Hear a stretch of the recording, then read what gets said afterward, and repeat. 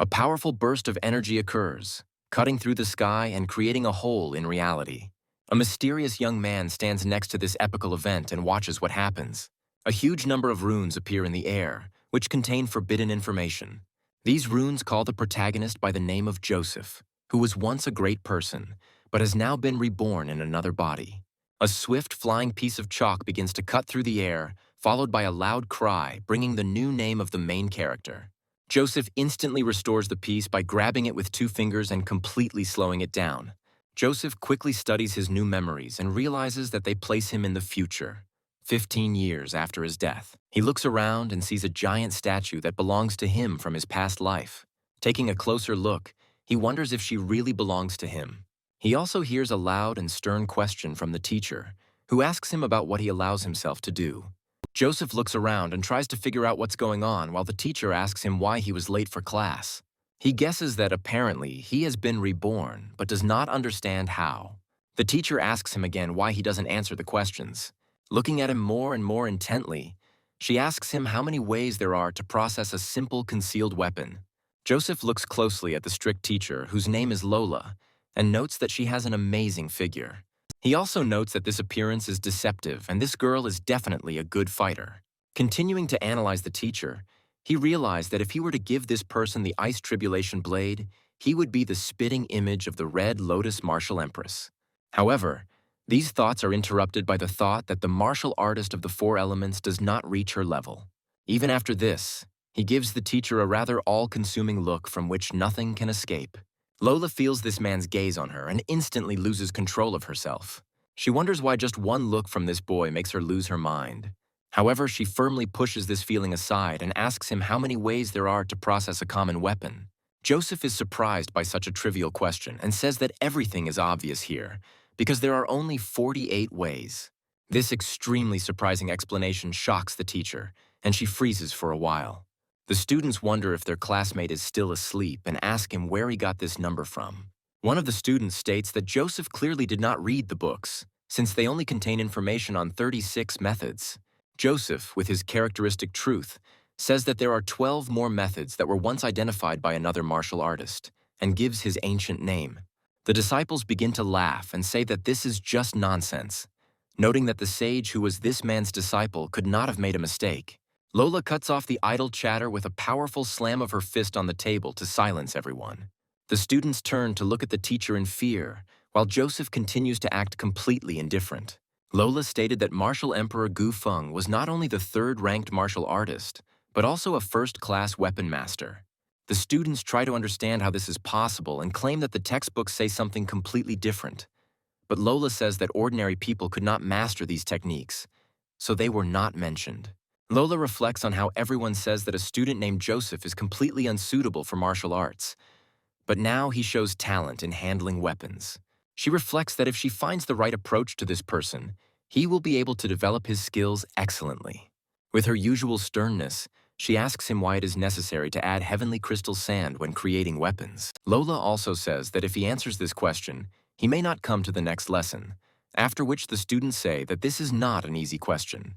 Joseph states that this element is not necessary to add, but for the average craftsman who is not very careful with materials, it is necessary to use it to simplify matters.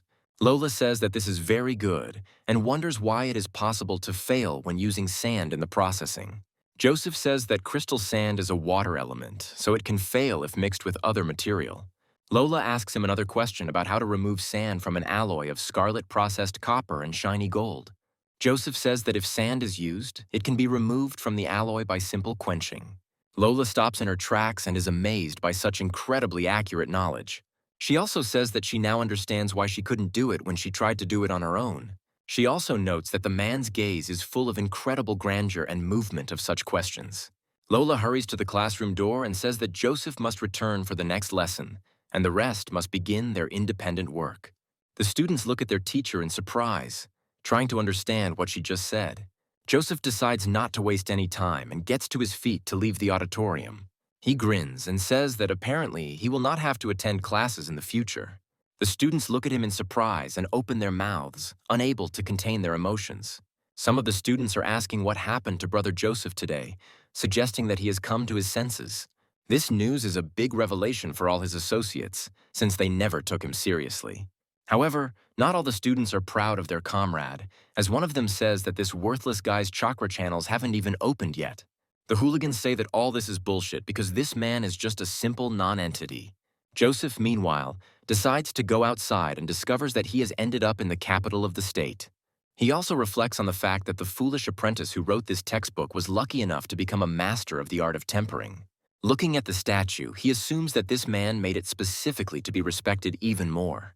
Coming closer, he realizes that 15 years later, he, the great Gu Feng, was reincarnated into the body of a disciple named Joseph. After some time, he reaches the pagoda where the masters of the art of hardening live. Joseph reflects on how he is now too weak, since even the chakra channels in this body have not opened. However, he decides not to give up, realizing that he used to be ranked third in the martial arts rankings, and now he needs to find a way to become stronger. The first thing he decides to do is find the master himself, named Yagos, in order to put this disgusting carcass in order. He also notes that, at best, he will be able to regain his strength in just a few years. Joseph confidently declares that this time no one will stop him from climbing to the pinnacle of this world. As he climbs the steps, he reflects on how the channels of his current body have completely dried up. Having reached the Alchemist's Guild, he suddenly runs into a friendly guild secretary named Lillian, who asks him how she can help him. Joseph says that he is looking for a man named Yagos and asks if he is still there. Lillian then asks him if he means their former guild chairman, and Joseph guesses that he is not here. Lillian states that this man served as chairman 20 years ago. Joseph realizes this is a problem because he was hoping to ask this man to make a breakthrough for him. Joseph thinks about how great, cool, powerful, and incredibly awesome he was back in the day. The thought of his followers praising his name all over the world while he himself has become a non-entity without chakra makes him angry. Without thinking twice, he hands her the recipe and wonders if she can find all the ingredients. After some time, a man approaches the girl and asks her who she is talking to. Coming closer, the tall man declares that the gentleman searched her. Lillian says that it was the student who asked to find some ingredients, but now we will have to look for this person. The alchemist asks to look at the recipe in order to get acquainted with what is written there. Joseph watches the man closely, noting that he is a first-level alchemist who, for some reason, wears a strange gold medal. Not appreciating the great creativity in the field of potion making, the alchemist says that this is complete nonsense and crumples the piece of paper on which the recipe was written. Immediately after this, he throws it away with a face that expresses absolutely no remorse. A great martial artist who held multiple titles cannot withstand such an incredible blow to his self-esteem and realizes that he needs to take revenge. Meanwhile, a first-rank alchemist named Abdul urges the secretary and orders her to go to the master immediately. He also states that this is not a place for children, when he suddenly hears Joseph's voice behind him. Joseph asks the alchemist if he was promoted just 7 days ago. Abdul says that every self-respecting person knows that he was promoted 5 days ago, after which he recommends to treat him more respectfully. Joseph looks at his interlocutor suspiciously and asks him if he is really an alchemist. Abdul, who for some reason found such a question quite offensive to his honor, wonders what he means. Joseph states that his hands are dark gray and starting to peel, indicating that he has come into contact with the loaded windstone. Joseph also talks about smelling like a blood orchid, which indicates that he was using doping and trying to cover up the evidence. Joseph waves his hand and states that he dares to guess that the additional scent of tiger grainstone was the main material used to create the weapon. Abdul looks at his opponent with incredible surprise and wonders how he managed to do it. Quickly turning away, he says that this is some kind of bullshit, while Joseph states that he doesn't know a lot about himself. Joseph also says that the Bloodfire Orchid actually has terrible side effects, and now his pain points will start to flare up every day at noon. Abdul slowly turns to the side and feels a shudder run through his body. Joseph states that he is sorry, because such a talented alchemist would need to cut off his right hand to save his life. Abdul stutters as he asks Joseph not to try to intimidate him. Joseph quickly turns around and says that he just wanted to tell him how to fix the problem. The alchemist loses his composure and runs after Joseph, begging him to teach him how. However, after a while, he immediately moves away from him, regretting that he grabbed him by the shoulders. Joseph looks at him with the incredibly powerful gaze of a great man who can move mountains. Abdul wonders if this brat is really capable of making such an impression on him. However, his legs begin to gradually give way as he is unable to cope with this great aura. He also bows before him and asks him to reveal this method to him. The people gathered nearby wonder what is going on here and do not believe that such an alchemist would bow down to a youth. Joseph asks him where his list of ingredients is. Abdul quickly runs to get the piece of paper he threw away and brings it to Joseph to show his respect. People continue to watch what is happening and do not believe what they see with their own eyes. Joseph quickly picks up his recipe, which he had recently written out by hand. Immediately after this, to demonstrate his incredible strength, he decides to blow his nose into his own recipe. After this, he squeezes this recipe in his fist so that it becomes soaked with snot. With a strange, cynical expression, he hands the recipe to Abdul, saying that when he gets the ingredients, he will allow him to return to the academy. Throwing this ruined piece of paper in Abdul's face, he tells him that he must remember one important thing. From Joseph's point of view, reputation is not given for free, it must be earned. An aura of total and incredible all-consuming dominance begins to rule the atmosphere of this guild. Abdul looks at the man who can move mountains with just a snap of his finger and realizes that he is nothing but a nobody. Joseph also says that Abdul's right hand will last for another 3 days, but if he does nothing, he will never be able to practice alchemy again. Abdul wonders in surprise if he really only has 3 days left, since he is seeing most of these ingredients for the first time in his life. Joseph recommends that he take young moon bamboo as medicine along with the best ginseng to at least make him last longer. The students watching them gradually begin to laugh, but fall silent as soon as Joseph casts his evil gaze at them. Abdul notes that this boy is not even an alchemist, but for some reason he feels a primal fear next to him. Abdul makes a promise to himself that this boy can laugh for now, but as soon as he solves his problems, he will finish him off without any mercy. After some time, Lillian gets to the gentleman who was looking for her and gives him the recipe. The gentleman is surprised and wonders if the teenager really asked to find the soul root of the crane and the white phoenix. The elder alchemist says that these ingredients are used to increase one's combat power and asks Lillian if she remembers anything else. Lillian states that the man was also looking for the devil's black feather flower, the Shiva flower, and the tea of the celestials. The alchemist wonders if the boy gave his name and tries to figure out how to contact him. Lillian says that she doesn't know his name, adding that she's been working in the guild for 3 years, but has never even heard of such ingredients. The alchemist states that he himself did not know about some of the herbs, but dares to assume that by mixing them, one can obtain the most powerful tool for martial arts. He also admits that the result of the combination of some ingredients is unknown to him, but for now he can only admire this young man. Joseph, meanwhile, walks through the streets thinking that these ingredients will most likely be really hard to come by, so he needs to rely on someone more reliable.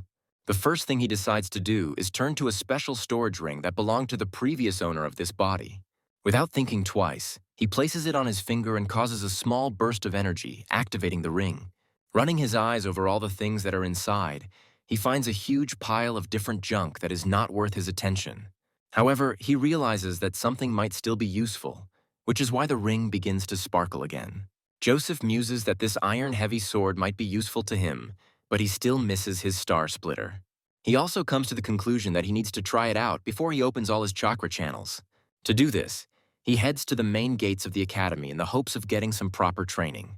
2 figures suddenly appear in his path, preparing to attack him. Joseph does not understand the reason why these people are hostile towards him, but he still quickly dodges their attempts to grab him. Immediately after this, he pirouettes and stops not far from them, holding his sword in his hands. 2 students named Rufus and Doofus chide Joseph for showing off today. Joseph looks at them with an extremely disdainful look, realizing that he could kill them with one hand. However, to his surprise, 2 friends of the previous owner of this body named Hunter and Cheddar come to his aid. Rufus says that Joseph made too much noise in the last lesson. He rushes into battle, thinking that this is the most compelling reason to start a fight abruptly.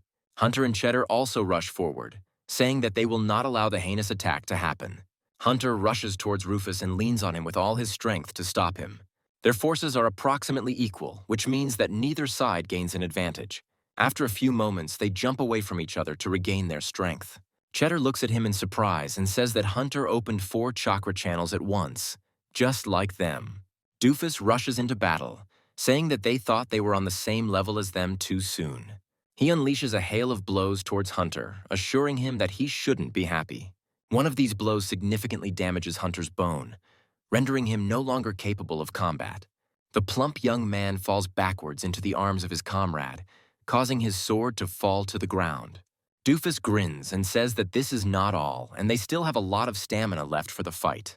Rufus looks at the students nearby and wonders why they haven't started running yet. Suddenly, he hears a familiar voice ordering them to show what they are capable of. This voice is that of a feisty girl who says that she will not allow anyone to hurt Joseph. This person is none other than the princess of this state named Citrini. Rufus and Doofus hesitate to rush into battle, saying that they have no right to tarnish the reputation of their princess. Finally, they throw in a few words about wishing them good luck in their upcoming endeavors. Joseph stops them abruptly and wonders if they were about to beat up his friends and just leave. Rufus turns angrily towards him and asks if he really has any problems. Joseph drags his sword along the ground and says that he has no problems. He also states that he is simply curious as to how big the difference is between someone who has 5 chakra channels and someone who has none at all. Rufus and Doofus smile, knowing they are in for a terrific beating. Rufus is the first to step into the matter, saying that he has been waiting for this moment for a long time. Rushing forward, he says that first they will find out what the power of the 4 chakra channels is. Hunter, Cheddar, and Citrine wince in anticipation of what is about to happen to their best friend. However, to everyone's surprise, a dull thud is heard, and the fight ends instantly before it even begins. Doofus and the rest of the conflict participants look at what is happening in surprise, not believing what just happened. Joseph resolved the issue quite quickly, with just one well-aimed blow to his enemy's weak spot. Rufus begins to scream loudly, feeling his whole life flash before his eyes at that moment. Within moments, he falls to the ground, unable to continue fighting. Doofus tries to blame Joseph for attacking first, but Joseph claims that he simply lifted his leg and Rufus crashed into it. Doofus says he'd better not open his mouth at all if he's going to spout such nonsense to try to justify himself. This fighter reflects that this is complete nonsense, because it was impossible for his comrade to be knocked down by accident. He also says that he doesn't care what Joseph says in his defense, because he won't forgive him anyway. The students watching this scene assume that this fighter is also of a very high rank. After making several rapid lunges towards his opponent, he says that he will do to him the same way Joseph did to his friend. Citrine advises his comrade to run as fast as possible in order to avoid the barrage of blows. Joseph completely ignores this warning and takes out his sword to parry all of these attacks. Without moving a single muscle, he continues to hold off his opponent's onslaught without experiencing any difficulty at all. His friends watch him with undisguised surprise, not believing what they are seeing with their own eyes. At a certain point, it hits the attacker's hand, causing him some pretty serious injuries. Doofus freezes in place and feels intense pain that literally permeates his entire body. Blood starts to flow from his fingers and he looks at them sadly, then starts to cry. Joseph gives his opponent even more reason to cry by landing another powerful punch right to the body. Doofus stands still for a moment, unable to utter a single word, as even the most stupid criticism can no longer escape his mouth. A moment later, he falls to the ground next to his comrade, thereby admitting complete defeat. All the students watching this situation are in real shock, as they have never seen such a light beating. The crowd wonders why these 2 big guys even thought they could stand up to such a blade. Joseph, meanwhile, slams his sword into the ground to mock his victims. Coming closer to one of the villains, he says that he raised his hand against his friends, and for that he will have to pay well. Doofus holds out his hand and begs him not to hit him anymore. Joseph completely ignores these pleas and brutally beats them in addition to what already happened earlier. Immediately after this, he kicks them further into the wall to cause them even more damage. The wall is broken where they land, causing them to lose consciousness completely. Joseph comes closer to them, continuing to play with his sword with one hand, as if mockingly. His friends suddenly grab his face with their hands and ask if he has finally opened at least one chakra channel. Joseph says that it was quite easy and he did not experience any difficulties in the fight at all. Hunter and Cheddar begin to praise their comrade, saying that it was too easy for him. Citrine looks at him with undisguised surprise and quietly asks herself if it is really him standing in front of her. She reminds him that these people belong to clans that have always opposed Joseph's clan, and now they will definitely take advantage of this. Joseph continues to smirk and says that he doesn't understand what these people can do to him. Approaching one of the defeated enemies, he thrusts his sword right next to his feet to intimidate him. With his characteristic dark sense of humor, he wonders whether he will behave well now. After this, he turns around and says that it's time to go back to the dorm, while Citrine scolds him for being completely careless. Cheddar says that even if their clans suddenly decide to take revenge at the Assassin Academy, they will definitely come up with something. Hunter adds that if some students fight back with their fists, the clans will have no choice but to turn a blind eye. Citrine looks closely at his comrade and tries to understand if he really means the same person they all thought about. Hunter confirms her fears, saying that it was a man named Lan Fei who Doofus was constantly running errands for. Hunter realizes that this Lan Fei is a true warrior, and there will be a huge gap between them, ordinary martial arts students. They sadly state that there is nothing to talk about here, since the outcome of this battle has already been decided in advance. Joseph reflects on the fact that under the current circumstances, it will be quite difficult to call him a student. Throwing the sword to the floor, he realizes that it is time to become stronger, because the chakra channels can wait if he needs to strengthen his bones now. Finding himself alone with himself, he concentrates on a secret technique that allows him to pump up his entire body. One day, a meeting was held on this continent where the strongest practitioners were given unique titles. The strongest emperor was given the title of Heavenly Tyrant, which possessed truly fantastic strength. The Heavenly Tyrant technique is a forgotten torment that was accidentally given to Gu Feng in the past. Joseph knows that this is the most powerful technique in the entire world, and he received it earlier. But due to his death, he never got to try it out. Focusing on getting stronger, he realizes that this is a great chance to take charge of himself completely. Next, he does some pretty challenging exercises that strain his entire body down to the last cell. An incredible tension runs through his being, preventing him from fully completing the workout. A few moments later, his body gives out and our hero falls to the ground, hitting his face hard. He rises with great difficulty and greedily gasps for air in order to at least recover a little. Joseph admits that it is a terrible technique, as it feels like it is being torn apart from the inside, and now it is no wonder to him why the Sky Tyrant was so strong. He also understands that with this secret technique, even if he doesn't open the chakra channels, he can still reach the Emperor level. His face instantly becomes serious, as he understands that there is no way he can back down here. Taking up another approach to this exercise, he understands that he has always had enough talent, courage, beauty, intelligence, and strength, which means he will not give up. After some time, he achieves new successes and begins to study the first form of the secret technique of the Sky Tyrant. This technique is called moon breathing and allows you to fill your body with powerful discharges of energy. Having received a sufficient amount of energy, he nevertheless cannot cope with the inertia, which is why he is thrown to the side. Having crashed into the wall, he spends a long time trying to regain his strength, breathing heavily. Nothing can break his determination, because from his point of view, if the Sky Tyrant achieved it, then he can achieve it too. After only a short time, he's ready to try the exercise again, regardless of the possible damage to his body. Another graphic oscillation begins to shake the ground nearby, causing all the birds to fly from their seats in panic. Joseph heads to the Academy's gravity training area to increase the intensity of his training. He realizes that a few decades ago, he was just an ordinary student like all of them, training all day long. As he passes them, he clearly realizes that they are probably inspired by the tales of the heroes of those times. Joseph, like all of them, follows the path of the strongest to prove to himself that he is capable of more. Looking around, he notices that most of the students here came voluntarily and came from poor families. Coming closer to one of the chambers, which grants tenfold attraction, he decides to start with it. Before he begins his training, he releases a small gem forward. The camera is instantly activated, and the gem disintegrates into tiny particles in just an instant.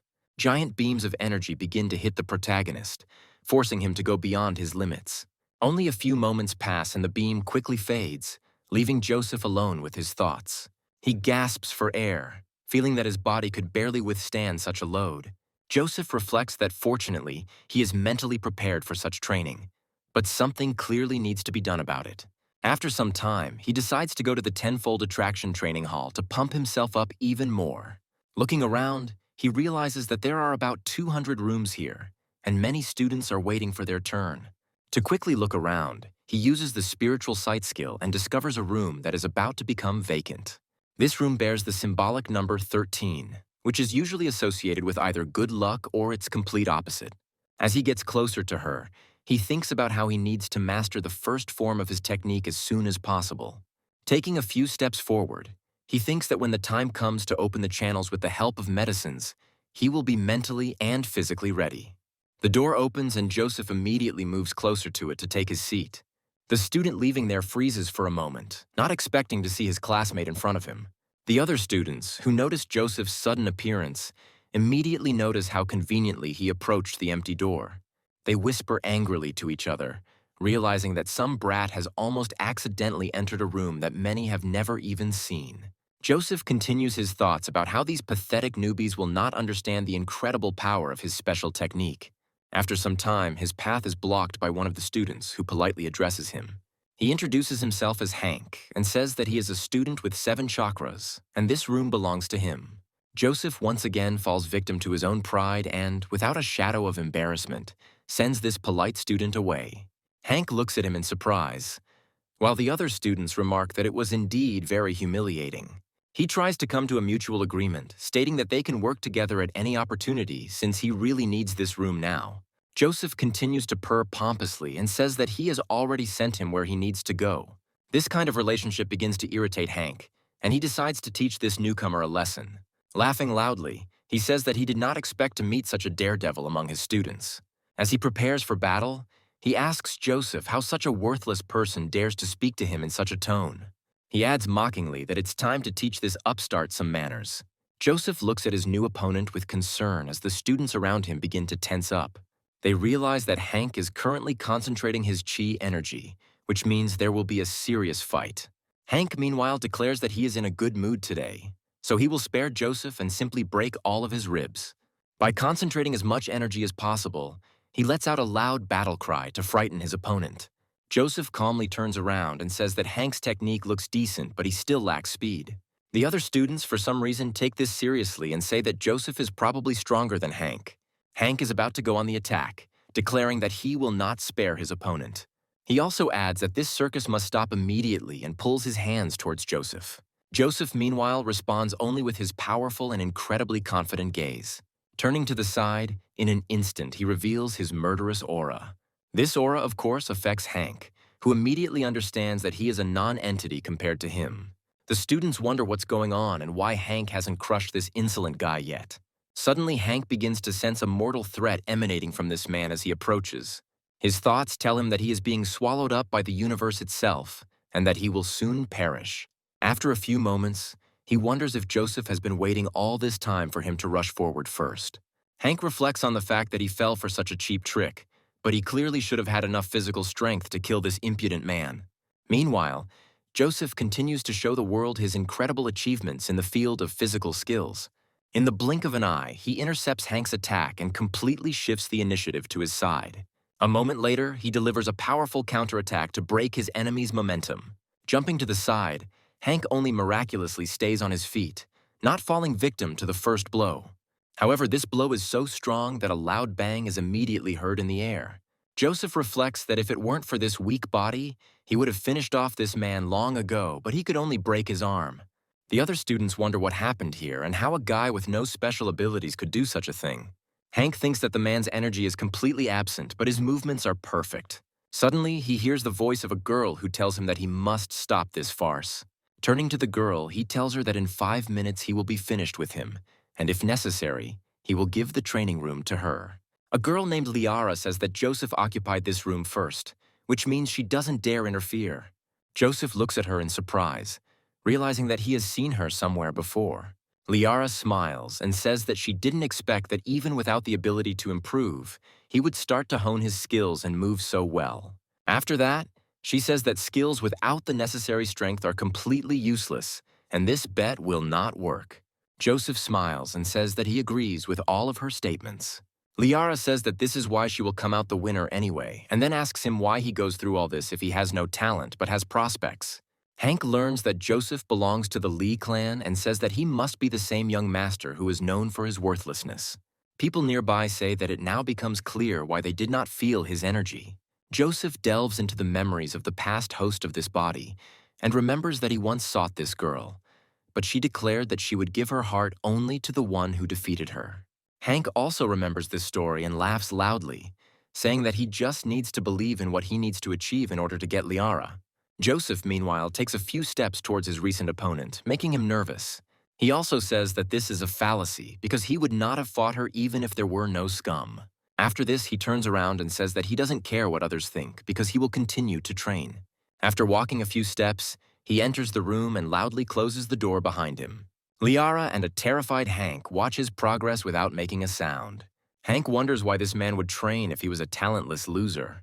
He also tries to understand why he trembles from his very sight, and comes to the conclusion that he has lost the final desire to resist him. Liara says that the man was right, because his tiger fist has power, but its form is empty. Liara confidently states that if he knew the basics well, he would have easily stopped him. Hank hears the students around him start to mock him, without any concern for their safety, and he harbors a grudge. Joseph, meanwhile, finds himself in the training room and sees two dummies in front of him. He realizes that these black iron statues are over 100 years old. Coming closer to them, he strokes the metal and says that they have endured long, truly painstaking practice, having entered the path of the strongest. However, he comes to the conclusion that now is not the time for admiration and it is time to recuperate. Thinking that by opening his chakra channels and awakening his energy, he will reach his peak in 10 years, he decides to start training. After some time, he is thrown uncontrollably into the wall, causing it to crack. The blow turns out to be quite serious, and he notes that the effect of his new form has increased several times. Standing up, he says that in less than 3 days, he will reach the level of a martial arts student, and the probability of controlling chakra is 60%. After this, he again assumes the very stance that causes him so much harm. Another wave of energy passes through his body, inevitably crippling him, causing blood to splatter across the walls. While Joseph was training alone, word of his victory over Hank spread throughout the gym. 3 long days pass, which were spent in the most brutal and intense training. Joseph opens the door to his room and looks at the shocked students watching him. His clothes are completely torn, but his body takes on a completely different shape. As he passes by the students, he doesn't even glance in their direction, enjoying the attention being directed at him. The students wonder why they would put themselves in such a terrible state and realize that there was a reason this man defeated Hank. The next student who was supposed to enter this room freezes in horror and lets out a loud scream. His colleagues run up to him and ask questions about what scared him so much. Looking inside, they discover broken statues of black iron, which were previously thought to be indestructible. The students wonder how that guy managed to smash the century-old statues to pieces. Meanwhile, the main character gets to his house and decides to take a bath. Looking at his new body, he notes that his wounds are almost completely healed, and the technique he now possesses is worthy of its title. Opening the door, he goes into his room and begins to dress carefully. He also contemplates that, as a martial arts student, he will be able to try out the simplest material processing technique in order to create some medicines. Before he can finish this thought, he feels a spiritual disturbance heading towards him. Without batting an eyelid, he puts his hand back and blocks the attack that was headed his way. A few moments later, he intercepts the attacker and performs a special flip move. Before Hunter knows it, he finds himself on the ground in incredible pain. He starts whining and says that he is his friend and does not deserve such a fate. Joseph looks at his comrade in surprise and realizes that he didn't expect to see him here. Hunter gets to his feet and begins to feel his arm, hoping that it is not broken. Joseph says that his arm is indeed broken, but it is his own fault because he should not have sneaked. With these words, he quickly approaches him and asks why he came here. Hunter says that Joseph was acting strange last time, so he decided to make sure he was okay. Hunter also asks where he has been all these days, noting that his chakras still haven't opened, adding that teacher Lola was looking for him. Joseph sets his arm and wonders what that mean girl wanted from him. Hunter asks him if he hit his head if he decided to call her that. He tells his friend that he should throw the nonsense out of his head, since no one has seen Lan Fei for the past few days, and he has definitely reached the first rank. Joseph listens carefully to his friend's warning and says that this is only the first rank and does not scare him. Hunter states that there is a huge difference between warriors and students that must be taken into account. Joseph looks at his friend with incredible seriousness and says that he has an important request for him. Hunter says he will try to fulfill it, while Joseph asks him to lend him some money for medicine. Some more time passes, and Hunter hands him a small bag tightly stuffed with coins. As he leaves, he advises him to worry about his life, since out of 3,000 new students, only 30 are capable of reaching the rank of warrior. Joseph says that worrying won't help anyone, and he himself will return the money to him if he doesn't die. Hunter smiles and says that only a person who has truly changed a lot can joke at such a time. Within moments, the door is quickly knocked down, sending Hunter flying and crashing into the ground next to Joseph. There is a very clear imprint of the boot on his clothes, which is what caused him to go on such a long flight. A few seconds later, Cheddar's body appears next to him, also showing no signs of consciousness. Joseph's friend looks pretty beaten up, and it becomes clear that he has run into a serious enemy. Joseph looks closely at his friends and realizes that they have been hurt by someone pretty serious. Deep down, he knows that the person behind this is none other than Lan Fei. The same Lan Fei, about whom our main character was so warned, comes into his house and tells him that he should not be afraid of death. Lan Fei also adds that if Joseph dared to attack his comrades, then he should not expect mercy. Joseph leans over his friends, trying to figure out if they can get some quick medical help. Rufus and Doofus look at their boss with joy and say that he has finally reached the rank of a warrior, and ask him to avenge them. Joseph mentally notes that these wounds are not fatal, after which he says that Lan Fei has not only reached the first rank, but also shines for everyone to see.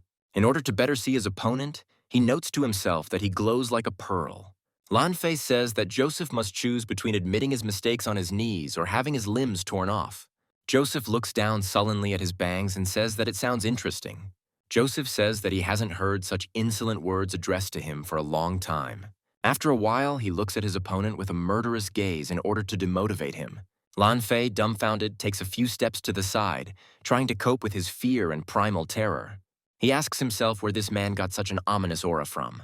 Overcoming his terror, Lan Fei grabs his swords, giving them an energetic glow.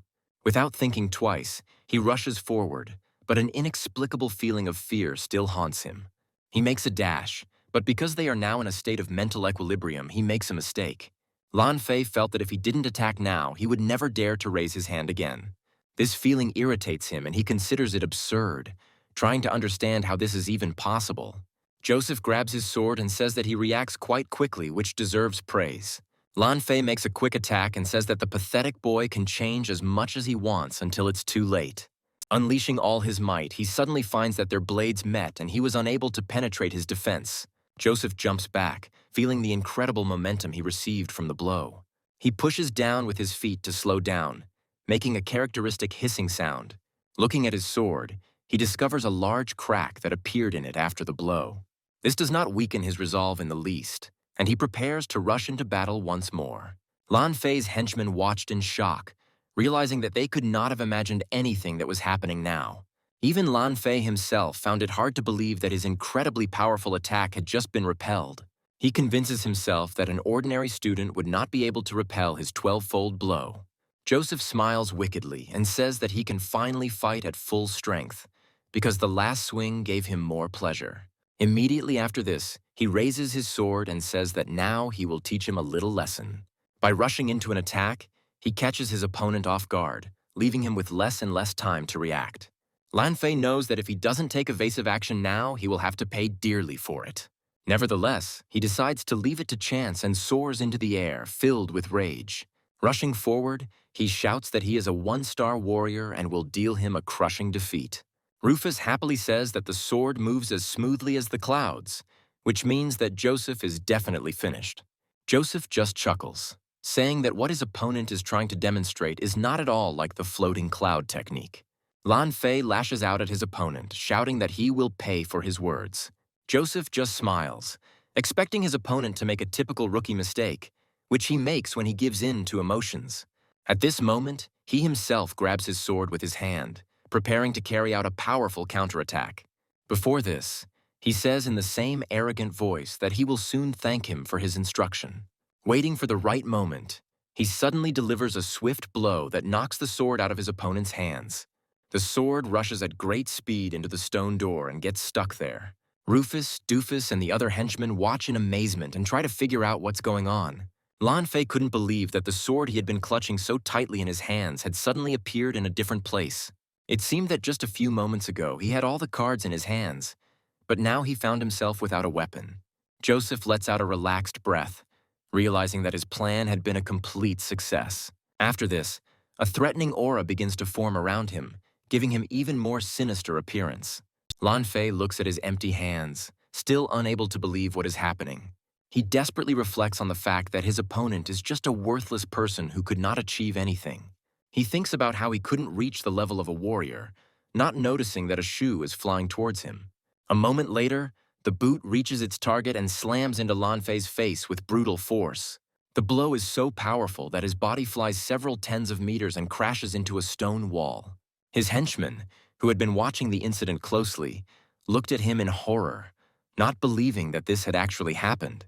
However, Joseph does not intend to stop and decides to cruelly punish those who dared to encroach on the safety of his friends.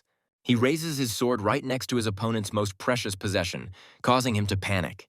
Lan Fei begs him not to commit forbidden acts, to which he states that he never even thought about it. However, he immediately adds that after several blows with the sword, his hand became so tired that he was no longer able to hold the weapon in his hands. Joseph voices his fears out loud, wondering how long he can hold on to the sword to continue spreading terror.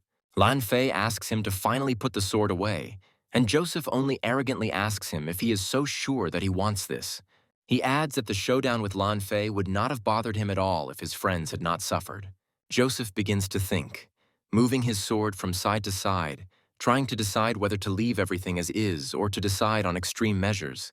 Lan Fei begs him, saying that he is just an ordinary teenager and cannot live without his dignity.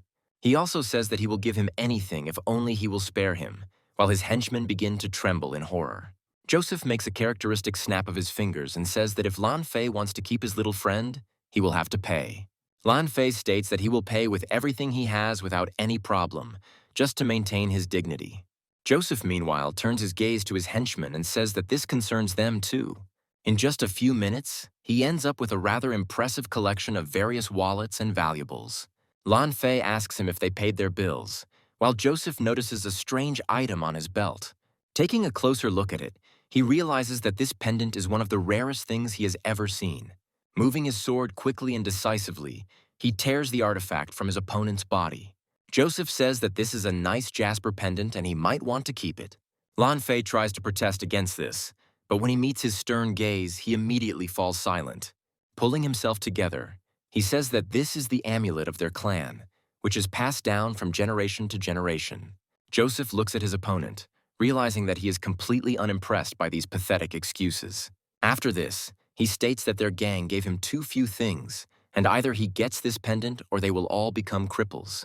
Lan Fei turns around cautiously to look at his henchmen, trying to figure out what to choose. He understands that he is absolutely indifferent to these non-entities, and the suspension is more important. But he also does not want to lose his authority. One of the girls, who is becoming more and more scared with each passing minute, asks him what he will choose. Lan Fei makes a show of clearing his throat, pretending that he hasn't thought about this question, and looks extremely confident. With an acting performance worthy of the best stage, he says that the pendant is of great importance, but without his comrades he will not go anywhere. His henchmen are impressed by this revelation, and tears appear in their eyes. Immediately after this, he turns around and gives the command that they must leave this territory. Joseph smirks arrogantly and asks him if he really thinks he can just leave. Immediately after this, the blade begins to sparkle in the air, and the main character takes a few steps towards the enemy. Lan Fei turns around to find out what's going on and is faced with the inevitable. Seeing the blade near his face, he understands that he will no longer have time to dodge. However, he has enough time to grab the girl standing next to him and put her in front of him so that she sacrifices herself to save him. The unfortunate girl understands that she has no chance to survive in this situation. Luckily for everyone, it was just a weird prank to test Lan Fei's spirit. At the last moment, the blade begins to dissolve, returning to the spiritual storage located in Joseph's ring.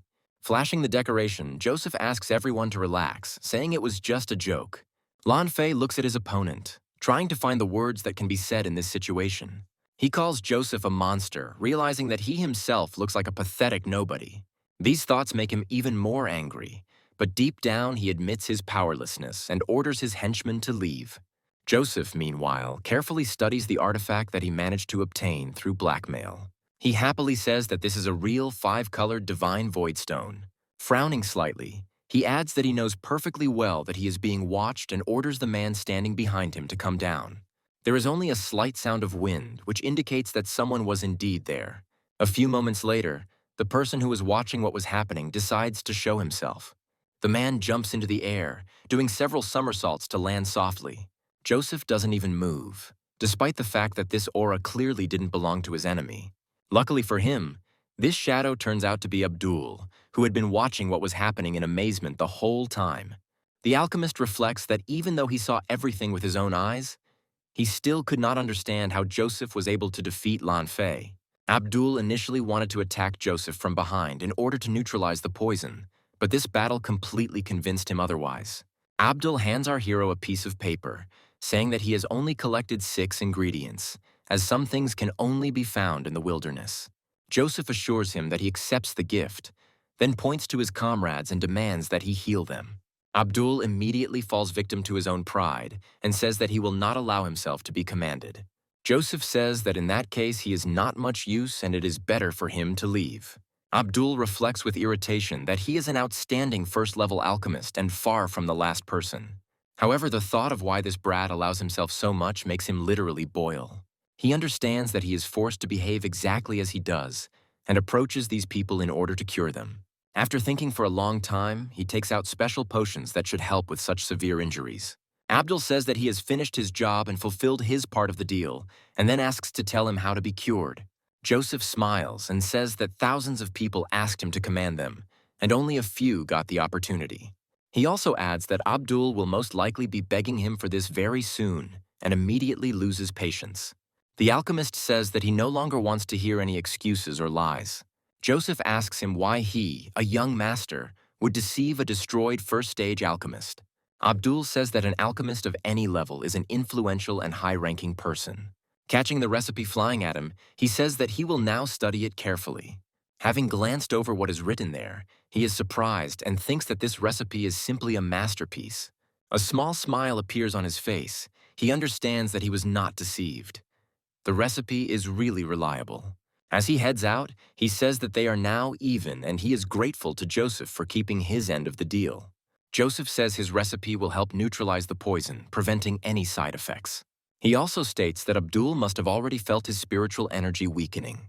Joseph sits him down on the steps and says that the antidote also neutralizes the powers, and he wants to recover as quickly as possible. But normal cultivation can only slow down this process. Joseph adds that with his abilities, the hope of returning to his former heights is too great, but he may get very lucky. After this, he throws out the suggestion that the recovery time will take 50 years at best. Abdul understands that this is a very serious term, and if a miracle does not happen, he will remain a senior apprentice for the rest of his life. Joseph continues his blackmail, saying that he only knows a way that will allow him to become a first-level alchemist in a measly 50 days. Abdul says that this can't be true because there is no way to restore energy in such a short time. He again accuses Joseph of deceiving him, to which Joseph replies that a non-entity is not worthy of being deceived. Abdul is greatly impressed by this pompous saying, without even paying due attention to its semantic content. He thinks about it and realizes that it is difficult to believe this boy's words. He also realizes that the desire to become an alchemist outweighs any doubts about the procedure. Abdul apologizes for being so hasty and asks him if he really knows a way to recover so quickly. Joseph says that he knows not the way to restoration, but the way to become a first-level alchemist. Abdul looks at his interlocutor in surprise and asks him what he needs to do for this. Joseph sits down on the steps and proudly says that for this he must become his slave. Abdul says that this is sheer impudence, and no one dares to ask such a thing from a master of alchemy, because such a thing is not seen anywhere. Joseph tells him that he need not worry, because he is not worthy of the title, and therefore will only become a slave for 50 days, and then he will be thrown out. Abdul wonders how this man can say such meaningless things so calmly. This strange behavior, usually characteristic of moody teenagers, confuses him, and he cannot find any logic in it. Joseph asks him if his proposal is really that offensive to him. Abdul grits his teeth and realizes that no person with normal self-esteem would accept such a discussion. However, after a few moments, he looks up at the protagonist and feels incredible pressure. Abdul feels like a cornered fish with only a second left before death. The pressure gets stronger and stronger with each passing minute, causing him to fall to his knees. The alchemist wonders what is going on, unable to understand where the child got such power from. He literally feels as if the soul of this man is suppressing his will and holding him in silent horror. Joseph gives the alchemist 3 seconds to think, expecting him to agree. Abdul understands that if he agrees, he may achieve the desired heights, but he may also regret it for the rest of his life. A lump forms in his throat, making it quite difficult for him to speak. After remaining silent for 2 whole seconds, he nevertheless says that he agrees to this proposal. After a while, he flops back down, trying to figure out how he got to this point. Joseph praises the alchemist for his courage, saying that a little later he will understand how lucky he is today. Immediately after this, he throws him a prescription, saying that he must follow this prescription for 5 days, and if he passes the certification, then he will be accepted. Abdul carefully examines the bundle of paper that was just thrown to him in order to find out what is inside. Only a few moments pass before he suddenly starts shouting that he sees the recipe for the soul-sensing technique. Joseph says that this is not the most effective method, but it will be enough to pass the certification and recover. Abdul reflects that he could never have dreamed of learning such a technique. Joseph recommends calling him young master, adding that if he proves himself as he should, he will not skimp on the reward. Abdul bows respectfully, addressing Joseph by the title he has been given. Back at the guild, Abdul reflects on how there are believed to be ways to sense the soul directly, but all of this was considered legend. Among his colleagues, he wonders if he really managed to obtain such a legendary thing. Abdul musses that he has begun to guess where the feeling of fear came from, suggesting that a soul trap technique was used. Looking around, he comes to the conclusion that such technology probably does not exist even in the royal family. Smiling, he realizes that for the sake of such treasures, one can even become a slave. Despite all of the above, the question of who this young man is continues to torment his curiosity. Meanwhile, while they are being treated, Hunter and Cheddar slowly lie in bed, regaining their strength. Joseph meditates, thinking that after the compression, his spiritual powers are not even up to the level of a first-stage alchemist. He also realizes that he wants to surpass the achievements of his past life and make a legendary breakthrough. While cultivating at a very high level, he came to the conclusion that he was not relying on his memories or the Heavenly Tyrant's technique at all. With maximum concentration, he begins to use the divine technique of Tao. Energetically charged letters containing important information and runes begin to appear before his eyes. Joseph reflects that no one has ever heard of this method, because it goes beyond any idea of the art of cleansing the soul. He comes to the conclusion that if he works hard on this technique, he will be able to restore his spiritual strength in the shortest possible time. On this continent, ascetics are usually divided into those who practice martial arts and those who practice alchemy. The first ones mainly improve their energy, and a minority of them also improve their body, because they are considered ordinary fighters without pathos. Alchemists perfect their soul, and all 3 groups correspond to such entities as spirit, energy, and soul. By reaching the peak of perfection of even one of these entities, a person can become a threat to the entire continent. Joseph had refined his energy and soul to the level of a martial emperor in his previous life, and understood the importance of the relationship between the 3 elements very well. Some emperors reached the peak in 2 entities at once, which provided them with absolute superiority, but they still ran into a certain development ceiling. Gu Feng wanted to obtain the Heavenly Tyrant technique by any means necessary in order to reach the final stage and learn the 3rd aspect as well. His spiritual power should recover very quickly, and at this rate, his soul would reach the peak of Emperor quite soon. Joseph comes to the conclusion that when the time comes to combine all 3 entities, he will surpass all limits and become invincible. Looking at the divine void stone, he contemplated that he needed to fill it with spiritual needles, which would be enough to release its full potential. He also praises Abdul, who prepared good materials that fully met his requirements. Once in the training room, he takes out a small bag from which some material begins to pour out. Throwing it into the air, he mentally destroys the shared bag, releasing all its contents. A few moments later, the room is transformed as light begins to reflect off the multicolored powder. A mysterious symbol appears in front of the main character, which allows him to further improve his skills. Without thinking twice, he throws up the Void Stone and with one easy movement cuts it in half. All that remains from the Void Stone is a small drop of essence, which immediately catches the eye of the protagonist. Joseph reflects that the shell of his spiritual power allows him to manipulate the materials around him. This kind of progress in improving his own skills gives him pleasant emotions. However, he decides not to delay and immediately moves on to the next stage of his plan. With the experience of a high-level alchemist, he can quickly purify the stone and prepare the necessary medicine. By combining all the necessary ingredients, he's able to achieve results that correspond to the level of a first-stage alchemist. After finishing mixing all the reagents, he uses the skill of tempering the needles to imbue them with power. By moving his hands smoothly through the air, he also commands his needles to follow his movements. A few moments later, his medicine is completely perfected. Having directed a huge number of needles into a small cloud, he finally completes the procedure. Once saturated with medicinal vapors, the needles are transformed and begin to shimmer with a green light. Immediately after this, they pierce the spiritual body of the protagonist, who prepares for serious pain. He breathes hard, feeling his body grow stronger despite the mounting pain. The air around him begins to vibrate, and the chakras gradually open to their full capacity. Once this procedure is completed, a small amount of analyzing chakra hovers above his head.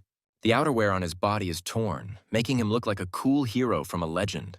However, the result seems a little unsatisfactory to him, as he was only able to awaken 5 chakras. As he quickly dresses, he thinks about how he needs to get the rest of the needles from the Lan clan to release the full potential of this body. Hunter and Cheddar jump up from their seats and tell him that he went too far when he challenged Lan Fei. They assume that someone poisoned him, and Joseph looks at his green skin, remembering that the effects still haven't worn off. After a while, he explains why his skin turned green, which leaves them completely shocked. They bombard him with questions about how he managed to defeat them all and still open his chakras. Joseph tells them that it wasn't a particularly difficult task, causing them to look at each other in surprise. Cheddar grins and says that he knew it, because the son of a general cannot be a loser. Hunter states that it's great that Joseph opened the chakras, but now the problem has become even bigger, since a real hunt will begin for them. Hunter also says that in the entire state, there are only 2 people who have reached the 5th rank, and among them is the director of the academy named Charles, who is considered the strongest warrior of this state. Cheddar says that in this case you need to rely only on your own strength, because in their academy fights between students are not prohibited. Hunter states that Lan Fei is not a problem, but they need to focus on the student who is ranked 3rd in the academy. They realize that he is talking about a disciple named Lan Xuan, who is Lan Fei's half-brother, but this does not frighten Joseph at all. Hunter says that Lan Xuan is graduating this year, and there are rumors that his strength has already reached the level of a master. Cheddar says that after graduation, this man will probably be immediately taken into the guards because being a master at 18 is simply incredible luck. Hunter and Cheddar begin to worry about their fates, but Joseph reassures them, saying that this man himself will come for him. He also states that if this person does not come, he himself will go and challenge him. Hunter and Cheddar ask him to stop rocking the boat, but Joseph is adamant that he must take the Void Stone. Meanwhile, the scene moves to one of the temples of the Lan clan. Lan Fei says that he has every right to be indignant, but his elder relative advises him to shut up. He asks him not to make a fuss, saying that Lan Xuan is currently meditating, and if he is disturbed, the many years of work that his mother put into him will collapse in an instant. Lan Fei assured that he simply wanted Lan Xuan to teach the loser a lesson and help him release his pent-up anger. The academy teacher was surprised and asked if Lan Fei really thought his brother was a good person. Taking a step forward, he declared that those who called themselves the scum of the Li clan were nothing, and that Lan Fei needed to understand one simple thing. Putting his hand on his shoulder, the teacher said that Lan Fei's main enemy was his half-brother, because he had lost the clan's heritage symbol. He explained that if this was found out, Lan Fei would at best be reprimanded and lose the support of the clans, and at worst, lose the right to direct succession. Lan Fei asked what he should do now and was told that the teacher was his sister's son, and that Tim apparently had nowhere else to go, so he took pity on him. The teacher said that in a week there would be an annual assessment, and if Joseph did not show a chakra glow, he could be expelled from the academy. He added that after this, Joseph's family legacy will be taken away, and then the consequences will be clear. Lan Fei expressed his annoyance and said that he would have to remember this shameful day for the whole week, because he wanted to take revenge as soon as possible. The teacher replied that if Lan Fei couldn't pass such a test, he couldn't be trusted with important matters in the future. He also admitted that he was now worried about his sister, since there was a huge gap between Lan Fei and Lan Xuan. Lan Fei gritted his teeth and declared that he would listen to his uncle and have fun during the tests for the last time. His eyes sparkled, but he added that this did not mean he was giving up. He proudly declared that he was not going to take the test lightly and knew how to take revenge. Uncle asked if he was going to share his brilliant evil plan. Uncle said that it was a good day, and if everything went well, there would be no need to wait for certification. Hours passed, night fell, and Joseph continued to meditate. Suddenly he heard strange noises and wondered who could be interfering with his practice. Using the spiritual pattern, he saw several silhouettes and assumed that they were thieves. He instantly stood up, quickly opened the door, and noticed some paper falling down. Looking down, he found a note with his name on it. Unfolding it, he saw an invitation to meet at the full moon in a maple grove. The note was signed by Liara. Joseph wondered if a woman as attractive and powerful as Liara would want to meet him in the maple grove. Without thinking twice, he began to prepare and left the yard. Suddenly, Lanfei's henchmen appeared in front of him, rejoicing that they would do everything quickly. They opened the door and were surprised that Joseph believed in a date from Liara. In fact, Joseph didn't believe such nonsense and decided to circle around to observe. He wondered with surprise what these people were doing here. After waiting for the scoundrels to leave, he returned to the room and found a lot of women's underwear. Taking it in his hands, he thought that he didn't expect this from Lanfei, who was clearly behind this. After some time, Joseph went to the Maple Grove, a training place that at night turns into a refuge for lovers. Looking around continuously and using his divine vision, he saw a pair of disciples hugging each other. His observation was interrupted by a loud scream from a girl calling for help. She ran towards him and asked him to stop and help. Joseph looked closely at the girl and noticed that she looked as if someone was trying to take away her powers. The girl extended her hand, wanting to fall into his arms. A blade whistled through the air and a heavy sword stopped next to her. The girl froze, not understanding why he suddenly showed aggression. In a trembling voice, she asked what he was doing. Joseph replied that she must stand still if she wanted to stay alive. The girl began to cry and beg, saying that he was pestering her and that she would do everything to make him save her. Joseph continued to look at her with cold indifference, as if listening to music. At that moment, another student grabbed the girl and advised Joseph to leave before it was too late. He began to rip the girl's clothes and declared that she belonged only to him. He pushed her to the ground and said that now they had to finish this matter. The girl gritted her teeth and cried, begging Joseph not to leave. Joseph still watched indifferently. After a few moments, he smiled and told her she had nothing to worry about, then loosened his collar slightly. Taking advantage of the confusion, the girl quickly threw the student away with one hand. She angrily stated that he was demanding her return because he was the son of the commander of the royal guard. Joseph smiled and placed his hand on her shoulder. He calmly said that he would save her, but it would not be just the two of them doing it. Then he said that help was already on the way because other people appeared nearby, and a second later they were surrounded. Among them was the head of the academy's academic department, Frederick, who asked the student how he could commit such a shameful act. The fake student assumed that he would now find out why Frederick was nicknamed the God of Murder. Lanfei's henchmen continued to watch from afar, trying to figure out why things didn't go according to plan. Meanwhile, Frederick called out the offending student and dealt him a powerful blow with his hand. Hunter said that they too would not stand aside and must finish off this animal in order to punish the offenders of the younger student. The students rushed forward to inflict as much damage as possible on the immobilized enemy, and Frederick asked the girl her name. The girl introduced herself as Megan, and Joseph pulled her close, noticing that she was shaking so much that she couldn't put two words together. He also said that as long as he was by her side, no one would dare to hurt her. Megan blushed and wondered if their plan had been so easily discovered and exposed. Frederick also reassured her, saying that there was nothing to fear, but if Joseph had not warned him, the consequences could have been catastrophic. After that, he asked Joseph to look after Megan while he went to save the villain. Otherwise, he would simply be killed. Rufus and Doofus asked Lanfei what they should do now, because if they didn't save their comrade, it would be the end for him. Lanfei said that it was better to save their own skin, because if they went out now, they would fall into a trap. Other students who were busy throwing things in came up to them and declared that the job was done. They also noted that they can be relied upon and are more reliable than their comrades Rufus and Doofus. Lanfei said that Joseph had gotten out of the situation, but he would no longer be able to remain so pure and innocent. Meanwhile, Joseph continued to hug Megan, wondering what he should do next.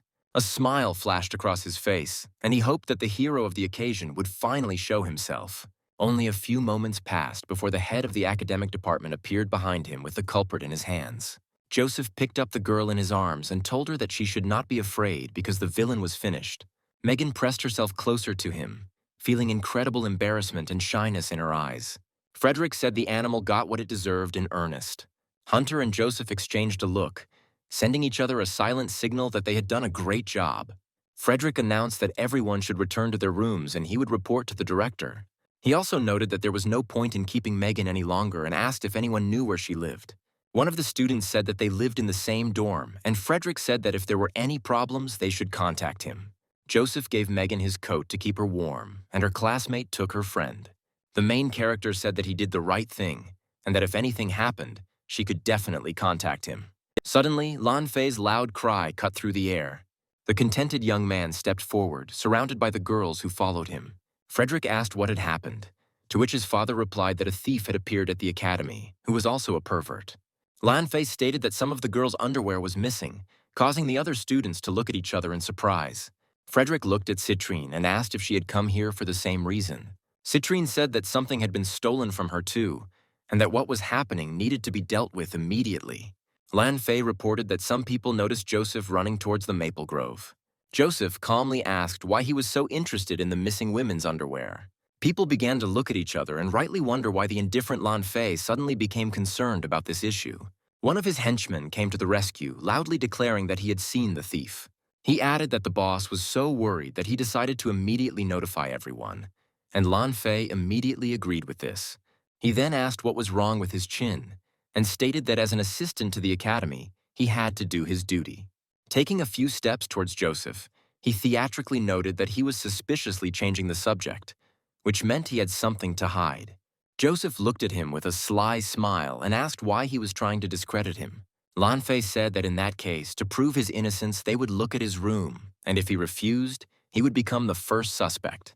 Citrine noted that she knew that her friend was definitely not one of those people, and asked the witness if he had definitely seen Joseph. The witness realized that lying was punishable by criminal penalties. At best, he would be beheaded. At worst, the entire class would be slaughtered. However, he turned his gaze to his boss and felt him increase the pressure. Unable to contain himself, he said that the man he saw definitely reminded him of Joseph. Joseph approached the teacher, said that he would not waste time, and invited everyone to his place, adding that if it turned out that he was innocent, Lan Fei would be checked. Frederick cast a serious glance at Lan Fei, who proudly allowed such a thing. Joseph smiled and said that in that case he would rely on the fair assessment of Teacher Frederick. After that, he turned to Citrine and assured her that she need not worry, for heaven was her witness that evil would not prevail. People who watched him gradually came to the conclusion that he was rather an honest person, but Megan did not believe it. Joseph smiled and invited everyone to come into his home to make sure he was not involved. Citrine guessed that someone had decided to set Joseph up, while he knew perfectly well that his soul was pure and there was nothing to fear. After some time, they reached the gate of his house and found Lan Fei's uncle, named Wang Ferdinand, already waiting for them. Van Ferdinand said that rumors about the thief had reached him too, so he decided to find out how it would end. Joseph asked him what he was doing near the entrance to his dwelling, noting that the thief must have been heading towards the maple grove. Frederick looked at his colleague in surprise and asked what he should understand by this.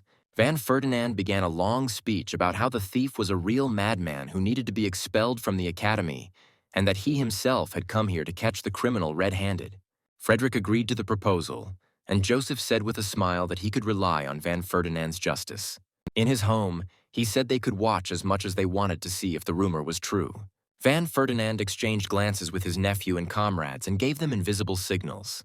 Keeping a straight face, Van Ferdinand declared that they would find out everything now. Moments later, one of the students who took part in this setup comes forward. Frederick says that if it turns out that one of them decided to offer a pig, he will turn them off first. Citrine suddenly says that she will also go to see everything for herself. Van Ferdinand intervenes in the conversation, saying that if everyone is so worried, they can go there in a crowd.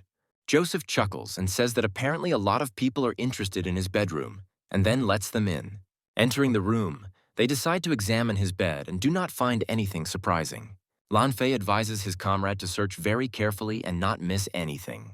The man who tried to carefully place the laundry freezes for a while, trying to figure out what to do. Coming closer, he decides to tell his boss about what happened here. Lan Fei suddenly becomes angry and asks him what the hell is going on. Joseph turns to the student and says that he was asked to concentrate, but for some reason he stopped. Van Ferdinand sternly says that it seems pointless to continue searching since Joseph is innocent, but the real criminal is somewhere among them. Frederick looks at the protagonist, whose face is spreading with a slight smile. Citrine notices his emotions and realizes that he probably knew about everything in advance, but made them all worry. Van Ferdinand turns around and says that there is enough searching for today and it is better to go home. Joseph stops him and says that, according to him, the scoundrel is still at large, to which he immediately declares that the matter needs to be looked into more thoroughly. Joseph smiles and says that this student most likely lied and was probably only following his master's orders. Lan Fei tries to protest, but Joseph states that he has proven himself to be clean, and now it is his turn.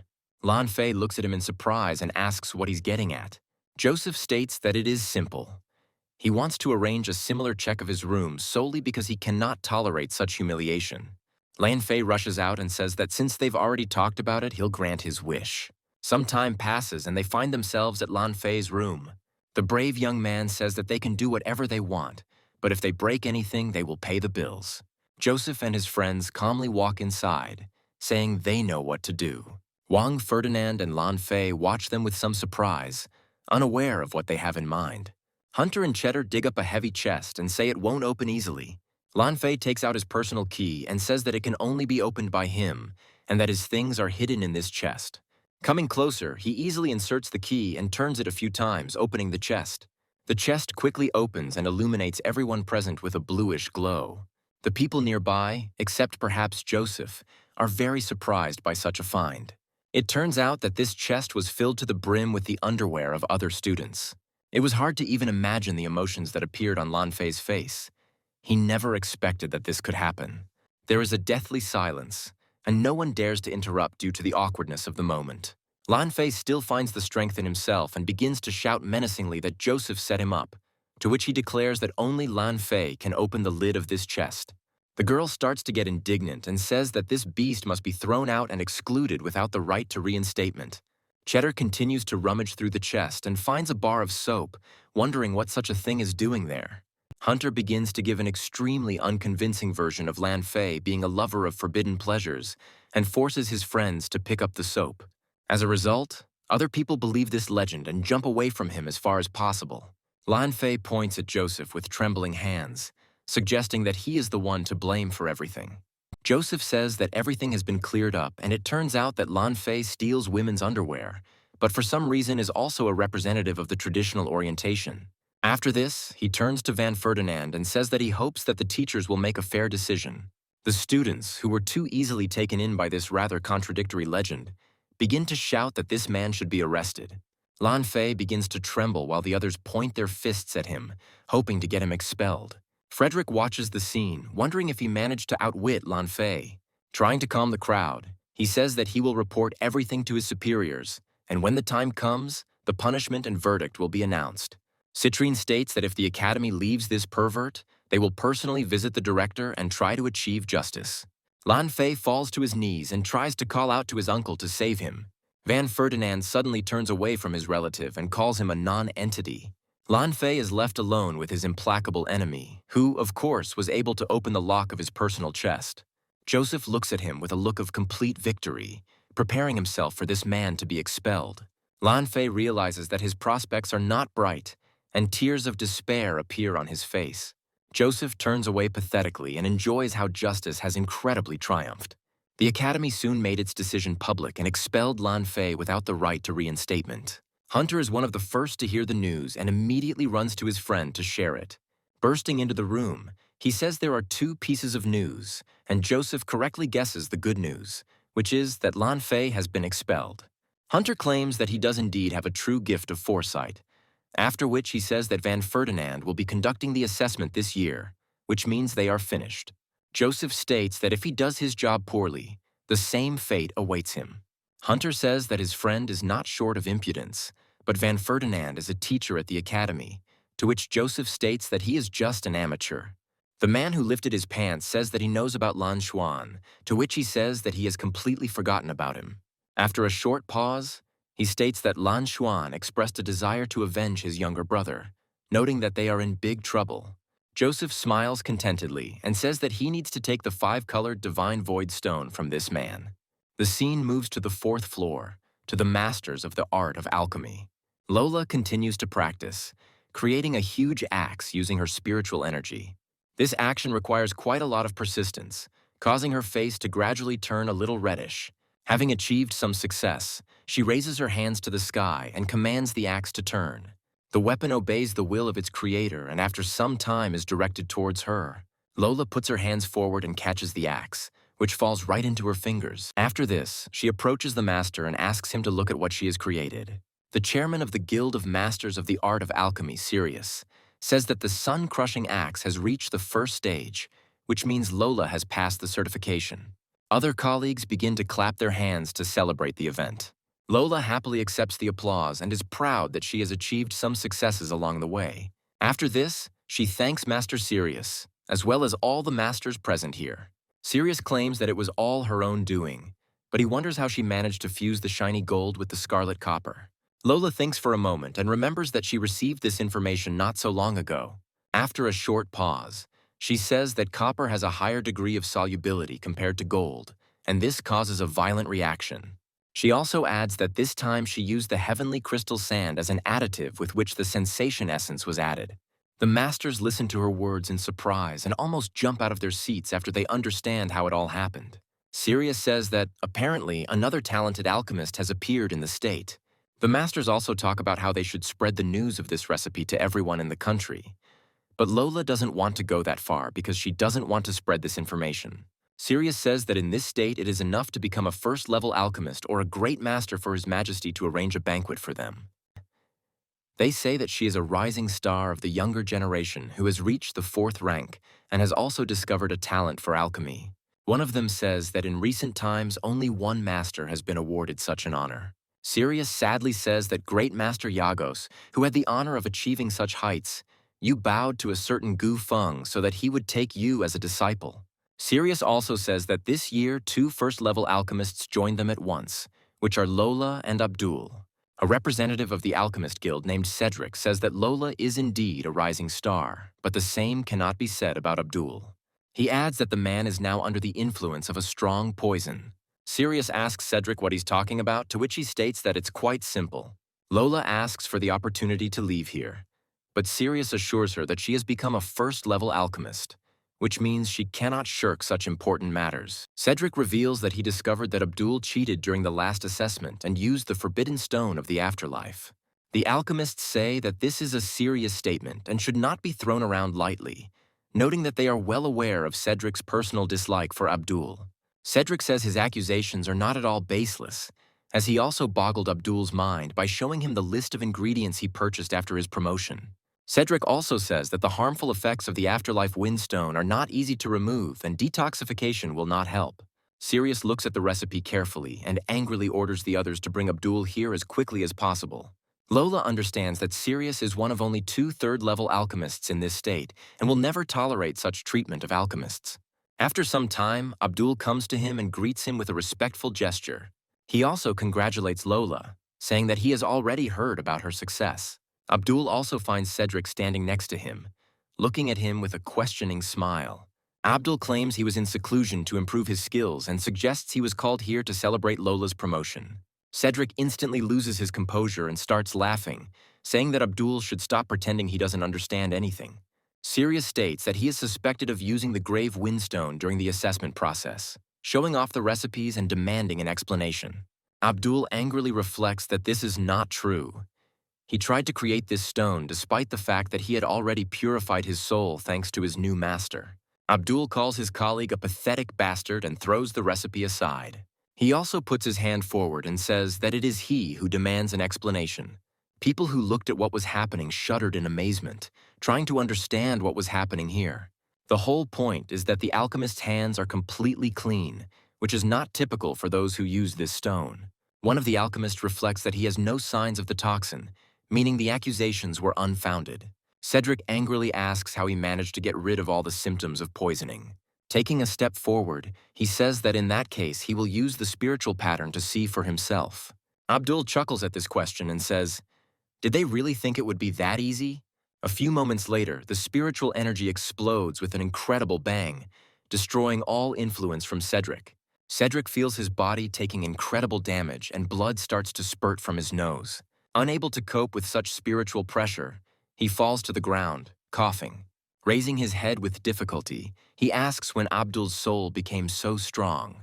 Abdul claims that he is a true alchemist, and his soul is several orders of magnitude more powerful than that of the deceivers.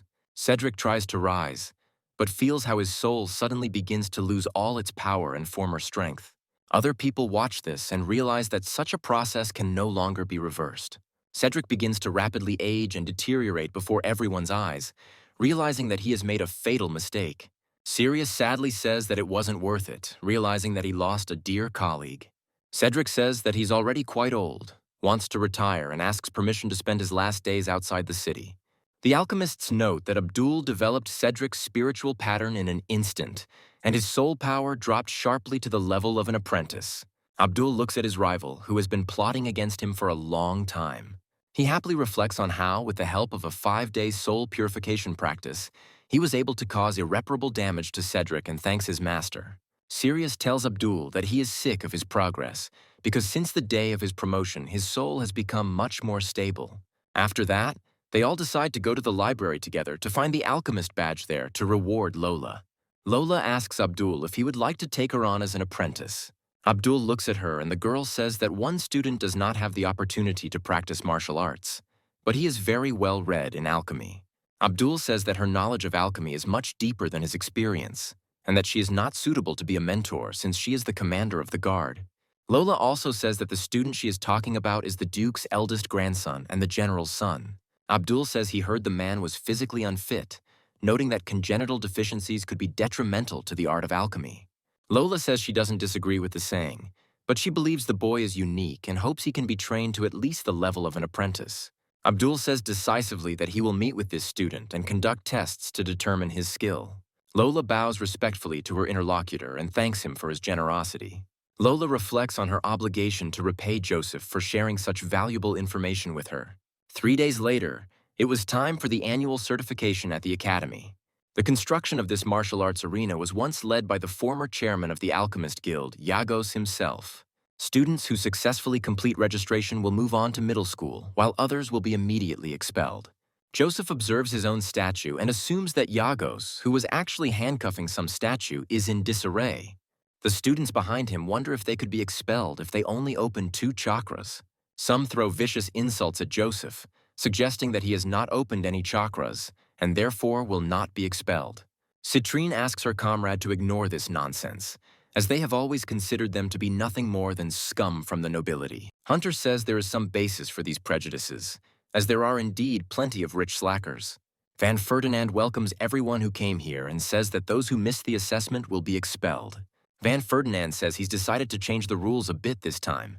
He states that previously, in order to successfully pass the certification, it was necessary to open at least 1 chakra or achieve a striking force equal to 500 kilograms. Van Ferdinand says both requirements must be met this year because some students have cheated in the past. Some students look at Joseph with hostility, assuming that he will not be able to fulfill the conditions since he has not opened his chakras. Joseph sternly asks them what they are staring at, assuming they want to lose their eyes. After that, he smirks and says that they can watch as much as they want if that is their will. After this, he steps forward to open his first root chakra. Continuing to take steps, he opens several more chakras, surprising more and more people. His comrades watch him as he continues to open each chakra step by step. They are filled with amazement and envy, not understanding how he was able to achieve such results. Joseph is almost to the stone and has already opened 6 chakras out of 7 possible. Finally, he takes the final step forward and opens the crown chakra, demonstrating a complete opening of energy. The students are stunned and wonder how this is possible, since this man has always been a typical loser. Van Ferdinand reflects that the fact that the chakra channels were damaged became a source of ridicule throughout the capital.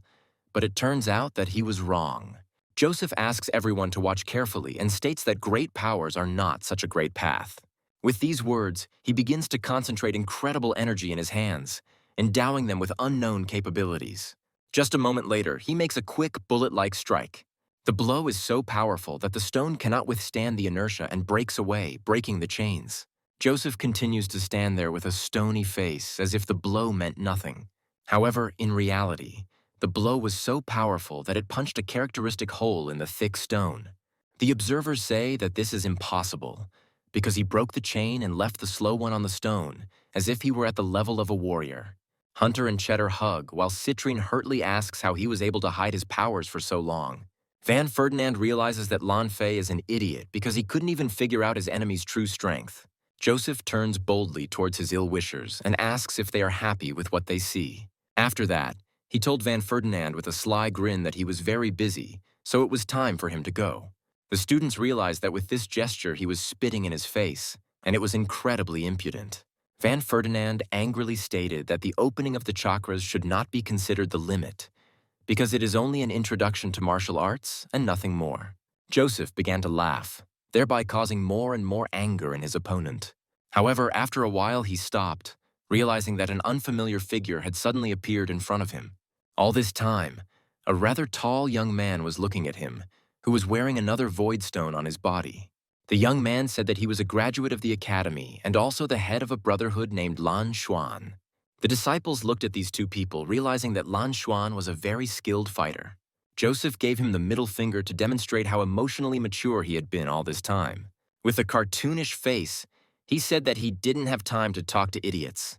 Lan Xuan looked at him with a look full of disdain, trying to figure out how to respond to this. After clearing his throat a little, he said that he came here because of his worthless brother. Joseph replied that the puppy test had been replaced by a group test, but that would not change anything. Lan Xuan asked him if all of his clan were such homegrown boors. Joseph asked what was wrong with him, claiming that after years of feuding between their clans and after he had not seen his brother for a long time, he had come just to chat. Lan Xuan immediately lost his temper and said that he would make him pay for those words. But Joseph only clapped his hands and noted that this was exactly what he expected. Lan Xuan said that he had come today simply to challenge him, handing over a piece of paper with a challenge to a duel. Lan Xuan noted that he did not want to justify someone who committed a crime and received a deserved punishment. But as his older brother, he should sit there. Van Ferdinand was angry that Lan Xuan publicly admitted this. Lan Xuan leaned towards his opponent and offered him two options: either kneel down and beg for forgiveness or accept the fight. Lan Xuan also said that if the second option was chosen, he would be quickly destroyed, so there was no need to think too long. Citrine once again decided to intervene in the situation and stated that Lan Xuan was crossing all boundaries. Shielding her friend with her body, she said that the strength was too unequal, so challenging a martial arts student was shameful. Joseph replied that his brother stole women's underwear and committed sodomy, which meant that his clan did not know what shame was. Lan Xuan asked how dare he say such things while hiding behind the girl's back. Joseph continued to demonstrate his incredible emotional maturity, worthy of a kung fu master, and attempted to spit in his opponent's face. After that, he quickly snatched a challenge to a duel before his opponent had time to get his bearings. After making another cartoonish face of a 14-year-old teenager, he said he would accept the challenge. Citrine tried to dissuade her friend, noting that there was no logic to it. Joseph realized that the previous owner of this body was able to make friends, but he remained lonely throughout his life, although the reasons for this were quite obvious. To at least somehow thank the people who still protected him, he placed his hand on Citrine's shoulder.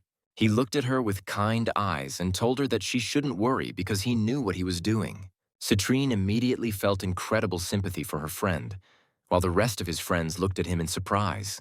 Lan Xuan angrily shouted that if he didn't show up here in 3 days, there would no longer be a place for him in the academy.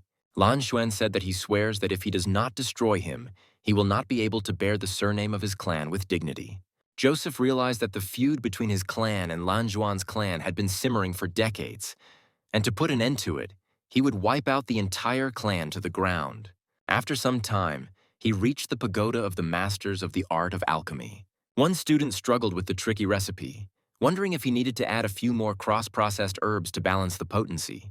Joseph appeared behind him and said that he had put in too much. He recommended adding a wildflower to weaken the medicinal effects. Otherwise, the potion would explode no later than the 5th breath. The alchemist asked him not to interfere, to which he stated that there were only a few seconds left. A few seconds passed, and his words indeed turned out to be true as the potion exploded.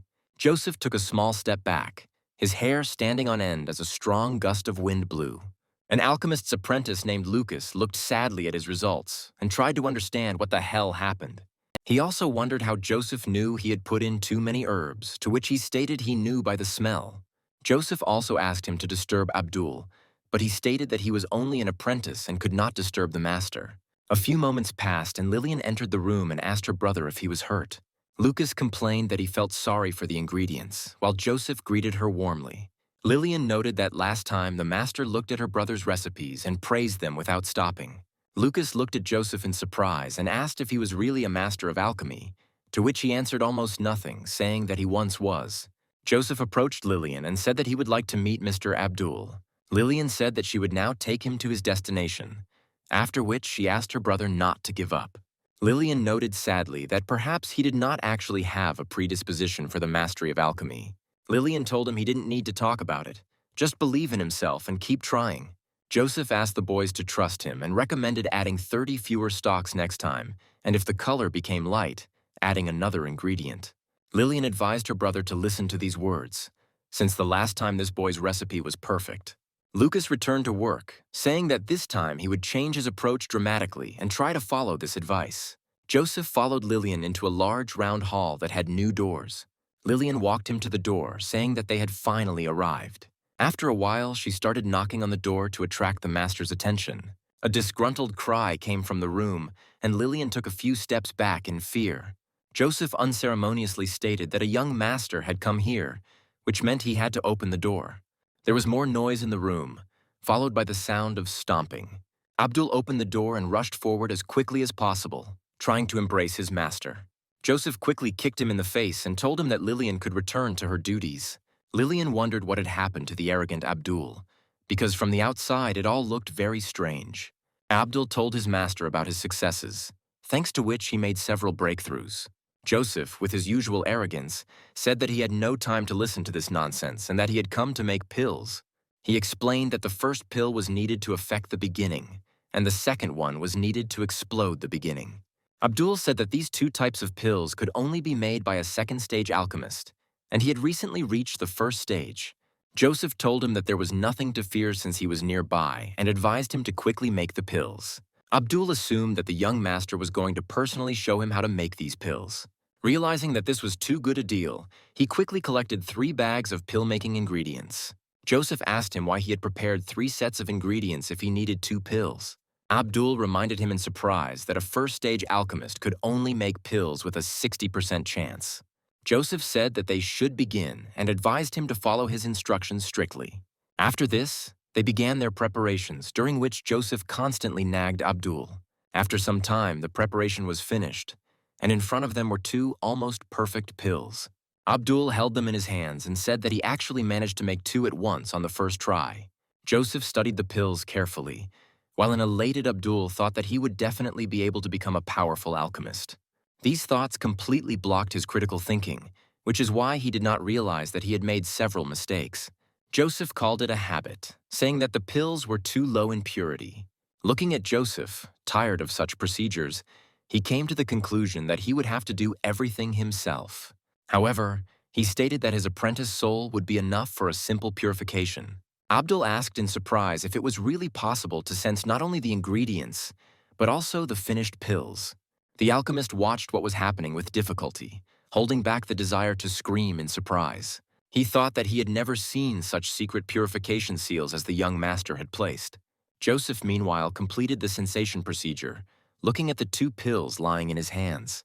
He said that this was all he could do now because his soul power was too weak. He also noted that with the pill that affected the beginning, he would be able to break through to the first rank in 3 days, and he would leave the second one just in case. Abdul looked at the pill in surprise and realized that it gave him an incredible feeling of admiration. Abdul thought that the young master was not only able to refine the finished pill, but also make it even more flawless. Joseph left the office and headed to his home to take care of other business. As he passed by, he discovered that Lucas had finally succeeded in his endeavors. Lillian noticed Joseph passing nearby and greeted him with a sincere smile. She bowed several times in his direction to thank him for what he had done. Joseph made an approving gesture, thinking that he needed at least a little privacy. Lola, meanwhile, was talking to the director and saying that Joseph's combat power had exceeded 500 kilograms and that he had opened his chakras. The director noted that many interesting events had occurred during her time at the academy. From all points of view, given families that were constantly at odds with each other, he was not as interested in the truly hopeless person. He said that Lola was only 21 years old, but she had already become a master of martial arts of the four elements and a first-level alchemist, which meant that she had unlimited prospects. Lola was adamant that they had to stop these people from fighting. She also claimed that Joseph had almost no chance of winning, meaning he would definitely die. The director said that this guy was previously homeless and was considered some kind of burden. After thinking for a moment, he said that it was possible that he had been hiding some far-reaching plans all this time. Lola said that the child was still not strong enough to compete with such formidable enemies. The girl admitted that Joseph did a good deed by giving valuable advice, thanks to which she was able to successfully become a first-level alchemist. The director said that in that case he would also go to find out what level, frankly, their students were at. He knew he was going to have to watch the third place in the ranking of outstanding people fight, and that it should be interesting. Instead, he was transported to the academy, to the 10 Gravity Hall where people hone their skills. Hank told Liara that the loser would be fighting Lan Xuan today, and wondered why they weren't going to watch it. Liara replied that she didn't have time for that since Lan Xuan was ranked much higher than Joseph. She also said that only the elder brothers of the Xuan clan could be called truly strong. Hank became angry and said that in that case he would go to watch this fight alone, since he was very interested in how he would resolve this issue. Liara mentally called the man a wimp because he wanted to enjoy watching Joseph get beaten by someone else. A few moments later, a figure that seems very familiar passes in front of her, and she quickly turns her head in its direction. Taking a closer look, she realizes that this man is indeed familiar to her. She saw him recently. A look of surprise appears on her face, as standing in front of her is none other than Joseph, who has undergone additional training. Instead, the action moves to the Martial Arts Academy, to the arena where the fight is to take place. Lan Xuan prepares to enter battle, spending his final moments in deep meditation. The students around him whisper excitedly, unable to believe that Joseph would actually come here, thinking it would be better to be disgraced than to die. Citrine expresses hope that their comrade will give up the fight and choose a more prudent path. But faith in this is rather weak. Cheddar replies that it is better to die standing than to live your whole life in disgrace, even on your knees. Citrine disagrees with this view, but their argument is interrupted by loud shouts. This loser has finally appeared in the arena. Lan Xuan opens his eyes, realizing that the fight will take place, even though he was sure that the opponent would run away. The disciples continue to be loudly surprised and shout that Joseph did appear at the scene of the battle. The protagonist walks calmly, holding his sword in his hands, while Lan Xuan realizes that he is looking at a walking dead man. The students do not believe in Joseph's success and say that it is simply impossible to defeat the enemy with brute force. Citrine runs out to meet her friend, trying to stop him, saying that he will simply be killed and that he came here in vain. A few moments later, another figure intervenes in the battle to interrupt it. Lola states that they both need to leave immediately, as she forbids this fight to take place. To the surprise of all the students, she loudly announces that she is canceling the fight. Some speculate that this was all planned in advance by Joseph in order to escape. Lola states that Joseph is her student, and as a teacher, she has a duty to protect him no matter what happens. Joseph says that he is indeed her student, but she could also stand up for Lan Xuan. After that, he passes by, advising everyone to disperse, because there is nothing to see here, and he will only have a few seconds. Lola is surprised that this man feels absolutely no fear. After a while, she activates her form, keeping it ready. Lola reflects that they are only preparing to help their student at the right moment. Looking at Joseph, she understands that no matter what happens, she will not allow him to become a pawn. Joseph takes a few steps forward and finds himself next to his opponent. Lan Xuan looks at him and says that he didn't even expect him to appear. Joseph activates the mode and his body bursts into cold fire. He arrogantly asks his opponent if he really thinks that empty chatter will prolong his miserable life. Lola looks at them in surprise, not believing that he really reached such heights in just a few days. The other students, who did not believe in his success, try to understand how this is even possible. Hank came here to enjoy the destruction of his sworn enemy, but he can't believe what's happening. Lan Xuan smiles and says that now it is clear why he lost last time, because Joseph really is hiding a lot. After this, he confidently declares that his luck has come to a complete end. The students are shaken by the surge of energy and are amazed at the great power of this man. Some teachers say that this is a true 9-star warrior who will soon make a breakthrough and become a master. Van Ferdinand muses that he would like to crush Lan Xuan once and for all, but unfortunately, that is impossible. Suddenly, the director appears and says that the fight is unlikely to be too short. He states that everyone here underestimates Joseph, and this fight will be very interesting. Lola and the other teachers look at each other in surprise, deciding to watch what is happening. Joseph takes a few steps towards his opponent to get into a fighting stance. Every step he takes is filled with spiritual resonance, which only speaks of great power. The director immediately picks up on these fluctuations and keeps a close eye on his student. The thought flashes through his mind that something is clearly wrong here. Looking at Joseph, he realizes that there is something strange in his movements, as if the space is trembling from his steps. The director realizes that the world orders inside the circle seem to pulsate in time with his steps, as if alive. The head of the academy understands that the young man brings the movement of the surrounding space into resonance with himself. He quickly realizes that there is a very high level of technology involved. Lan Xuan is unaware of the danger and says that under the pressure of Joseph's power, even walking becomes difficult. At the same moment, he concentrates all the energy in his fist, creating an energy ball around himself. He assures that he will not kill Joseph, but will beat him so hard that he will beg on his knees. A few moments later, he launches a quick attack with the rushing clouds technique. Additionally, decides to use the skill star rotation palm to attack from afar. One of the teachers says that Lan Xuan's art is hidden in the palm, which is like a rotating star. Joseph calmly dodges the blow without much effort. Lan Xuan tries to understand how his opponent was able to dodge at such a breakneck speed. Hoping to catch up with him, he uses the moonwalk skill and rushes after him. However, Joseph dodges it with the same ease, leaving Lan Xuan incredibly surprised. The thing is that thanks to his precise and honed skills, he can literally move through the air. Lola and the director, who had never seen such technology before, stare at Joseph in surprise. The director reflects that he managed to clearly see the student's movements. He quickly realizes that these moves are meant to evade attack and complete an amazing chain of moves. After performing the required number of moves to complete the combo, Joseph creates a massive energy vortex. The director is literally stunned by the fact that the rhythm of the whole world seems to revolve around the movement of the student. It soon becomes clear that the power of the universe itself is concentrated in his body. Lan Xuan and the academy director realize that they are facing an incredibly talented opponent and student. The director shouts loudly that this young man literally possesses unearthly power. The old man continues to watch closely what is happening and notices how an energy sphere appears around Joseph, allowing him to concentrate energy. The fact that this young man is using the power of the universe is incredibly surprising to the academy director. Joseph, meanwhile, does not slow down. He completes his combination of movements and creates a huge number of spiritual hands. After a while, he feels the time has come for the decisive blow. Taking a fighting stance, he summons several of his most powerful spiritual palms. Lan Xuan looks at this with undisguised amazement, trying to figure out what he should do now. Joseph pompously proclaims that life flows like a salon capturing flying swans. Immediately after this, he unleashes the seal of ephemeral life skill on the enemy. The director admits with surprise that this is indeed the very skill he had not heard of for a long time. He realizes that even he himself is not capable of looking deep enough to use this technique, but this young man was able to achieve it. A thought flashes through the director's mind. Could this young man really be Yagos's student? Lola objects that this is impossible, since a warrior of the first star cannot impose such a seal. Meanwhile, the attack continues to rain down on Lan Xuan, who has no chance to dodge.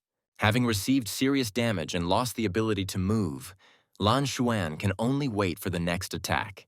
This attack achieves its goal, driving him into the ground with terrifying force. Joseph lands and calmly looks at his defeated opponent.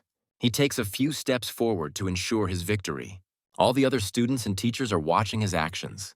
Everyone is shocked. The leader of the Brotherhood, Swan, was defeated with one blow by some pathetic schoolboy. Joseph continues to advance towards his opponent. Some whisper that this combat technique is only suitable for low-level warriors, as it takes too much time to prepare. The audience does not believe that a newcomer was able to defeat such a great warrior. Joseph lifts his leg and tells his opponent that he can be 100% sure of one thing. The director takes a few steps forward and orders the student to stop immediately. Joseph ignores the order and declares that no one will save him now. Lan Xuan understands that he is dealing with a madman who has gone off the rails and doesn't even listen to the director. The principal continues to try to calm the disobedient student and again orders him to stop. Joseph once again ignores the orders of his superiors and delivers a powerful blow to Lan Xuan's body. This blow is so powerful that a lot of blood flies out of the opponent's mouth. His body is severely disfigured and he loses the ability to move. The audience is shocked by the cruelty of the main character. Some disciples understand that if Lan Xuan is not cured by the legendary beast, he will remain a cripple forever. The principal rushes to pull the students away, but is too late. He freezes, amazed. The student does not respond at all to requests and orders. Joseph decisively kicks his opponent straight in the face, who is no longer able to resist. Lola looks at the manifestation of cruelty in surprise and tries to understand its cause. Joseph arrogantly declares that he promised to beat up his opponent, so now he will lick his boots. Lan Xuan remains silent. The damage is too serious. Joseph continues to boast as he stands over his helpless opponent, declaring that he kept his word. He tears the void stone from the body of the fallen man, although no one thought that he would dare to do this. Joseph says that he will, of course, take this artifact for himself, and the director indignantly declares that he is crossing all boundaries. Joseph looks at the director with disdain and kicks Lan Xuan's body towards him. The director is horrified to think that he has raised a monster and does not understand why he allows himself so much impudence. He approaches the student and looks at him with a stern gaze. The director states that the man has already been studied and no unnecessary cruelty is needed. Joseph replies that the stake was initially the opponent's life, so whether to live or die is now up to him. He then angrily turns to his superior officer, declaring that it is none of his damn business. The director is shocked by such insolence because he never expected this from a pathetic brat. Those present also do not understand why Joseph suddenly decided to act like a bosom teenager in puberty. Charles freezes in surprise and genuine shock at such audacity. After this, he tries to pull himself together in order to somehow cope with the resentment and stress from the insult. He then asks his opponent if he has the slightest idea who he is talking to. Joseph continues to act arrogantly and states that Charles is over 100 years old, and he is still marking time, and if he were in his place, he would have burned out long ago. The comrades watching the scene come to the conclusion that Joseph has definitely gone crazy. Charles loses his temper and orders the pathetic youth to regret his words. Immediately, a serious force begins to press on him, causing him to tremble. Joseph struggles to resist the pressure, creating currents of air around himself. He angrily addresses the director, saying that he is putting pressure on his hundreds of years, while he is only 15. He also states that if he does not die here today, he will definitely take revenge for such an insult.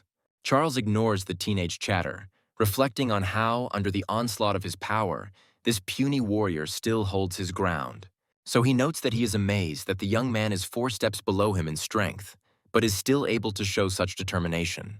Charles wonders where this inflexibility and defiant spirit that resides in this boy's body comes from. Lola calls it a question and wonders why this image evokes so many familiar emotions in her. In search of an answer, she turns around and suddenly realizes that the answer was right in front of her eyes all this time. She takes a few steps forward to make sure everything is as it should be. She looks at the giant statue that depicts Gu Feng, who is just now transmigrated into the body of a 15-year-old teenager. Lola looks at him closely and realizes that there are definitely some similarities between them. In a life that affirms the face and manner of not giving up no matter what, it finds a response in the image of Joseph. During this time, Joseph continues to show himself to the old man, despite the fact that it costs him his health. He says that even though he may die now, he will take his opponent with him. With these words, he uses periods of exploding energy to swallow her. After a moment, his spiritual power briefly increases, giving him additional strength. Charles wonders how he can deal with this monster, as he would not want to spoil such a promising student. However, after a while, he looks at his opponent in surprise and realizes that he has underestimated him again. Joseph gains an extra boost of strength to confront Charles. Joseph closes his eyes to enter a battle trance state. Lola stares at him in surprise, not believing that this man is so strong. Joseph begins to move his hands very quickly, making it seem as if he has several of them. He directs air currents to help him deal with this enemy. The clouds behind him are gathering, creating serious weather patterns that could help him. Lola talks about a hurricane coming and wonders how such power is even possible. Charles, having lived for hundreds of years and seen a lot, is also surprised that one can command nature. He looks up at the sky and realizes that powerful gusts of wind and incredibly thick clouds are approaching. A grimace of genuine surprise never leaves his face. He says that this is really so. Looking at Joseph, he wonders in his mind why he, being the strongest master, turned so cold in the face of a pathetic warrior. He notes that due to this youth's movements, a strong wind arose and clouded the sky, and apparently, this is Mr. Gu Feng himself, his hurricane palm technique. Joseph, somehow managing to master serious techniques despite being a weak warrior, continues to amaze everyone else. In the old days, at the top of the Sea of Clouds that is located on the snow peak near the Temple of the Gods, Gu Feng defeated all his opponents with just one technique and went down in history. Charles tries to calm the teenager down, telling him to stop and stop acting up. He thinks that even though it is indeed Gu Feng's hurricane palm, there is still nothing to be afraid of. But due to the range of this guy's capabilities, it is better to leave him alive. Charles realizes that this boy is too valuable to kill, because he contains a lot of knowledge. He turns around and says that duels between students are a purely personal matter, but there was no need to demonstrate such pompous cruelty. He says that this will be considered a misdemeanor the first time, but he will not tolerate it again, and then leaves. Those watching the events are surprised that the director abruptly left the fight. The students ask themselves when the principal became so talkative. Lola intervenes in what is happening, recommending that Joseph finally calm down and dissipate his power, so as not to get into trouble for himself. Joseph continues to act very proudly and says that this is not the end. He looks after the director and says that he is lucky that he runs fast. Immediately after this, he kneels down and assumes a pose in order to conquer and steal. Lola looks at him and understands that this pose hides some unspoken rule, and notes that the power of this man should not be underestimated. She sits down and watches closely as Joseph becomes immersed in the process of meditation. After some thought, she suggests that she could use the power of this rule to speed up the process of her own improvement. Those watching the events are surprised to note that the captain of the guard suddenly decided to take full meditation. Frederick tells everyone else that the fight is over and everyone should disperse. He also exchanges a bow with his colleague and tries to lead the students out. After this, he turns his gaze to the two meditating fighters and realizes that something is wrong here. However, he does not dare to disturb them, after which he turns around and walks away. Meanwhile, Joseph and Lola's energies begin to intertwine, exchanging valuable information. Lola draws a huge amount of resources for her own improvement, just by borrowing a little power. A strange glow begins to appear above her head, allowing her to improve. Lola reflects on how she managed to break out of the deadlock and solve the problem that was preventing her from breaking through, and now her rank has increased. She also asks what happened to him recently and where these unnatural techniques came from. The meditation routine comes to an end, and she slowly opens her eyes. The first thing she sees in front of her is Joseph, who is looking at her intently with his head tilted to the side. Lola starts blushing for this reason and asks him what he is doing here. Joseph says he just came to congratulate her on her promotion. Lola asks Joseph in surprise if he has already become a warrior of the stars, and she can't believe her ears because it sounds too cool for her. Joseph states that Lola is a product of the four elements. For her, rising in rank is like a walk in the park, but for him, it is just an accident, like some kind of fleeting success. Lola grabs him by the ear and asks him not to pretend to be an idiot, because in her opinion, he became a warrior only recently, and there's no point in pretending anymore. Joseph says that his wounds haven't healed yet, but in a couple of weeks he'll rest, and then he'll definitely explain everything in detail because now is not the time. Lola looks at him carefully, studies every scratch, and understands that he really does have wounds, and for a reason. Turning around, she gives him exactly 3 days to rest and strictly orders him to be in her office exactly on time, like a soldier at dawn. Joseph watches her go, mentally noting that this girl is tough but completely devoid of common sense. And that's exactly what makes her so cool. Smiling, he says that despite everything, her talent is quite worthy of being under his supervision, as if he were the main guru here. After a short while, he quickly heads to the gravity room to pump up and improve his skills. He thinks that he needs to urgently use this pumping to absorb the remnants of the original chi that are left from the pill, otherwise there will be no sense. He passes by his classmates, who stare at him in surprise and try not to get in his way, as if he were someone important. Liara notices him and wonders with a question in her eyes if he really managed to get out alive after that fight. Afterwards, she overhears the conversations of the other students, who are discussing how cruelly this guy treated Lan Xuan, and are surprised. One girl says that Lan Shuan's chakra channels are almost completely destroyed, and if he does not take the medicine, he will remain disabled forever. Liara is shocked and watches what is happening, not believing that someone could deal with such a strong warrior with one blow. Meanwhile, Joseph continues his unstoppable victories and enters the training room, where he intends to level up even more. After a few minutes, he becomes a warrior at the peak of the second star, and his soul power is restored to the first stage. He breaks everything in his path because now he can make weapons and all sorts of cool things for combat on his own. After some time, the action moves to the protagonist's restroom, where he is after grueling training, trying to catch his breath. He casually approaches his bedroom door and is about to enter, but suddenly freezes. It is at this moment that he realizes that he is in deep trouble, because much more than 3 days have already passed, and he is still relaxing here. He turns around to escape responsibility, but Lola immediately stops him. A few moments later, she opens the door with a distinctive creak and steps out into the fresh air. She looks at him disapprovingly and asks if he has already missed her for 3 days, as if it were a survival test. Joseph tries to give a weak excuse that he was improving and therefore lost track of time. Lola stops for a second and carefully studies her charge. She quickly notices that he became a warrior at the peak of the second star and notes that he rose quite quickly. Expresses hope that he understands the consequences of all the strange pills he takes and demands an explanation from him. Joseph asks what exactly he should explain to her, realizing that this time he can't get out of it. Lola bombards him with fair questions about how he learned to perform such powerful techniques, because just recently he was completely different. The main character understands that it will be very difficult for him to give normal answers to all these questions, because he himself is not yet fully aware of them. Joseph asks her if she thinks Principal Charles is behind all of this, and slightly surprises Lola with his suggestion. Lola states that the director is the one who once trained Joseph under Yagos, and Joseph immediately realizes that things are hot. He thinks that blaming everything on Yagos is logical and fair, and besides, he will have to meet him face to face in the near future. Lola ruins his brilliant plan by saying that it is nonsense because their clan has never crossed paths with Yagos. She also says that Mr. Yagos never knew how to perform a hurricane palm, so there is no point in blaming him. Joseph looks at her in surprise and cautiously asks how she knows that Yagos did not possess this technique. Lola thinks for a moment and tries to figure out whether it is worth explaining this issue at all, but decides to change the subject. After a while, she says that if Joseph doesn't want to tell, she won't force him, showing that she respects his personal space. She also states that she was worried about him, but it turns out that her worries were in vain, after which she grabs his hand and tells him that they need to move on. After a while, they find themselves on the main street of the state, and Lola says that she has found mentors from the Alchemists Guild for him.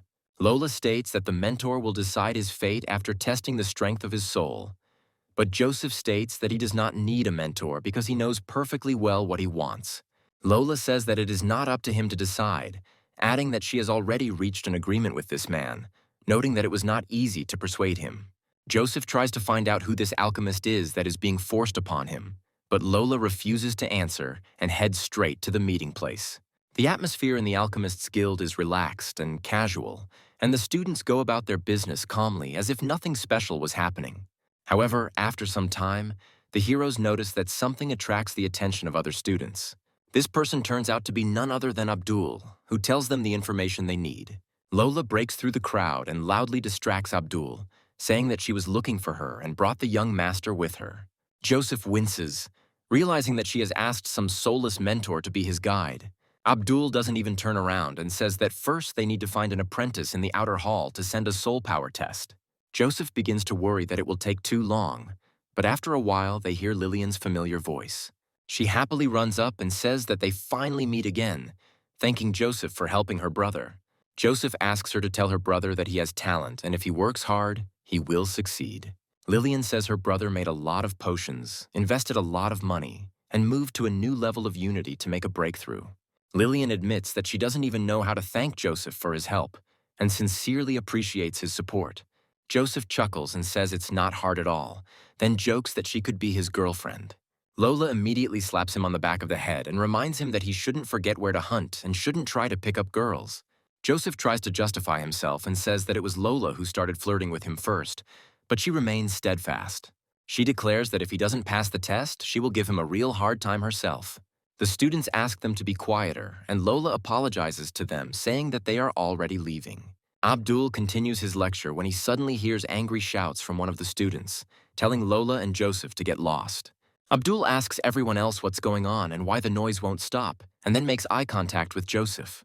Abdul understands perfectly well that if he does not intervene now, this will be the end of his wonderful career. One of the students says that these idiots have made a noise here, but he will throw them out of here right now. Abdul throws the student over himself and tells him that he should kick himself out, calling him an idiot. For some time, he runs uncontrollably towards the main character in order to pay him tribute. He immediately tells the other students that the man came here to achieve the heights of science and was not afraid of the difficulties of the long journey. Immediately after this, he begins to curry favor with his young master. Lola looks at him in surprise and says that this student can be called simply by his first name and there is no need to stand on ceremony. A moment later, she gave Joseph another slap on the back of the head and asked him why he froze in place and did not greet the master. Joseph realizes that in order for this show to continue, he needs to play along a little. After this, he stands at attention and loudly greets his teacher. Lola states that she is now going to take this Czech maniac to test his soul strength, but Abdul states that there is no need for testing here. Lola continues to hit the protagonist on the head and says that this boy has no manners at all, and the master is too lenient. Abdul rushes forward to cover his face, and the protagonist's head is hit in the cheek by a hand. He asks her not to hit this man and adds that she misunderstood him. Apparently, the young gentleman has extremely high potential. To the surprise of all the students, Master Abdul says that Joseph does not need any soul test to become great. Lola looks at Abdul and asks him if it's me, or if this person really has extremely high potential. She also asks about mentoring, to which he immediately replies that he will take this person as an apprentice. After this, he makes eye contact with Joseph, who mentally asks him what he can teach him. Not a few seconds pass before he immediately starts talking about how he still won't take him as a student and that they misunderstood him. Lola tries to figure out what he means when he says that the master is acting strange today.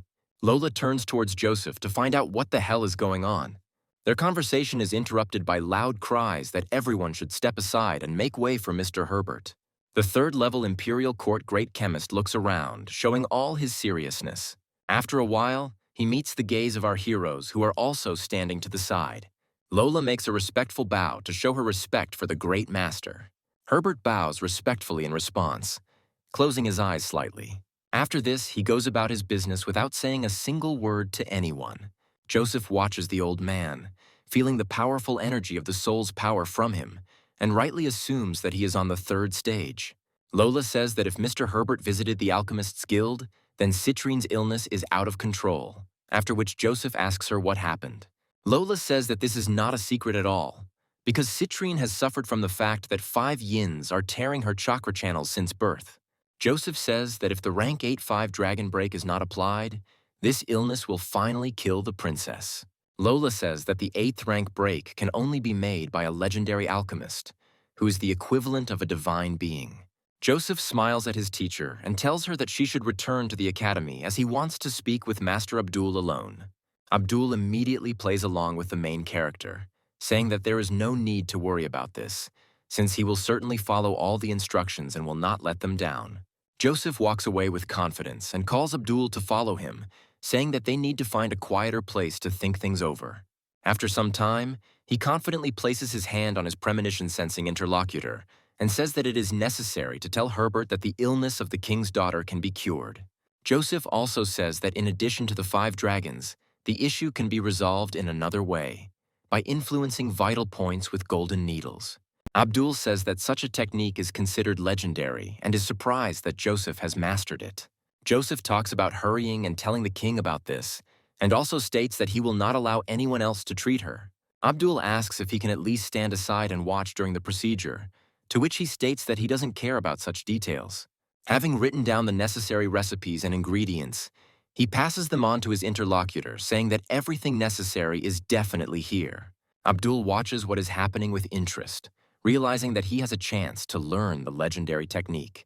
However, after reading it, he still asks why there are so many ingredients, noting that it looks like he is going to make a weapon. Joseph says that he is currently lacking dark rank weapons, so he will take advantage of the opportunity and do everything at once. After some time, the action moves to the shopping street of the state, Joseph muses that he needs to choose the perfect box of gold needles for the task, and then begins to haggle with Megan, who asks for a small discount. The seller says that she should go elsewhere since 300 gold for her services is already a high price. Suddenly his eyes become cold, and he says that there is another option to solve this problem. He says that if she became his girlfriend, he could work this out. Megan turns away and says that she would never agree to such things. The alchemist seller tries to stop her, asking questions. Then he really doesn't want to cure his younger brother. Megan stops, and he immediately comes closer to her, saying that one day he will become a real alchemist, and she will remember the moments spent with him in her dreams. Megan says that she at least wants to get this bottle of living water now. She has been saving money for 3 months and will return for it until the last minute. The alchemist does not give up his attempts to get closer to Megan and says that he will agree only if she remains his girlfriend for a while. A loud click suddenly resounds in the air, instantly echoing throughout the impudent salesman's hand. He asks the man who stood up for this girl what he is doing here and where he came from. Joseph says that he is ready to ask them a similar question and asks how dare he touch his girlfriend. Memories of the last time she met our hero flash through Megan's mind. Slowing down a bit, she realizes that it is the same guy named Joseph who helped her. The alchemist's apprentice says that if this is his girl, then he is not worthy of her. Pointing to his bruised hand, he says that apparently someone got into big trouble.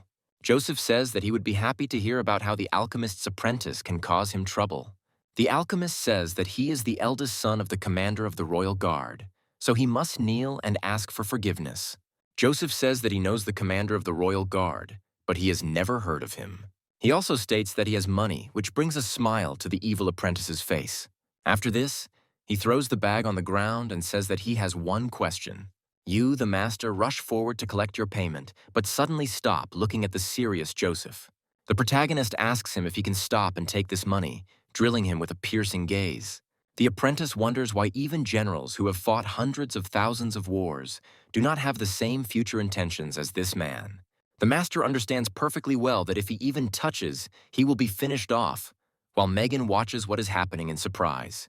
She reflects on how she just wanted to get money, but then she had no choice but to agree to Lanfei's plan, but everything turned out completely differently. Looking at Joseph, she assumes that if there is a martial artist in this world, he must be like this. Meanwhile, the apprentice discovers his comrade and rushes to him for protection. He approaches one of the guards and begins to complain loudly to him, pointing his finger at Joseph. The guard frowns and raises his eyebrows as he looks at his next victim, whom he plans to torture. Local residents, observing what is happening, come to the conclusion that someone has caused trouble for themselves here and try to find out what happened.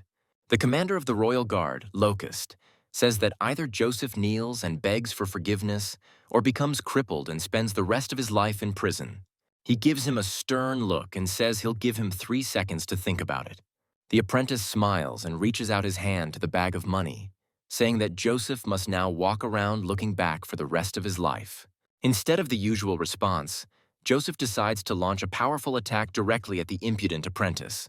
The blow turns out to be very accurate and hits right at the weak spot of this scoundrel. He coughs with difficulty and says that his spiritual currents were interrupted by this blow.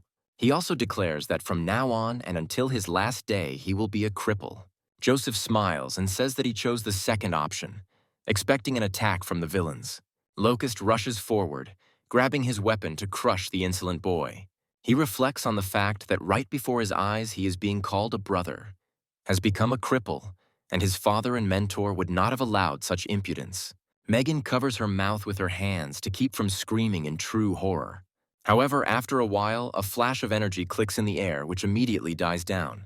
Locust looks straight ahead, wondering how this is possible. The thing is, Joseph easily stopped this blow with just one hand. Megan takes a closer look and realizes that this wasn't just stopping the sword with one hand. To the surprise of the other guards, it turns out that this man is holding the sword with 2 fingers. Joseph laughs and says that the esteemed captain of the guards can no longer oppose him. Locust gritted his teeth, thinking that this green kid clearly had a lot of impudence. After this, he asked to take a closer look, noting that this is the precious sword of the young moon. Joseph looks down at the weapon he holds the sword in as the seal is removed. Locust makes a sweeping attack stance along with a step forward and throws the opponent aside. Megan looks at the weapon in surprise and realizes that it belongs to the dark rank. Megan exclaims that this is a special type of sword, tempered by the most powerful alchemists, and not everyone can wield it. Locust says that this is a young moon's precious sword made of frozen iron and was made by a second-stage master. Locust says that Joseph is the third person to witness the seal being removed, as well as the third to draw the blood sword. Joseph, with his usual arrogance, says that this is the most useless dark rank weapon at the first stage. He then makes a quick sideways move to avoid the attack. Locust attacks, but Joseph confidently parries with his sword.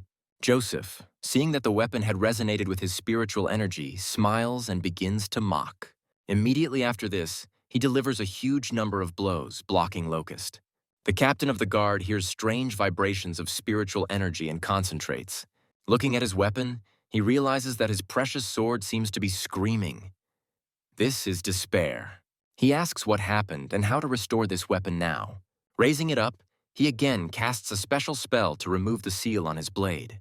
Despite all attempts, the blade remains silent and does not change its shape. The other guards watch their chief's futile attempts, but the result remains the same. Locust sadly says that it was the treasure of their clan, because they begged the master thousands of times to agree to make it. Joseph then asks arrogantly if this is all he can do. Locust turns his gaze, full of despair and hatred, to the protagonist, realizing that he hates him more than anyone in the world.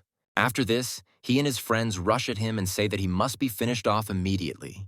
The guards grab their weapons and order Joseph to go to the next world. Joseph laughs arrogantly and says that these are pathetic insects that attacked him. After this, he makes a swift, incredible victorious march, cutting down his opponents one after another.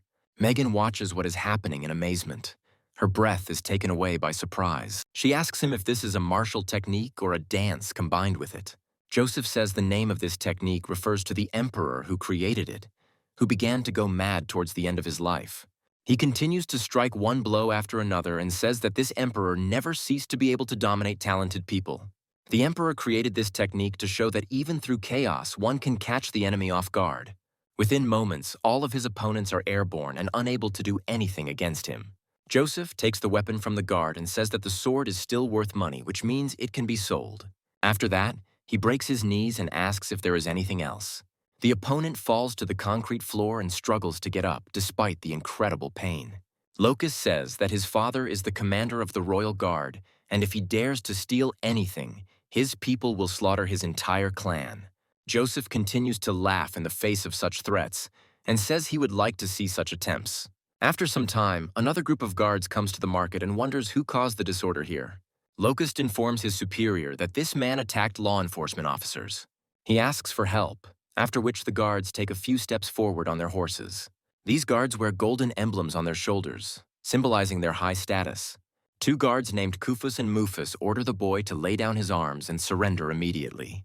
Joseph says they don't even know the whole situation and they blame him. One of the guards says that the royal guard serves the majesty and they would not simply take him for an enemy. He rushes forward and says that Joseph is dishonest and that an explanation will have to be extracted personally. Joseph decides to use the seal removal skill. Unlike Locust, the sword obeys him. Kufus asks how he can use such a blade. They cross their blades, and a powerful clang of metal is heard. Their strength turns out to be approximately equal, and the confrontation lasts for quite a long time. Kufus finds himself behind his opponent and lands on his feet softly like a lynx. He says that this is a dark, rank weapon and understands why this young man fought back against the guards. His attention is drawn to the bright glow emanating from the metal of the weapon. Kufus says that he simply has to get this artifact for his collection and laughs slightly. He claims that today is clearly not Joseph's day since he met them, and this will be the end of his atrocities. Joseph snaps back and charges forward, thinking that this is a master-level opponent and he needs to control himself. Kufus remains standing and says that in that case, Joseph has brought his own fate upon himself. They rush at each other to meet in combat again, the sound of swords ringing out as they are unable to cut each other due to their incredible strength. Joseph tries to gain an advantage through incredible speed and deceptive maneuvers. Using the illusionary movement skill and the wind demonic foot, he steps forward with a fiery kick. Kufus manages to react to the swift attack and receives some damage. Joseph rushes forward, thinking that he must defeat his opponent with a quick movement so that he doesn't have time to use his power. Kufus says that the enemy is finished and decides to take advantage of the removal of the diamond sword seal. After this, he rushes forward, preparing to test the strength of his blades. Two blades collide, creating a loud clang. Kufus is thrown back and tries to catch his breath so as not to lose this game. Looking back, he realizes that his opponent is faster and stronger than he expected. Joseph is getting closer to him at an incredible speed, and Kufus is trying to figure out what happened to this damn boy. Mufus shouts at his comrade to be careful. Mufus jumps from his horse and draws his weapon to catch his opponent off guard. However, when he stabs the youth with the sword, he doesn't react, as if the sword was made of plasticine. A moment later, the attack dissipates into thin air, and Mufus realizes that the enemy has used the shadow clone technique again. Joseph appears above them and says that he simply provoked them, and now they are finished. The guards look at the approaching enemy and realize that they have made a mistake. They wonder if he really decided to finish them off at the same time with one blow. Mufus muses that these are just petty Star Wars, but he poses a serious threat. To counter this, he decides to use the skill of the royal guards. Combining their souls, they fire a powerful projectile towards Joseph to disrupt his momentum. Joseph realizes that his opponents have a technique for joint attack, and he did not calculate this possibility. He thrusts his weapon forward, hoping that he can block her. Realizing that his attempts are doomed, he reflects on the fact that the calculations did not make sense in the first place. A few moments later, an arrow pierces him through and through, causing him serious damage. The inertia from this blow is so strong that it throws him back 10 meters. Joseph finally stops, having lost all momentum, while the rest of the people watch what is happening, unable to recover from the shock. Megan also looks at him in surprise, realizing that she does not believe what is happening because of its implausibility. She reflects on the fact that this man just forced the guards to use such a serious technique. She immediately remembers that during the flight, he decided to look back and tell her important things. Joseph told her to run away from here as quickly as possible before it was too late. Megan looks at the body of her savior, wondering why it all ended this way. Looking up at her potential offenders, she realizes that they are still standing and capable of catching up with her. Locust says that the girl needs to be grabbed, after which she turns around and runs, thinking that she needs to quickly go get help. Meanwhile, the commander of the guard turns to his comrades and realizes that they have all been disarmed. Hufus and Mufus look around and analyze the fight that took place. One of them ponders that a warrior of 2 stars single-handedly forced them to use a common technique, and this seems unrealistic to them. Without thinking twice, they decide to take the necessary things and leave in an unknown direction. Locust asks them why they are taking the precious sword of the new moon. Kufus states that they helped them capture the criminal, and in the future they expect him not to interfere. After this, they announce that they are leaving and ask him not to see them off. Locust sadly reflects on how the entire family fortune was spent on this sword, yet he was still left with nothing. Standing up, he calls his colleagues pigs and orders them to detain this bastard. Locust angrily says that he has lost his sword and will now make Joseph regret being born. Megan continues to move in short bursts, looking around for someone who can help. She urgently needs to find someone to enlist support and save her comrade. The thought that this man sacrificed his own life to save her from humiliation brings tears to her eyes. After some time of her thoughts, she suddenly finds herself near the gates of one of the residences. A smile appears on her face as she realizes that she has arrived near the Lee family's residence. In the garden of the residence, one of the fighters is busy, saying that he has already placed a seal on a weapon capable of demonstrating great power. After a while, he falls silent, hearing a strange sound of footsteps heading straight towards him. He turns to his servant, 9527, and asks him where he is running to. The servant states that there is a girl at the gate who said that Joseph was captured by the royal guards and asked to be informed that he requires support. The warrior says that this good-for-nothing should be hanging around the academy and wonders when he even managed to run into the royal guard. The manager of the clan's residence, Oswald, simply tells this girl that the respected gentleman already knows everything, and she need not worry. The servant salutes and then heads out to keep an eye on the girl. Megan asks him when they can help the gentleman, to which he states that the matter is being handled by the authorities, and she can rest easy. Megan recalls that the Lee clan's master is the country's top military officer and an important figure who is nicknamed the Peacemaker. She also tells herself that after the current king, the 6 wisest have the greatest power and authority. She also notes that if one of these influential people intervened in the matter, then one can take a breather, but a heavy residue languishes on her soul. The action moves to an unknown dungeon, where our hero finally opens his eyes. He reflects on how all the channels in his hands hurt like they were broken, and he cannot use even half of his strength. He also clenches his teeth to relieve some of the pain looking around. Raising himself up on one elbow, he discovers that a large number of strange figures have gathered around him. Looking around, he realizes that he is in the underground prison of the Long Clan, about which there were dark legends. The old man asks his new comrade if he is awake, and then asks him questions about where he is. The old man says that he has heard about the man because the guards said that he managed to crush the hands of the young master. Joseph asks him why they are not in the secondary prison, to which he replies that it is a private prison where they put whoever they want. Joseph says that this family has too high an opinion of themselves and they will answer for it.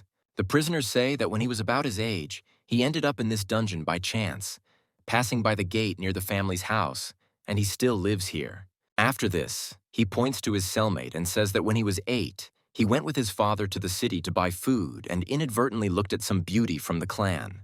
Joseph smiles and says that he will definitely be able to get out of here and then he will free the rest of the prisoners. Hearing such words, the old man only clenches his yellowed teeth in sadness.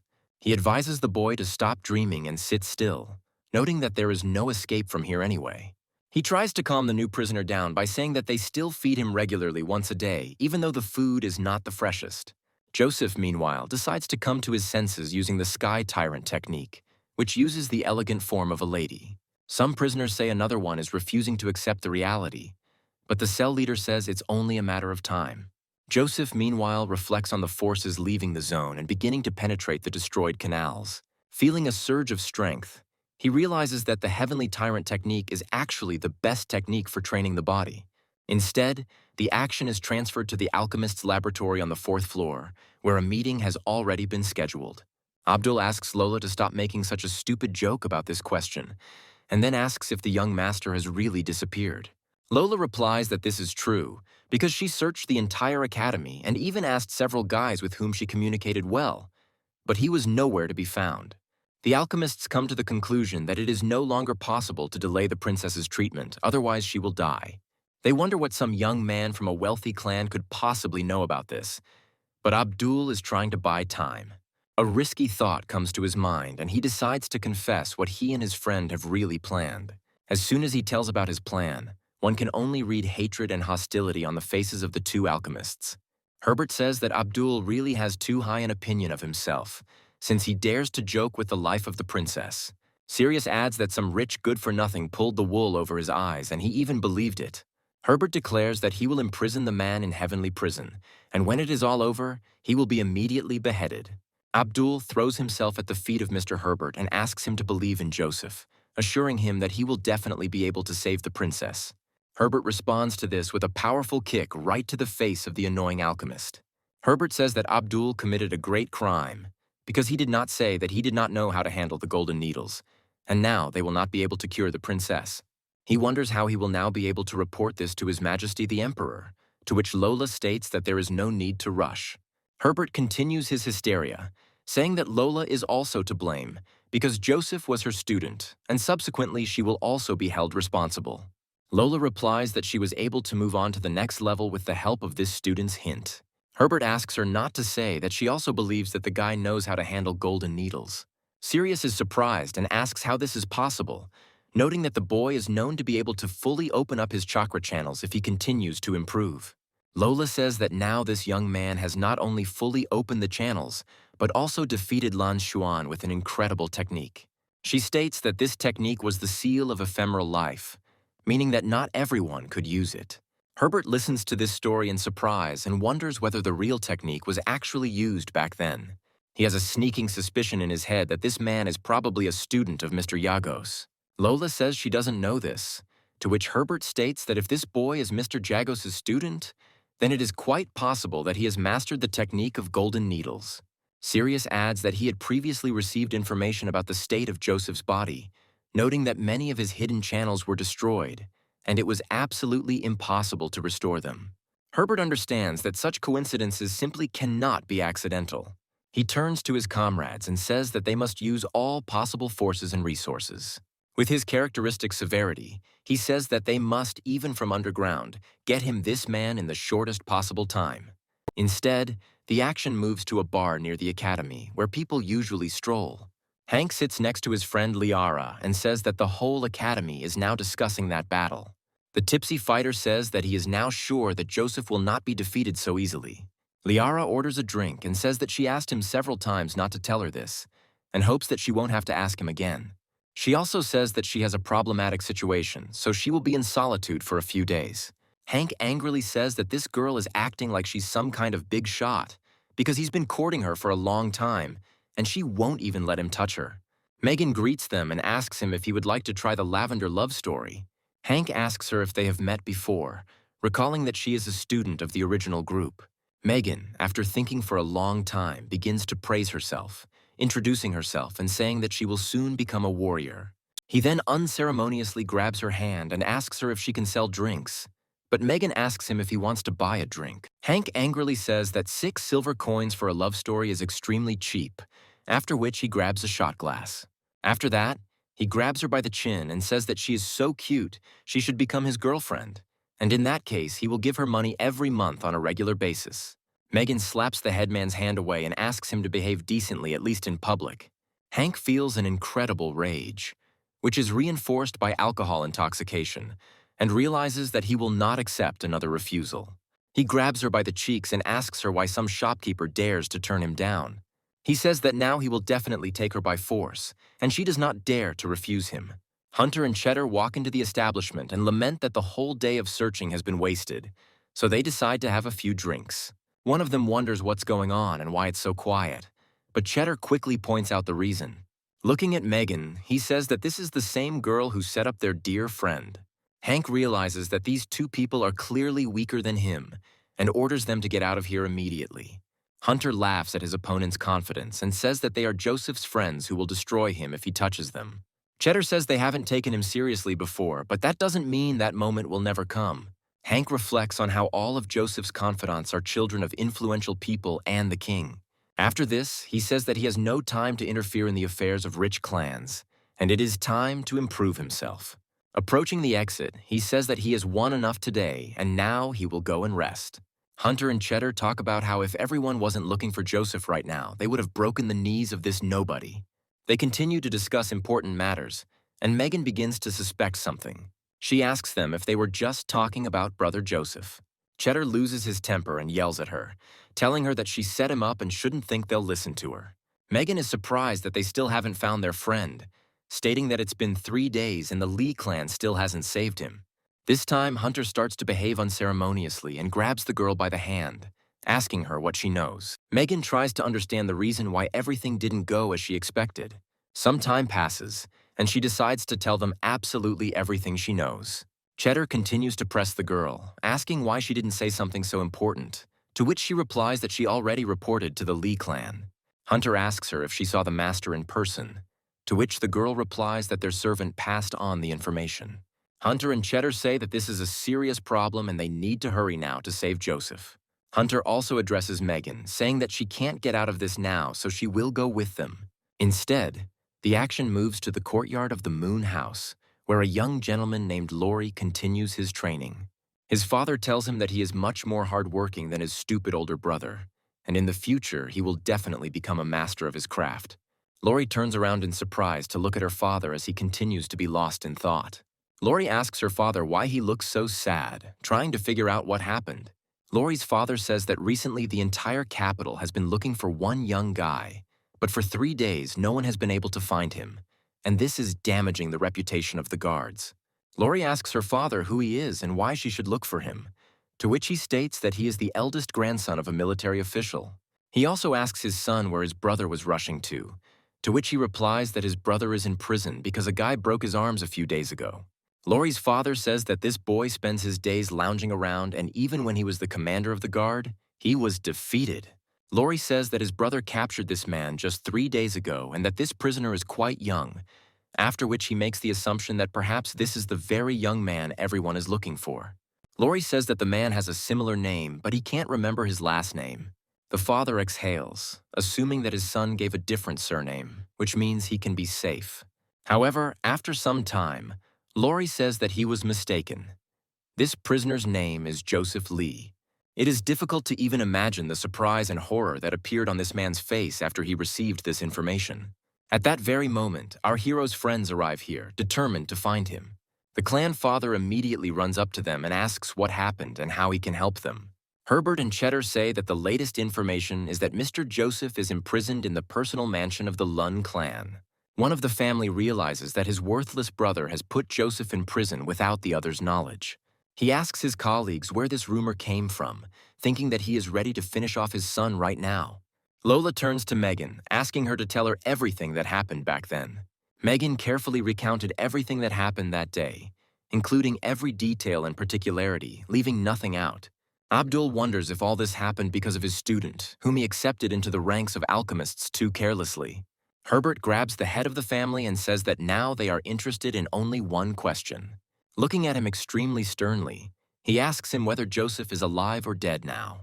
The head of the family says that he does not know, stating that his unworthy son did it and he himself only just found out about it. Meanwhile, Joseph continues to spend time in restorative meditation in order to get out of here. He reflects on the fact that all the destroyed canals have finally been restored thanks to new technology. He regrets that it will take time for a full recovery, when suddenly he hears that they have arrived to see him several hours earlier than he expected. There is a loud creaking sound and the door slowly opens under its own weight. Locust orders his subordinates to drag this bastard here. Sitting down on a chair, he says that today he will make him regret that he was ever born. The subordinates carry out his orders quite quickly, chaining the main character to a pole. He looks them over carefully to assess the threat level and tries to figure out how to act. Looking at the crowd of people, he realizes that there are only 35 people here, 12 of whom are warriors. Taking a look at the hooded figure, he notes that there is one person here at the master level. In order to get as much information as possible, he decides to pretend to be both asleep and dead. Locust smiles and says that the water that was just poured on Joseph contains a special substance that corrodes wounds. They initially hoped that this would cause him real suffering, but they are surprised to see that it has no effect at all.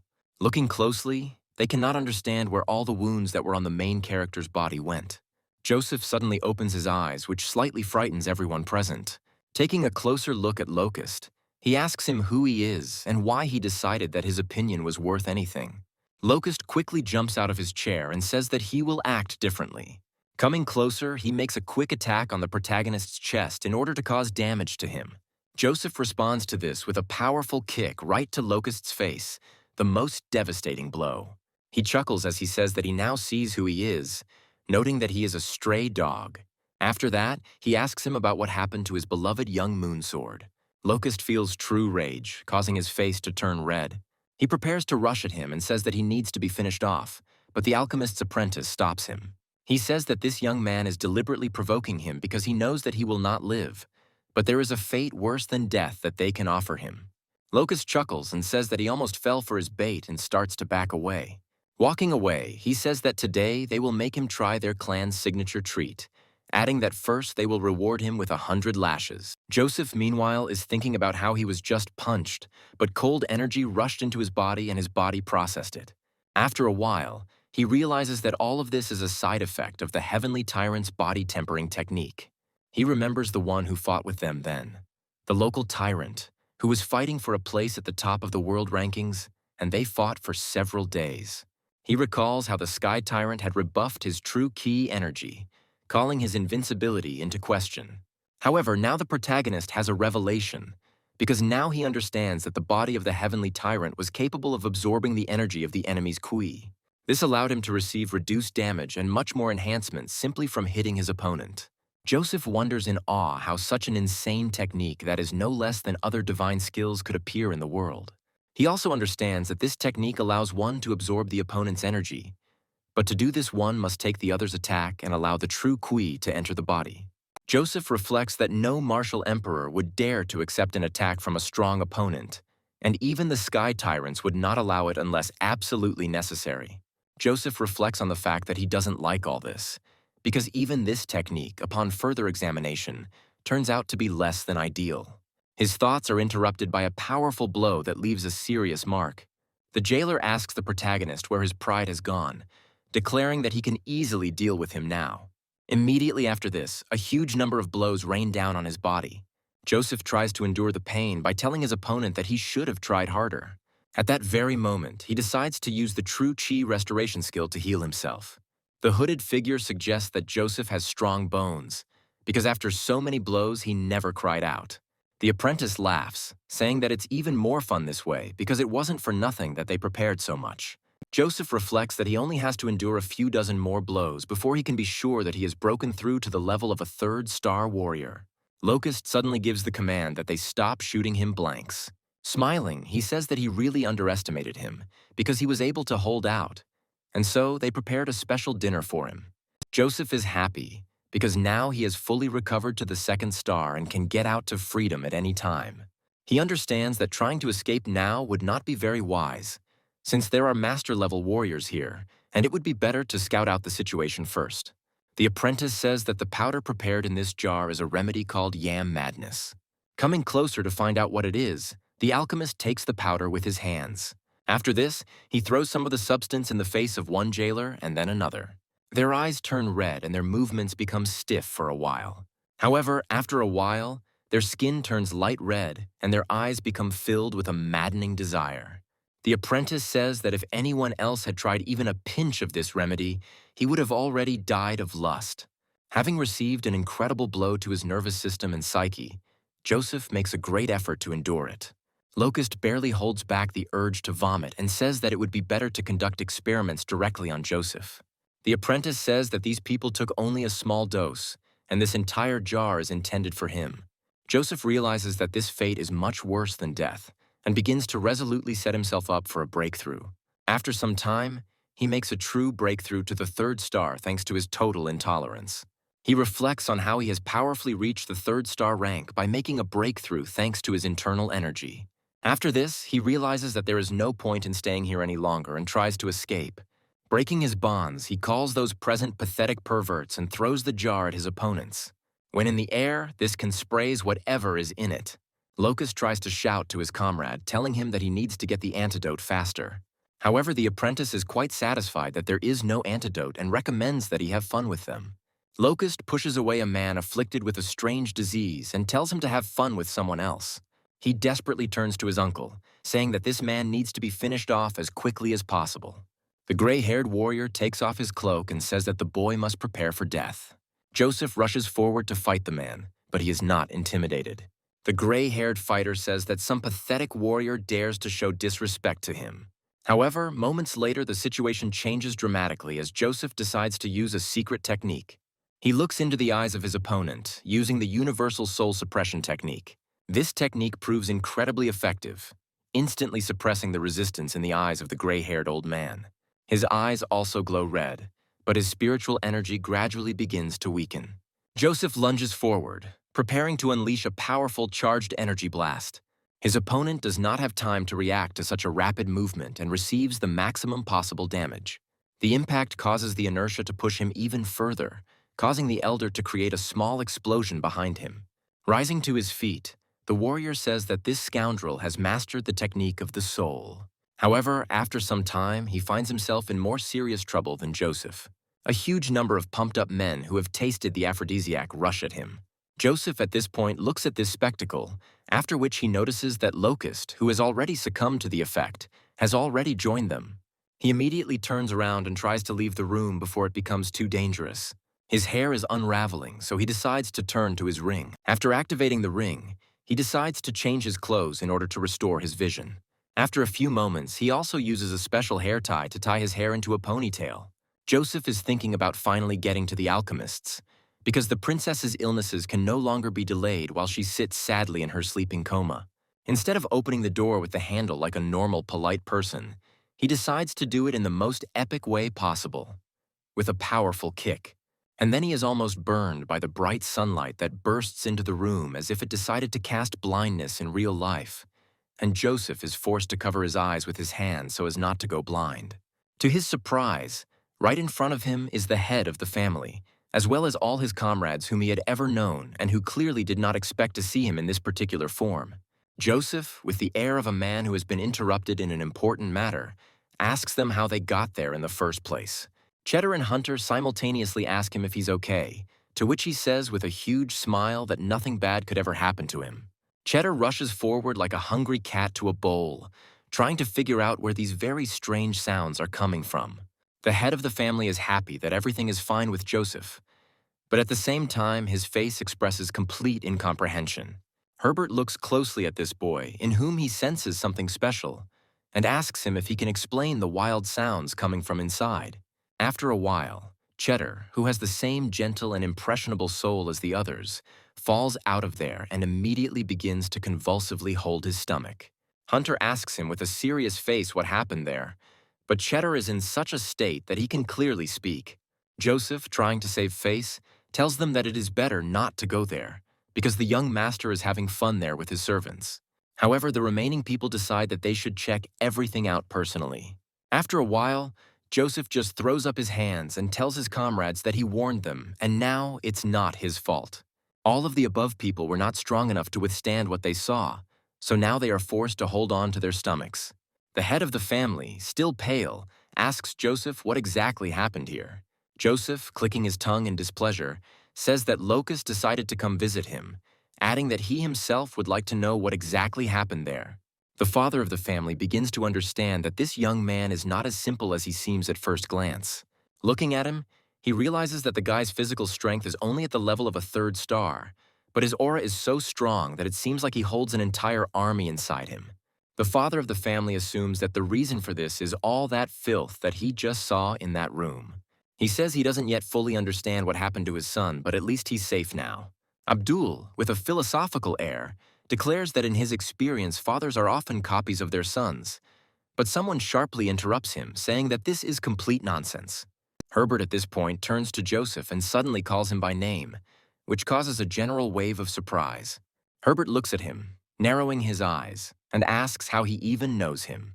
Joseph calmly replies that to his left is the head of the alchemist guild named Sirius. To his right is teacher Lola, which means that only Herbert remains. Herbert, frowning, asks him if he really has the golden needles technique, to which Joseph replies that he can try using it rather than fully master it. Herbert says that these are, to put it mildly, not the best words in such a situation, because the life of a priceless princess is at stake. Joseph asks them with a slight grin if they have any other ideas at all other than trusting him and letting him try this technique. Herbert looks at Joseph with no small surprise at his incredible carelessness. After this, some semblance of a grin finally appears on his face, despite the fact that he tried his best to hold it back. However, he says that if Joseph saves the princess, the entire state will be indebted to him until the end of time. However, he immediately becomes gloomy and adds that if he fails, even his grandfather will not help him, no matter how great he is. Joseph, like a stone, declares that his own life will always remain only in his hands, and he does not intend to die just like that. Herbert turns his head and gives him a stern, stern look. Abdul, seeing that a full-scale battle of views is about to begin, decides to intervene and says that now is not the time to sort things out. The princess urgently needs help. Joseph looks around at all the people who came to his aid and suddenly notices Megan among them. He grins crookedly and tells her that last time she set him up, but this time she brought people to save him, so now they're even. He also adds that he needs an assistant to help heal the princess, and she is quite suitable for this role. After this, he turns to Herbert, saying that he needs the help of all these people, and as gratitude for their work, he asks only to pay the expenses. Lola at this point thinks about the fact that the golden needle technique is a legendary acupuncture technique, and no alchemist in their right mind would miss the opportunity to see it in person. Abdul whispers to his mentor if he can stay and watch the process, to which he is reminded that he was his student. Abdul grumbles discontentedly, saying that he was an extremely incapable student, whom his mentor did not value at all. These words prove to be insufficiently convincing, and Abdul is left with nothing. After some time, the action moves to the 4th floor of the alchemical tower in a secret room. The unconscious princess continues to lie on her bed. Despite the fact that the girl is in a state of deep magical sleep, it is clear from her face that she is suffering even in her sleep. Herbert says it is a bed of blue jade, which is capable of holding back disease. But in this case, it has already reached the limit of its capabilities. Joseph adds that he is currently at a low soul level. Otherwise, he would have discovered long ago that the problem of the destruction of the chakra channels could not be delayed any longer.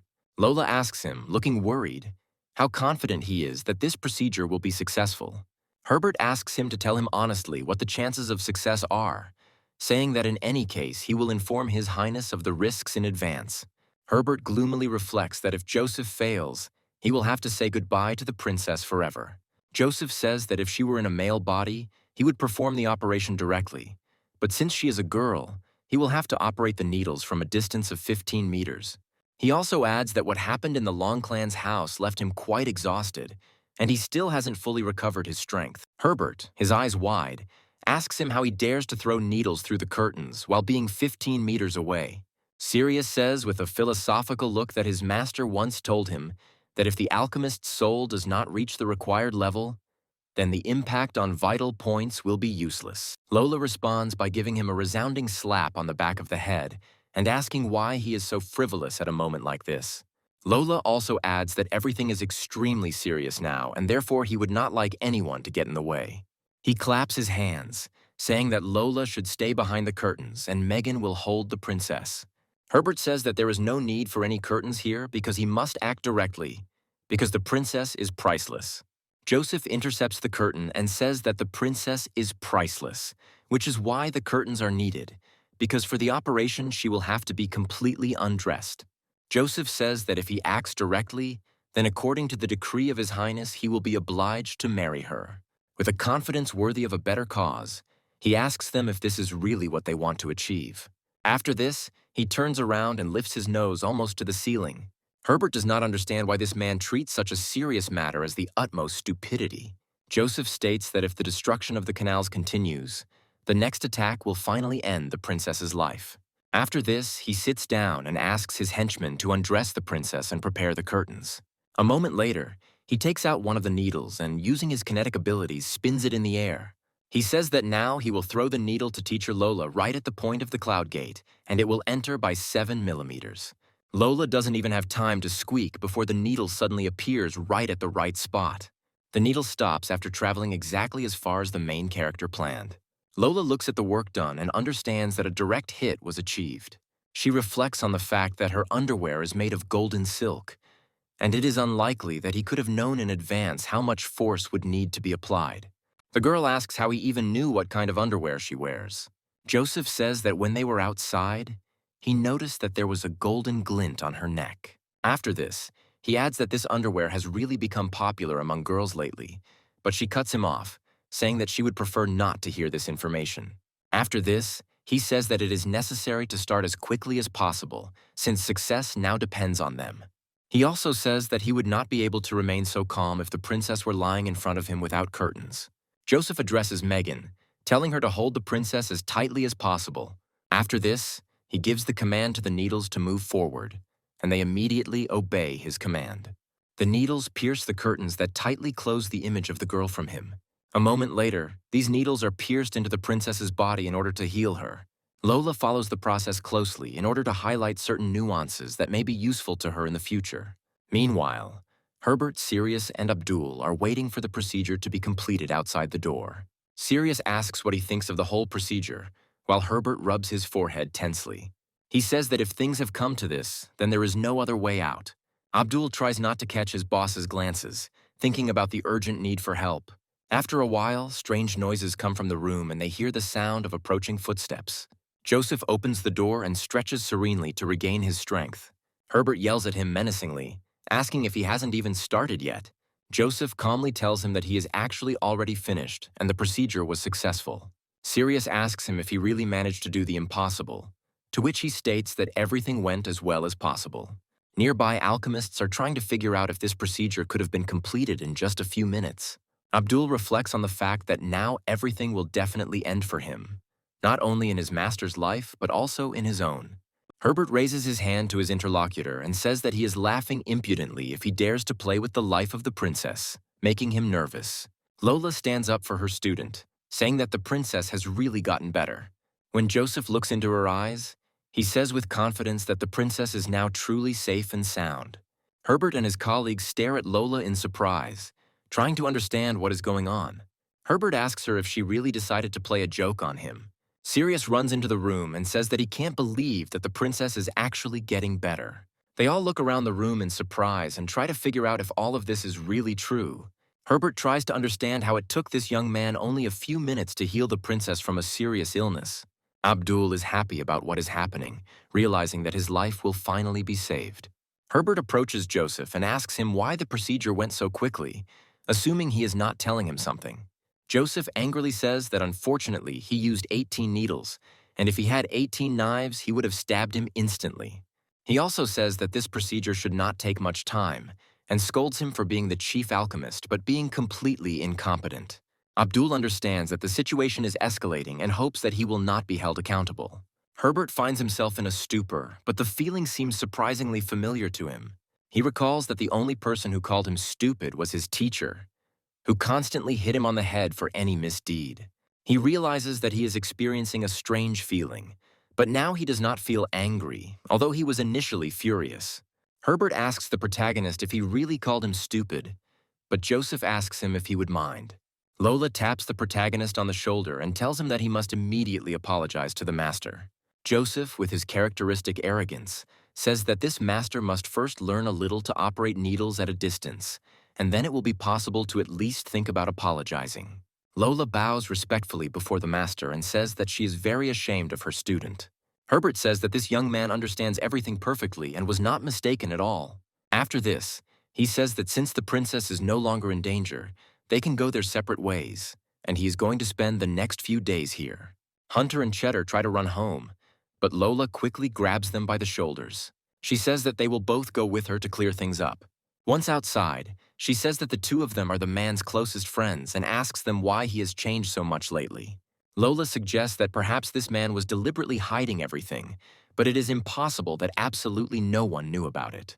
Hunter and Cheddar look at each other, trying to figure out how best to answer this question. Hunter states that the young master was previously a burden to everyone, and so they had to look after him. But suddenly, he outgrew everyone. Lola realizes that the master has always kept a low profile in the past, and wonders if this could have something to do with the current situation in the Lee clan. Hunter and Cheddar look at her in surprise, trying to understand what she means. Lola says that initially this man was known as a mediocrity, who was humiliated by everyone, but suddenly he shone and showed himself to be a calculating person. The girl assumes that this is connected with some very important changes in the family. Hunter says that Joseph's grandfather is currently training in isolation, and Oswald is in charge of all the affairs of the house. He also says that Joseph's father is now far away in the northwest, guarding the border territories and also cannot control Oswald. Cheddar claims he has heard rumors that Joseph's grandfather is not in isolation at all, but was imprisoned at the behest of Oswald. They also note that Oswald is not a biological son and try to understand how he could have been given so much power. Lola says that there must have been some event that they don't know about. The teacher says that if there is a turmoil in the Lee clan, it will naturally affect the country as a whole. Hunter says that Oswald has long been a cause of concern for them, but as soon as the young master finally gets back on his feet, they will definitely be by his side. They also ask her whose side she will be on if there is civil strife within the Lee clan. Lola looks at them with an extremely serious look, realizing that she has her own responsibilities. Turning her back to them, she says that she is the commander of the city guard, and her primary task will be to protect His Majesty. However, she quickly turns to them and says that it doesn't change the fact that Joseph is dear to her. At this time, Joseph himself sneezes violently because too many people began to remember him. He wonders why he felt so strange since he was not sick, when suddenly a familiar girl approaches him. Megan gets his attention so they can at least talk a little. She asks him if he could take a look at her brother, who is in dire need of help. Joseph smiles and says that he now understands where it all led, suggesting that he will be lucky in love today. They both leave the city, and Joseph gives her 1,000 gold pieces for medicine for her brother, but the girl says that she does not need it. 4 hours later, they arrive at her house, and Joseph says that he is not surprised that she opened her chakras at such a young age. He says it takes 4 hours to walk from home to the academy, which is like going into seclusion. Megan explains that their father was once the best and bravest officer in the kingdom's guard, and he took her and her brother to live in the city district until he died. Joseph says he's very sorry for her loss, and then suggests they get down to business. A few moments later, they pull back the curtain and enter the room where Megan lives. The girl points to the man lying on the bed and says that it is her younger brother named Martin. Joseph takes a closer look at the sick man and discovers that his skin has turned green, and his body is covered in strange marks. Megan says that she worked part-time wherever she could to save up money for a doctor's examination, but nothing worked out for her. Joseph says this condition is quite unusual and tries to check what is going on with her brother. After quickly analyzing Martin's condition, he says that he cannot believe what he saw. Megan says that she has already turned to many alchemist students, but they all turned out to be powerless, and now she has become very scared. She lunges at the protagonist, saying that she has never felt so scared. Joseph strokes her head to calm her down a little, telling her that there is nothing to be afraid of. He states that since he is here, even if her brother himself wants to die, he will not allow it. Megan asks him what really happened to her brother. Joseph speaks thoughtfully about how the body of heaven and earth is to blame for everything. Megan says she finds the name extremely frightening and asks if it can be cured. Joseph says that in reality, such conditions simply cannot be treated. Megan says that she is asking him to save her brother and is ready to do whatever he wants. Joseph pushes her away a little and says that now she is provoking him to commit a crime and that she needs to understand this correctly. Joseph also says that the types of bodies of heaven and earth are not a disease, and he simply cannot cure it because it is a natural condition. Megan asks him how her brother became like this, because there are many people in the world who are different from others from birth. From his point of view, each of them has characteristics that may manifest differently from those of ordinary people, and such characteristics include a poisonous body. Joseph also says that there is nothing to cure here, because Martin has a poisonous body, which means it would be strange if there was no poison in him. He also states that his brother is weak because the toxin ingrained in his body is too strong. He takes out a golden needle and says that this poison must be constantly contained, and to do this, one must improve and build up physical strength. Moments later, he plunges several needles into Martin's body and discovers that the poison is even more powerful than he expected. After this, he removes the needles from his body and places his hand on his forehead to continue the procedure. Megan sadly talks about how the gold needles didn't work and tries to figure out what to do now. Joseph sits down on the table and says that it is not a big deal because he is going to absorb the poison from his body and everything will be fine. Using a special energy creation technique, he establishes spiritual contact with Martin's body and draws energy from it. Megan asks him what they will have to do with the poison if everything works out, to which Joseph states that there is nothing to be afraid of. Joseph also says that this guy only opened 5 chakra channels, so there clearly shouldn't be anything serious there.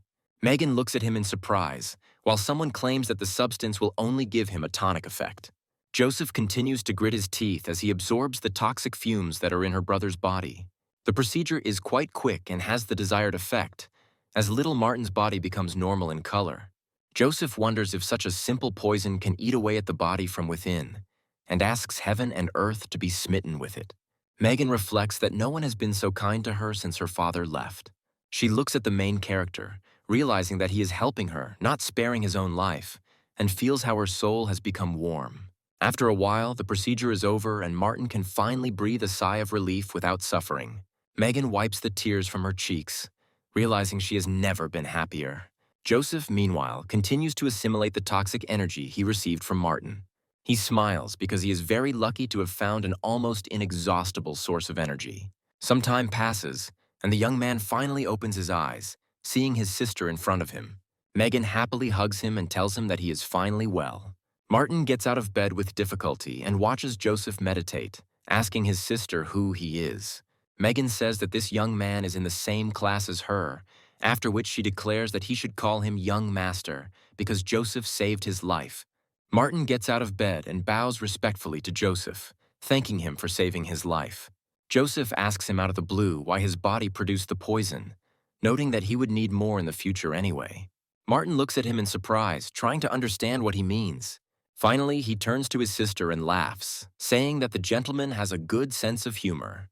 Joseph, with his characteristic arrogance, says that he never jokes, after which he demands that he bow to him 3 times in order for him to take him as a disciple. Martin looks at him and asks if he really wants to be his teacher. Unable to contain himself, he starts laughing and says that he looks the same age as Megan, about a year older than him, but at the same time he wants to teach him something. After this, he states that he would bow to him if he were a master-level holy guard. Martin says that he is very grateful for salvation, but he is not ready to bow down in order to become a disciple. Megan immediately makes him bow and says that Joseph is young, but he is an unrivaled master of martial arts and alchemy. Martin says that she should be more careful around him since he is her younger brother. Megan says that she has done so much for him, but he makes her feel so sad. After this, he bows low before Joseph and asks to be accepted as a disciple. Joseph says that he will not regret it, adding that he will teach him an incomparable cultivation technique called the Heavenly Tyrant Technique, which will suit him well. Martin thanks him, then says that he would like to learn some serious fighting techniques and asks if he can teach him the Tiger Fist. Joseph is annoyed because in his eyes, the Martial Emperor's sacred technique is worse than some Tiger Fist. Megan slaps her brother, telling him that he will only study what the teacher tells him to. She also says that since he is a beginner, he will be starting with the basic Sky Tyrant technique, which almost makes Joseph choke on his pride. Trying to contain his emotions, he says that he should first hone the Heavenly Tyrant technique, and that will be more than enough to use poison. After this, he states that there are 18 positions in this technique, and now he will show him the first 3. The next few hours are spent in grueling training to ensure that Martin masters the basics of this technique. Joseph says that they started with the basics, but he must practice them diligently day and night, and later he will be able to touch on martial techniques. Martin says that if these techniques turn out to be worse than the Tiger Fist, then he will not learn them, to which Joseph angrily declares that he forbids him to remember this technique. He also states that he needs to trust the master's instincts, since now he must constantly strengthen his body and increase the level of poison. Looking around, he suddenly notices unprocessed ore stones nearby. Martin says that he used to always go with his uncle and the others to mine ore until the poison took over his body. Joseph looks closely at the bag of stones and realizes that he senses something unusual here. Taking one of them, he looks at it carefully, feeling strange spiritual vibrations. Martin states that this one was clearly different from the others, and he felt a strange energy in it, so he took it with him. Joseph quickly cracks the stone shell and gets to the most valuable part. Joseph asks Martin where he found them and if there are more like them, to which he states that there are many such minerals in the Five Peaks homeland. Joseph says that it is a very useful thing, which they call the Purple Sunstone, and it is capable of generating gravity. Martin asks him if it costs a lot of money, to which he states that it is quite rare, but that gravity rooms are built in academies. He says that Purple Sunstone is a 5th-level material, but it is usually almost impossible to find it on the market. Martin talks about how amazing this thing is as the protagonist brings his ring to the stone. After a few moments, the stone disappears, and Martin asks why the teacher is taking his students' things. Joseph says that he will save this stone for the future, and when he can use it, he will definitely return. After this, he leaves and says that he must train, reinforcing the 3 positions of the technique day and night, in order to fully develop it. As he leaves, he reflects that with such a powerful ability, this boy will become one of his most outstanding followers. The first thing he decides to do is finally make a mystical weapon and heads to the Alchemist's Guild. After some time, the action moves to the same Guild of Alchemists, when the hero's energy is directed to me. Herbert draws his weapon and says that today they must find Joseph. Joseph arrives there quite late, at a time when the next day has already begun. He approaches Lillian and says that he would like to use the enhancing information and asks why Sirius and Herbert are looking for him. Lillian says that these people will tell him better than she can and asks him to follow her. Joseph sadly reflects on how everyone wants something from him lately and he can't be alone. After a while, they enter a large room where Sirius and Herbert are already waiting for him. Lillian asks them for permission to return to work, while the protagonist continues to move forward. Sirius and Herbert rise from their seats to address him, but he walks past them unceremoniously. Sitting down on the sofa, he asks them why they were looking for him, not hiding the displeasure in his voice. Sirius and Herbert look at each other, trying to figure out why this man is acting so strangely. Herbert hands him an invitation from the Royal Highness, who is holding a reception for his close associates, to which he can take 5 companions. Joseph accepts the invitation, then looks at them and asks if this is really all the information he was supposed to get. Herbert chuckles and prepares to ask him another question. He asks him if he is a disciple of the great master Yagos, to which he immediately replies that he is not his disciple. Herbert asks him in surprise how he should then understand the possession of the skill of printing ephemeral life and operations with golden needles. Joseph gets to his feet and says that if there is nothing else important, then he will go about his business. Sirius tries to stop him, saying that this is not all they wanted to tell him. Herbert asks where he is in such a hurry, stating that they invited him to thank him for saving the princess's life. He also says that together with old Sirius, they prepared this modest gift for him. Joseph comes across a small golden chest and decides to open it to find out what's inside. Looking at the special badge, he guesses that this is the badge of a second-level alchemy master. Sirius claims that his golden needle technique is actually an order of magnitude superior to a second-tier alchemy master, but he is not allowed to issue the next rank badge. Joseph closes the chest and says that this thing is really not bad, and he is more than satisfied with such praise. After this, Sirius shows him the chest closer and tells him that he should look at it. Joseph says that even with your eyes closed, it is clear that this is a mystical weapon. Looking at this dagger, he carefully examines every detail of it, noting how it sparkles. Herbert asks him what he thinks of the weapon, reflecting that he has to part with what is most precious to him in order to learn this technique. Joseph says that this weapon is not bad despite the fact that it has too many effects, but the fact that with the power of a third-stage alchemy master, he was able to control this weapon is impressive. Herbert and Sirius reflect on the fact that after such words one can die of anger, because this is a very valuable sword. Joseph notices this emotion in their eyes and says that they apparently do not agree with his discussion. After that, he states that the main material from which this weapon was made is the illusory iron of the northern waters. He also says that the improper manufacturing of these weapons makes them less durable and has also disfigured the weapons. Herbert realizes that this problem had never even occurred to him before. He had always thought only about increasing his rank. Joseph says it is important to make a choice between handcasting and application, as true flame does not make a perfect weapon.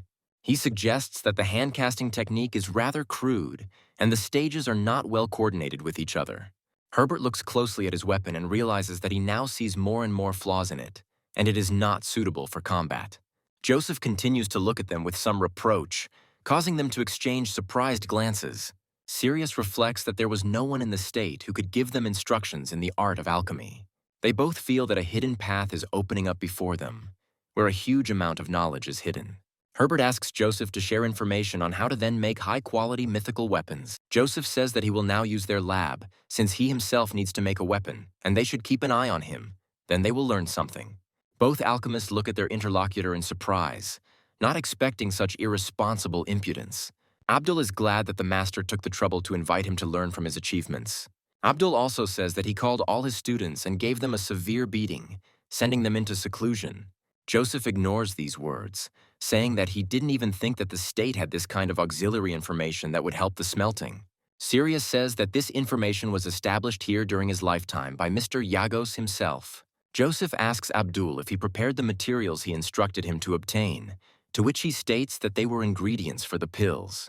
Joseph states that he has an apprentice and is going to help him make the first poison-resistant abilities, adding that he will make them along with the weapons. This loud statement surprises all participants in this process. Joseph asks Abdul why he is frozen and demands his materials, to which he states that such simple preparations are already made. Joseph turns to him seriously and says that he suspected that he would not be interested in watching the weapons being made. Without waiting for further instructions, Abdul quickly takes out all the materials that someone asked for. Sirius says that one formation is not capable of supporting two different processes and performing the smelting of two pieces of information separately. This is an unheard of miracle. Joseph turns to him and says that now they will not only hear, but also see this miracle with their own eyes. Herbert stops his colleague and tells him that young people often react violently to everything, and he needs to be allowed to make mistakes so that he can think about his mistakes. Joseph taps on half of the camera several times to activate it. After a few moments, the chamber is filled with energy, which begins to emanate from it in all directions. The materials that Abdul brought quickly fly towards Joseph. A few seconds later, the camera starts rolling and Abdul asks Joseph if he requires two types of pills, to which he states that he does. Abdul is incredibly surprised by this, trying to figure out how it is possible to prepare two different types of pills in parallel with creating weapons. Herbert tries to understand how something like this is even possible, suggesting that they are simply being led by the nose. Sirius is also quick to be disappointed in this man for some reason, assuming that he is only deceiving them. They assume that they have fallen for his trick, forgetting the fact that he recently surprised them with the golden needle technique. Joseph throws himself into the air to perform an incredible alchemical miracle. Due to his rapid movements and the techniques he uses, the formation is activated. The first step is to begin the process of preparing pills in this alchemical furnace. Once in the right place, he takes the necessary stance to add depth to the process. At this point, he uses the weapon casting formation skill to initiate the creation of the blade. Sirius asks what is going on here, realizing that the formation has not been fully activated. Herbert says that the formation can either activate or not activate, and concludes that Joseph is simply not strong enough. Joseph calls them a bunch of good-for-nothings and orders them to shut up and watch. He states that this large formation activated by the spirit consists of a total of 48 main formations, which corresponds to 48 different smelting methods. He says that this whole scheme is called reinforcing auxiliary information, and if you activate it every time, it will be too expensive. He also says that he is now going to make simple pills and first-stage mystical weapons, which means he will use 20 basic techniques. He makes the assumption that 108 possible combinations will be quite sufficient. Herbert and Sirius suddenly realize how wrong they were once again in underestimating our great hero. Looking at what is happening, Herbert once again reflects on how incredibly mature he has become. Thoughts come into his head that on the path of alchemy, full of hardships and searches, completely new gates have opened before him. Joseph also talks about the importance of using force and soul particles during smelting. Joseph states that Master Yagos was able to establish such a large formation with auxiliary components, and this proves that his abilities far surpass theirs. Abdul watches what is happening and realizes that his master is a real god. He asks him how he can smelt and create pills while having a conversation. Joseph says he's just afraid that the idiots around him will miss it. Abdul gets scared like the last cur and falls silent again so as not to anger his master. Joseph's incredible confidence and stunning control over rhythm and detail instantly captured the gaze of the three old alchemists. Every movement of his was like a subtle art and touched the notes of the human soul. All the people were thinking that they had no idea that they would ever see such an elegant processing process. Joseph says that the true flame of the furnace needs to be stabilized in one area, and now it is already at the pill-forming stage. After this, he demonstrates to them the processes of smelting the mystical weapon, changing its structure. Herbert starts screaming about how this is a form of high-quality iron essence. Joseph says that a first-degree alchemist must handle materials responsibly, and only in this way can he understand what the original materials are made of. Immediately after that, he takes out the most powerful purple sunstone and sends it upward as an ingredient. The purple sunstone is carved into an alchemical cloud, creating even more vapor. Abdul says that he can't see anything in this eerie fog, but Sirius advises him to use the power of the soul. Gradually, something resembling a blade begins to form from this shapeless cloud. Joseph holds his fingers straight and commands this information to freeze. The chemical substance instantly obeys the will of the protagonist and begins to harden. Joseph adds his incredible strength, straightens his arm and exerts force on it. The blade begins to spin rapidly and heads towards our hero's hands. A few moments later, there is an explosion that attracts everyone else's attention. When the smoke clears, it is revealed that a giant blade has been thrust into the ground. Joseph immediately performs incredible moves, surprising everyone else involved in the process. Finally, he spins the formation, which completes the pill-making process. The three alchemists watch this process and reflect on the fact that, apparently, he is finished. Abdul watches his master closely and notices that he is tired. He immediately rushes to him and asks him not to rush, handing him a small bottle. Joseph says that the elixir of cleansing the heart and restoring the soul of such a low level is only suitable for animals. Herbert hands him a highly purified elixir that will definitely help him. Sirius also decides to make an offering to him, saying that he has spiritual fruits and a few other things. Joseph goes ahead and shows off the phantom white crane move and asks Sirius if he knows it's a powerful aphrodisiac. Sirius laughs and says it's for old business, and Herbert tries to find out what it's about. Joseph glances at you without ceremony, as if now people are saying this will come in handy.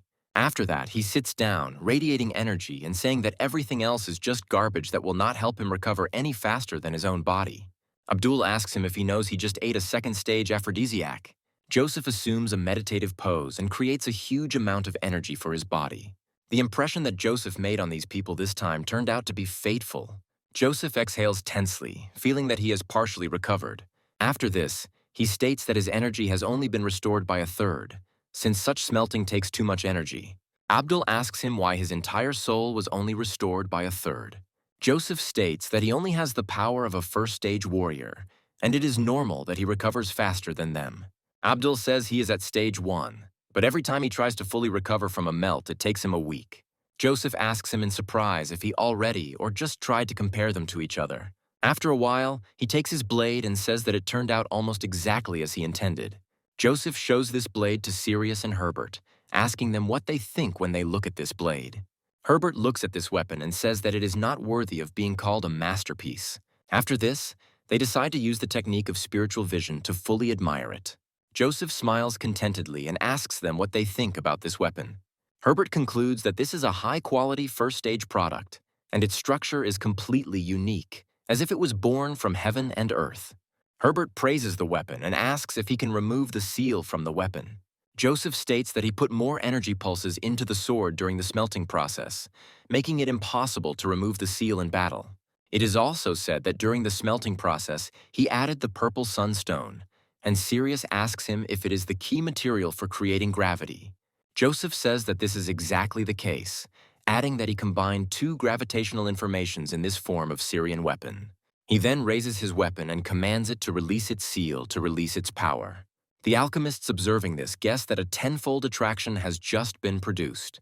Joseph says that he has only released one gravity form, and there is another one that can create a 100-fold attraction. Joseph says that he could add another form, but the weapon would not withstand such power and would be destroyed. This information greatly impresses Sirius and Herbert, causing them to look at him in surprise. Herbert asks our hero if he can lend them this sword for research for a few days. Joseph indignantly asks them what he should do himself, hinting that he has no other weapon. He also states that he would never walk around with that same piece of rubbish, at which point Herbert and Sirius swallow their pride and say that he is right. Herbert reflects on how he recently demonstrated the power of the spring winds with the same sword, and now he wants to destroy this weapon. Abdul looks at these alchemists and understands that while they are still tormented by shame and bitterness, in reality, being a brand Joseph is an honor. Joseph states that such a sword must be used more for perfection, and that daily exposure to such attraction will speed up the process considerably. After thinking for a moment, he says that this is why he decided to name his sword Black Girl. Abdul asks him how the name of this sword is connected with the purpose that is being prepared for it. Joseph hits him on the head and tells him to name the weapon whatever he wants. Luckily, the situation remains in his head, and Abdul makes the wise move of not asking Joseph why he named the weapon that. Meanwhile, our hero decides to take out his weapons and says that it's time to get the pills. Herbert inhales the scent and ponders, for the aroma of the pill is so strong that it lifts his spirits. Once you open the door, it becomes obvious that the pills inside are pure art. Abdul is happy that his master has made these wonders with his own achievements. Joseph says he's grateful for the lab being lent to him because he's put so much effort into enlightening them. Sirius and Herbert happily come closer to ask him a question.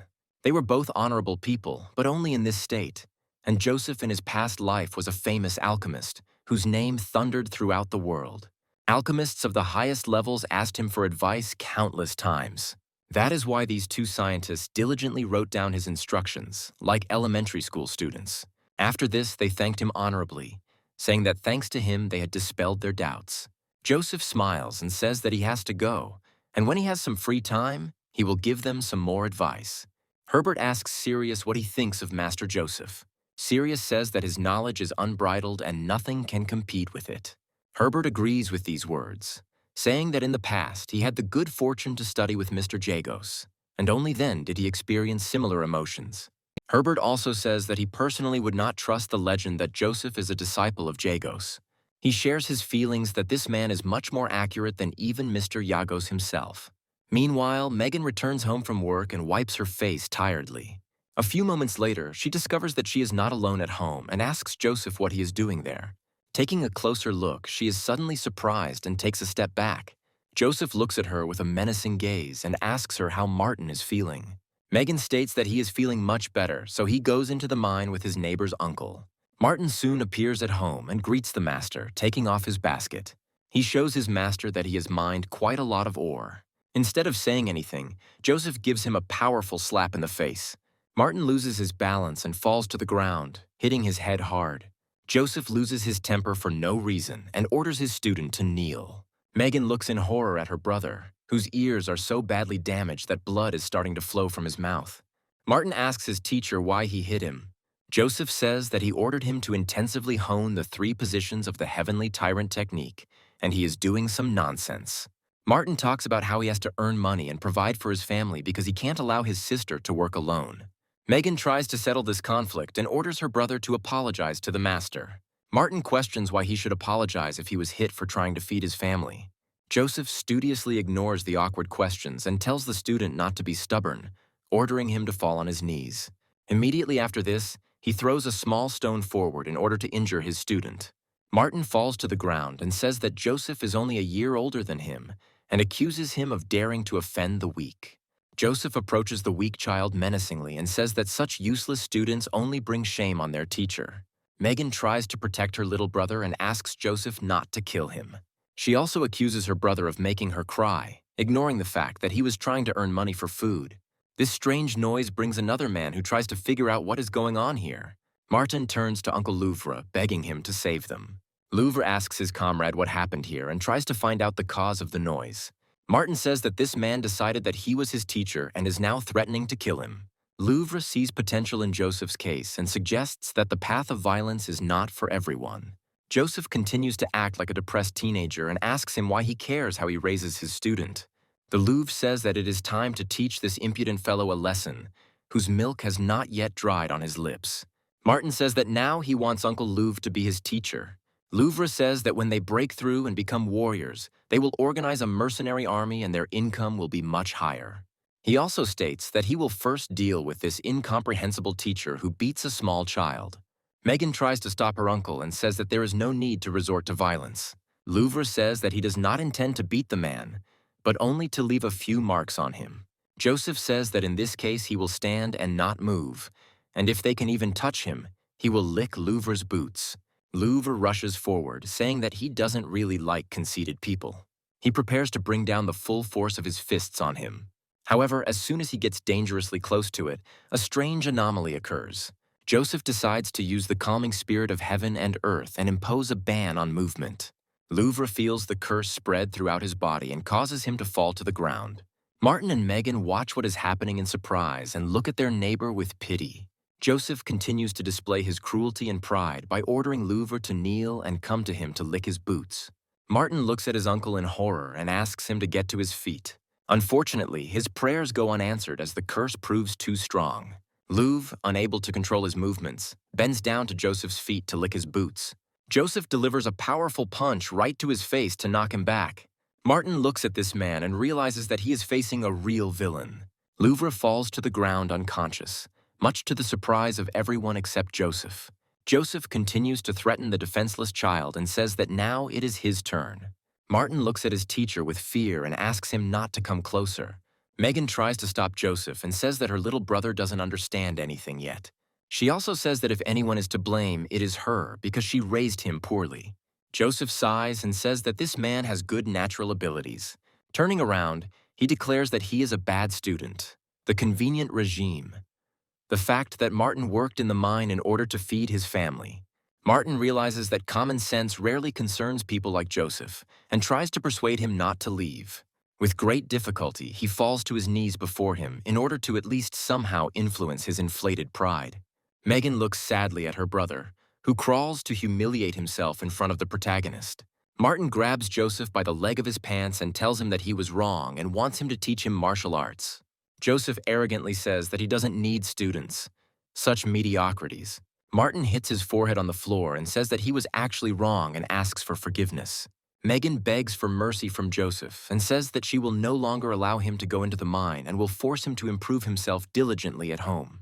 Martin tries to help his sister and says that she will not be able to support the family on her own, and he can still go to the mine, but also finish his education. Joseph continues to ignore Martin's obvious problem and says that he is giving him one last chance, because in 5 days he must open 7 chakra channels and move to the rank of warrior. Megan looks at him in surprise and says that it is impossible to achieve such a breakthrough in 5 days. Martin topically says that if the teacher gave him such a deadline, it means he is absolutely sure that it is possible. Joseph turns around and says that in 5 days he will personally check his students' results.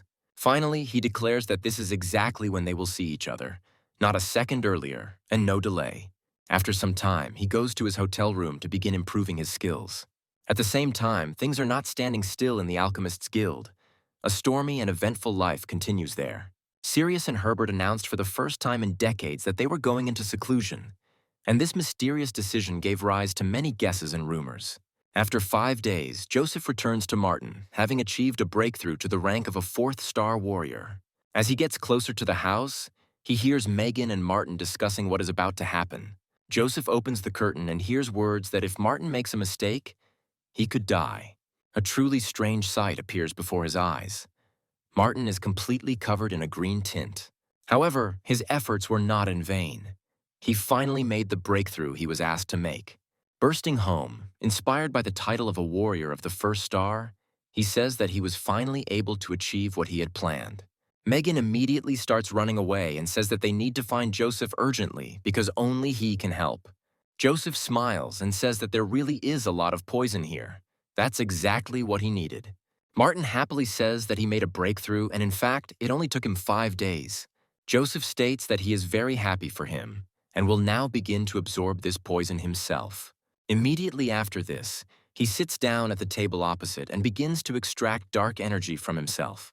Martin asks why, after he steps away, his body not only absorbs the poison but also loses a huge amount of strength. Joseph explains that he has a poisonous body, and therefore the energy of the poison is perceived by him completely, but at this level he cannot yet contain it.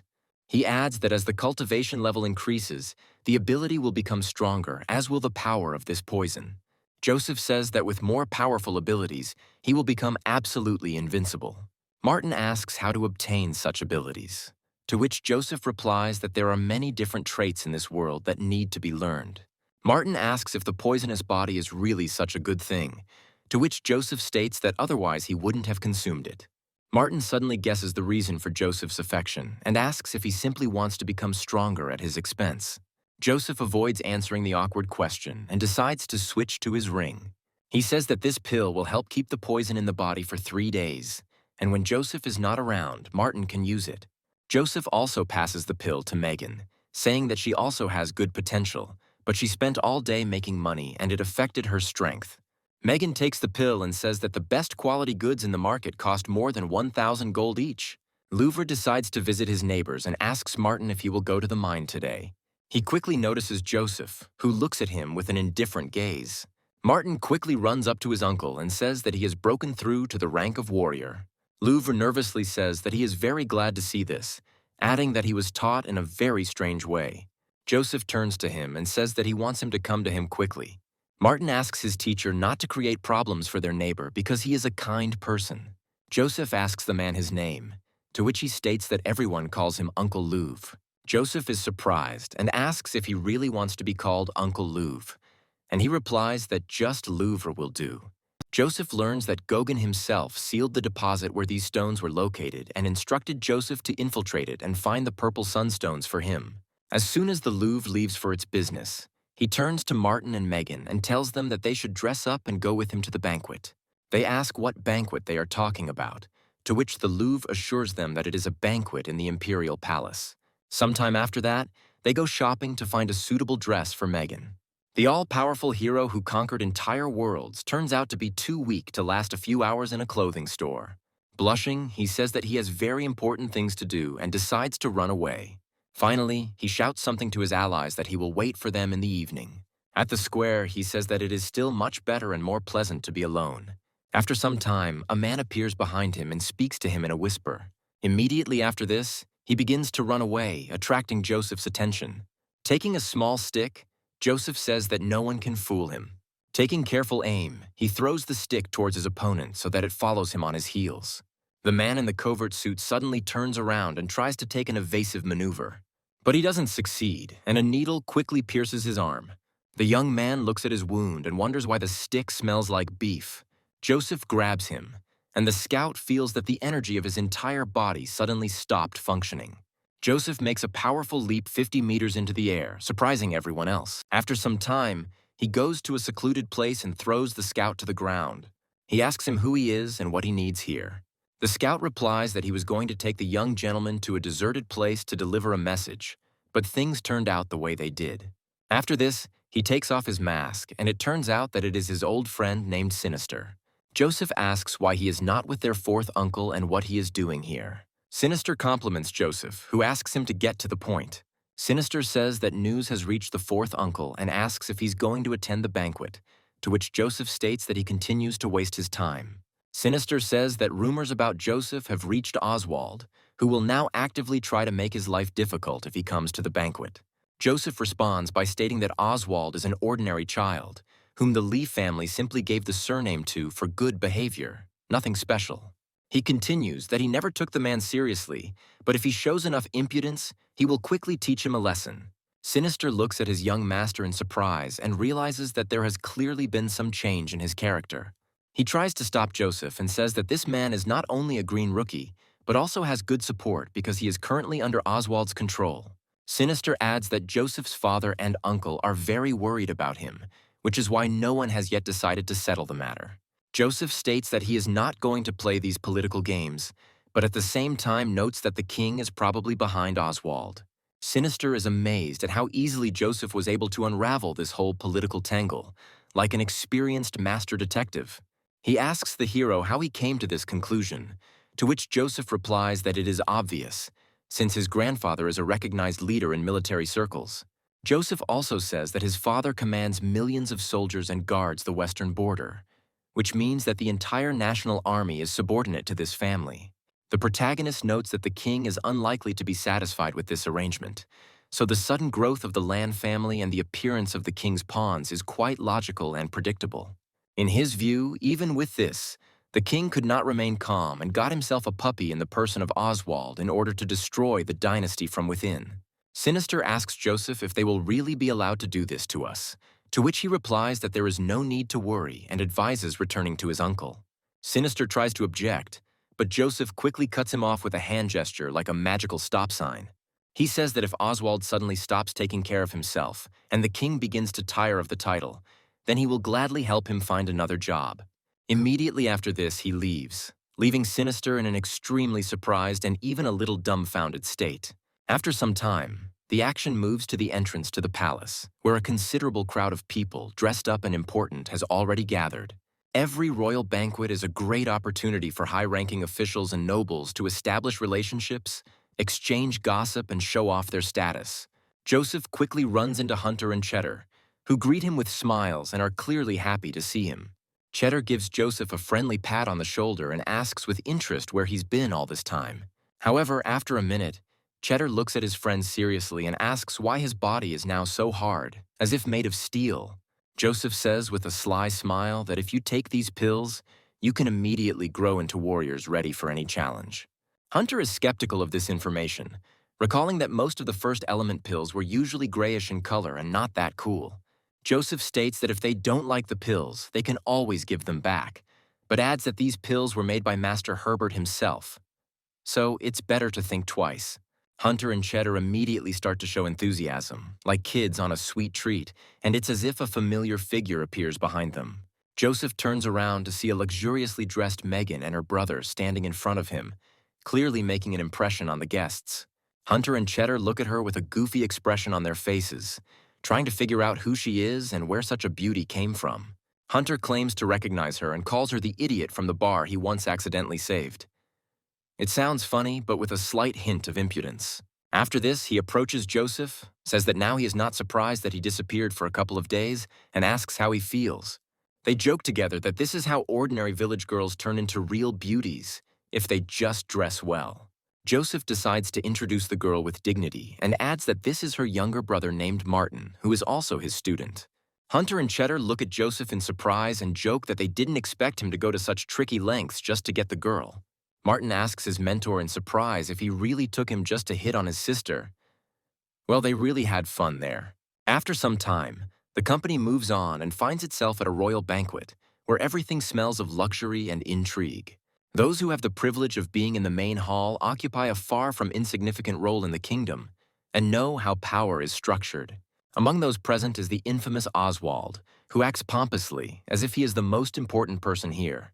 Looking around, Oswald suddenly notices a familiar figure approaching him, and this clearly does not bode well. Joseph, along with his friends, takes the place of honor at the table and prepares to sit as if on a throne, ready for any turn of events. Joseph's uncle Manny muses out loud about how this man, once considered trash, suddenly became immensely popular and influential. After that, he turns his gaze to the head of the civil officials named Lan Harper, who is rumored to have single-handedly defeated Lan Xuan. Then Manny's gaze falls on the commander of the city guard named Colonel, who, by the way, masterfully cured the princess's chronic illness and earned respect. Also present at the banquet is a second-rank alchemist named Larry, who watches Joseph with interest. In addition, there are two princes here, Janther and Gunther. Oswald states that since he came here, he should get up and sit next to them, because they are all members of the same family. Hunter and Cheddar cast disdainful glances in Oswald's direction and dismiss his offer. Joseph asks his friend if she knows why people look down. Megan asks him why he thinks that, and is told that if people looked up all the time, it would be a real problem. He pauses briefly and says that if that were the case, their noses would be full of water when it rained. People nearby start to burst out laughing. It's hard to imagine how subtle and creative the humor must be to make this company laugh. Even the captain of the guards admits that this is an incredibly funny joke. Oswald slams his fist on the table, and one of his servants immediately jumps forward. The servant takes a swing at Joseph and declares that the family member must immediately kneel and apologize to the head. After this, a swift blow is delivered, which, however, does not reach the target. Joseph slaps the servant, says that he has been waiting for this moment for a long time, and asks why he is not on his knees yet. Having received a powerful blow, he does not have time to dodge another powerful finishing move. Such severe injuries force him to fall to his knees and he loses consciousness. People nearby are amazed at Joseph's incredible strength and agility. Oswald, of course, loses his temper because no one can forgive such a provocation. He asks Joseph how he dared to do such a thing, since he claims that he used his foot and kicked the servant aside with unprecedented strength and determination. Joseph responds sarcastically by saying that Oswald was a good slave and that the family gave him their last name, then calls him slave number 8527, as if it were a cliché of humiliation. He also states that slaves must know their place or risk becoming dog food.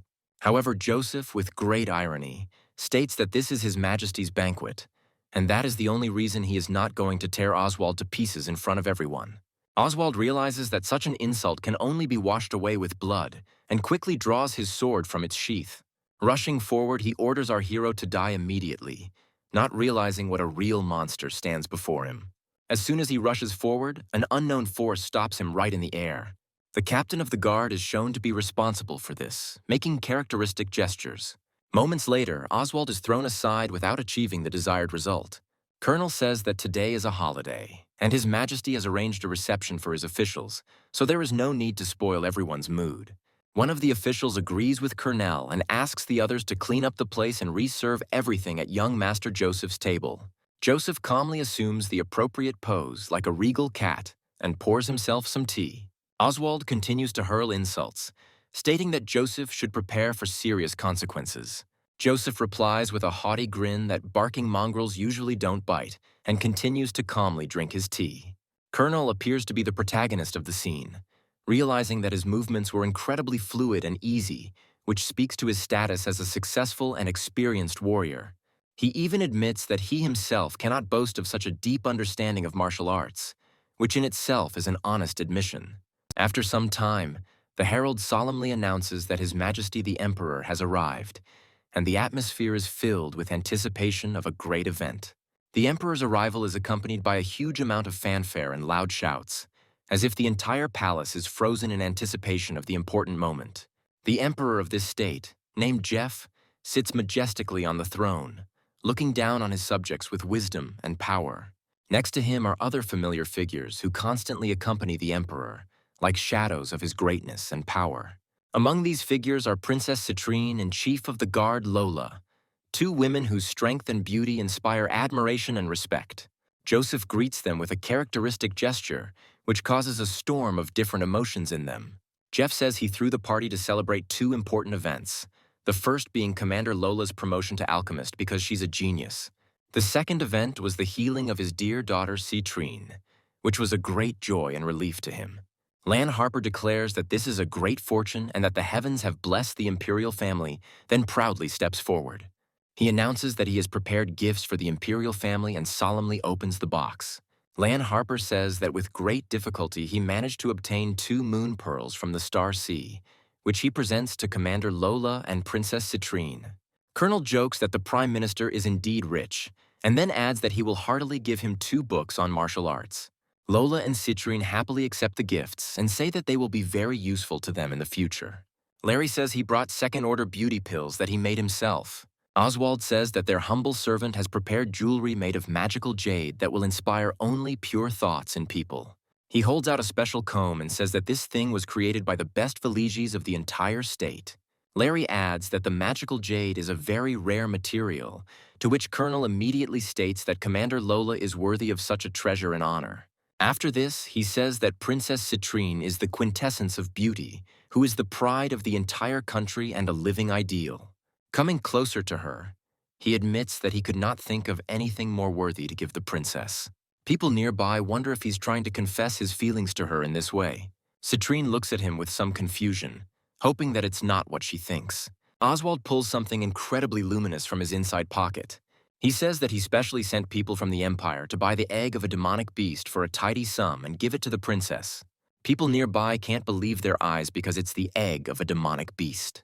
The thing is, demonic beasts are extremely powerful creatures that even revered martial artists stay away from. Many have tried to tame these beasts to gain strong and reliable companions, and some have even succeeded, becoming heroes. However, most were defeated because the animals are hot-tempered and cruel, and people came up with a method of raising them from a young age. A demonic beast raised in this manner will be loyal to its owner and will never turn its back on him. But the price of eggs has increased more than 1,000-fold. Colonel jokes that people will do anything to get a girl. Citrine looks at him with sincere gratitude and says that she will never forget this gesture. Joseph intervenes in the conversation and says that the demon beast's egg is indeed dead, and a dead animal is of little use. He adds that it is not even possible to fry or eat it, since the egg has long since gone rotten and become useless.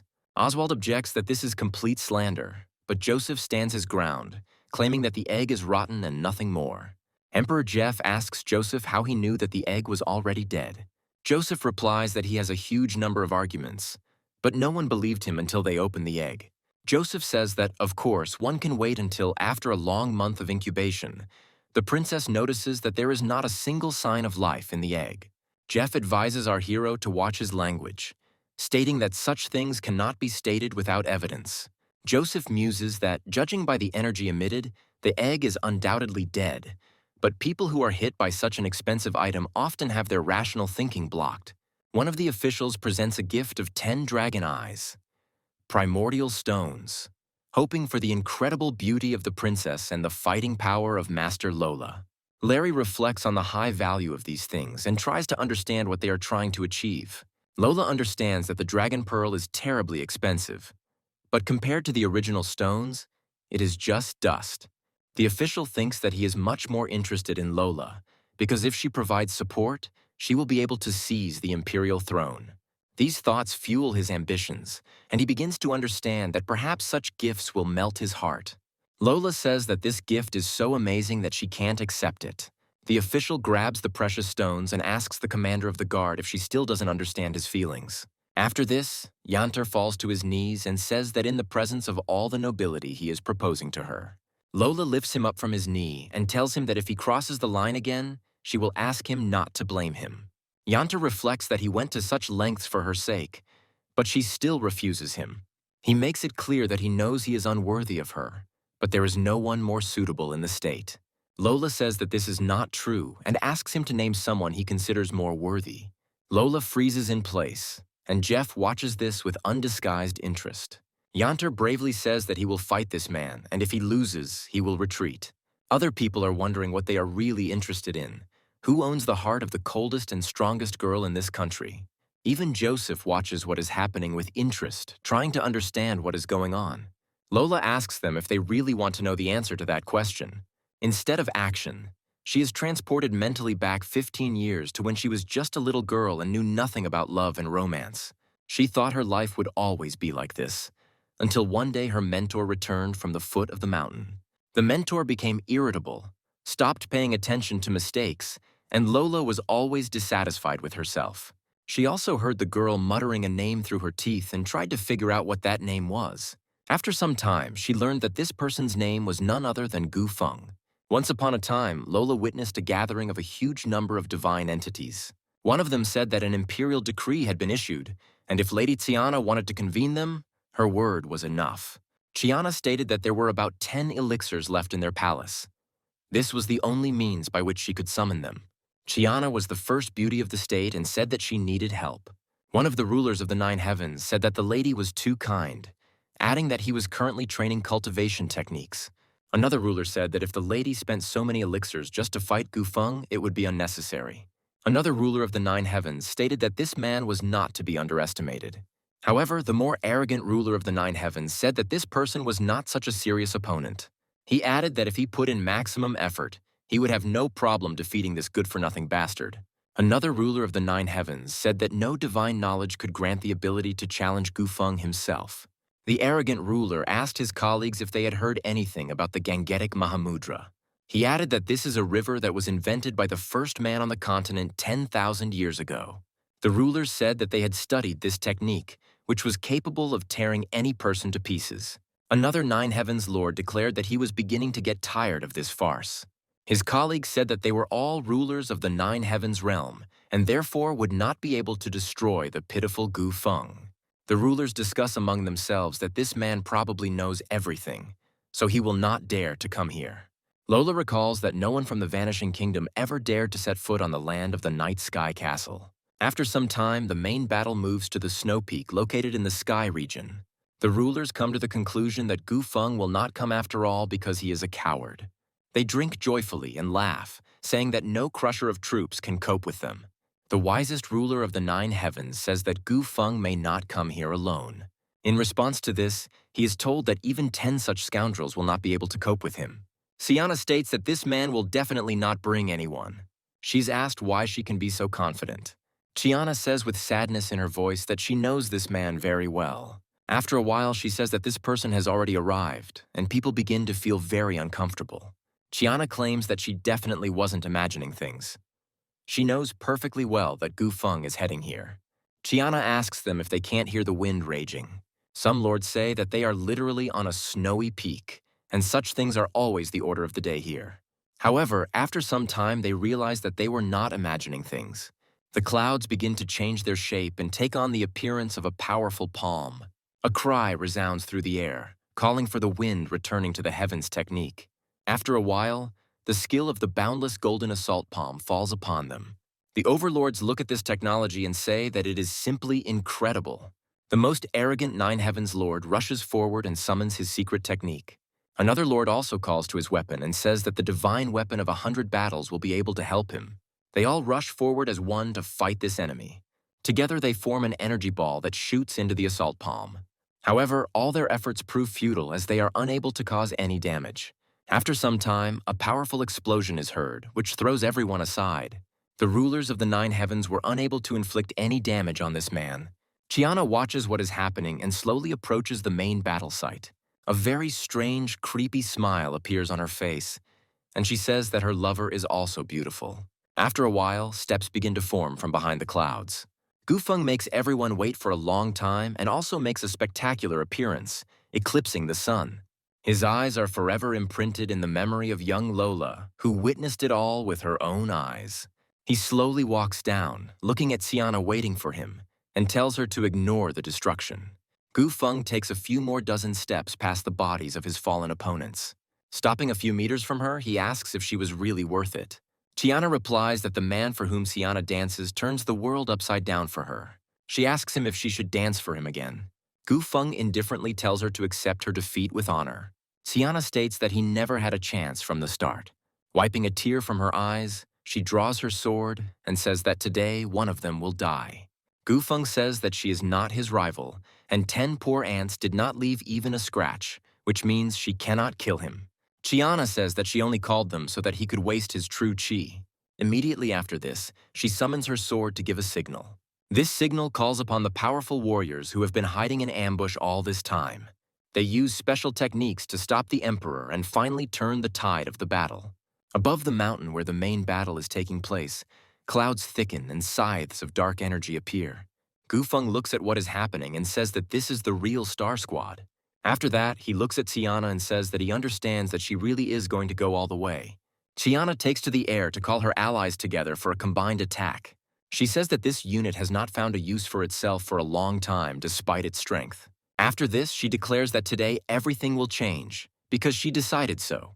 The girl says that together with the squad and the sword of the Purple Knight, she will finish him off here, on this mountain. Several flashes occur and the real battle begins. Tiana tells the protagonist that her squad can use the energy of the stars, and this will allow the sword to absorb power. She also states that being here, on a snowy peak under the very star, she is as strong as a goddess. Gufeng realizes that he has heard enough exposition and calls for action, saying that it is now up to him. After this, he also rises into the air, preparing to respond to the enemy's techniques. He says that even if she is commanded by the energy of billions of stars, he will still destroy her with his technique. Tiana tells that black frost will one day fall upon the sky and people should not disturb the spirit beasts. Lola watches what is happening with genuine surprise and hopes that she will be able to survive. All her hopes are that her mistress will hold out a little longer. She remembered Gufeng as a man who embodied the full power of war. Her consciousness failed her, and she successfully fainted from the strain. Her memories are cut off at that moment, and when she woke up, she heard rumors that Lady Kayana had gone into seclusion.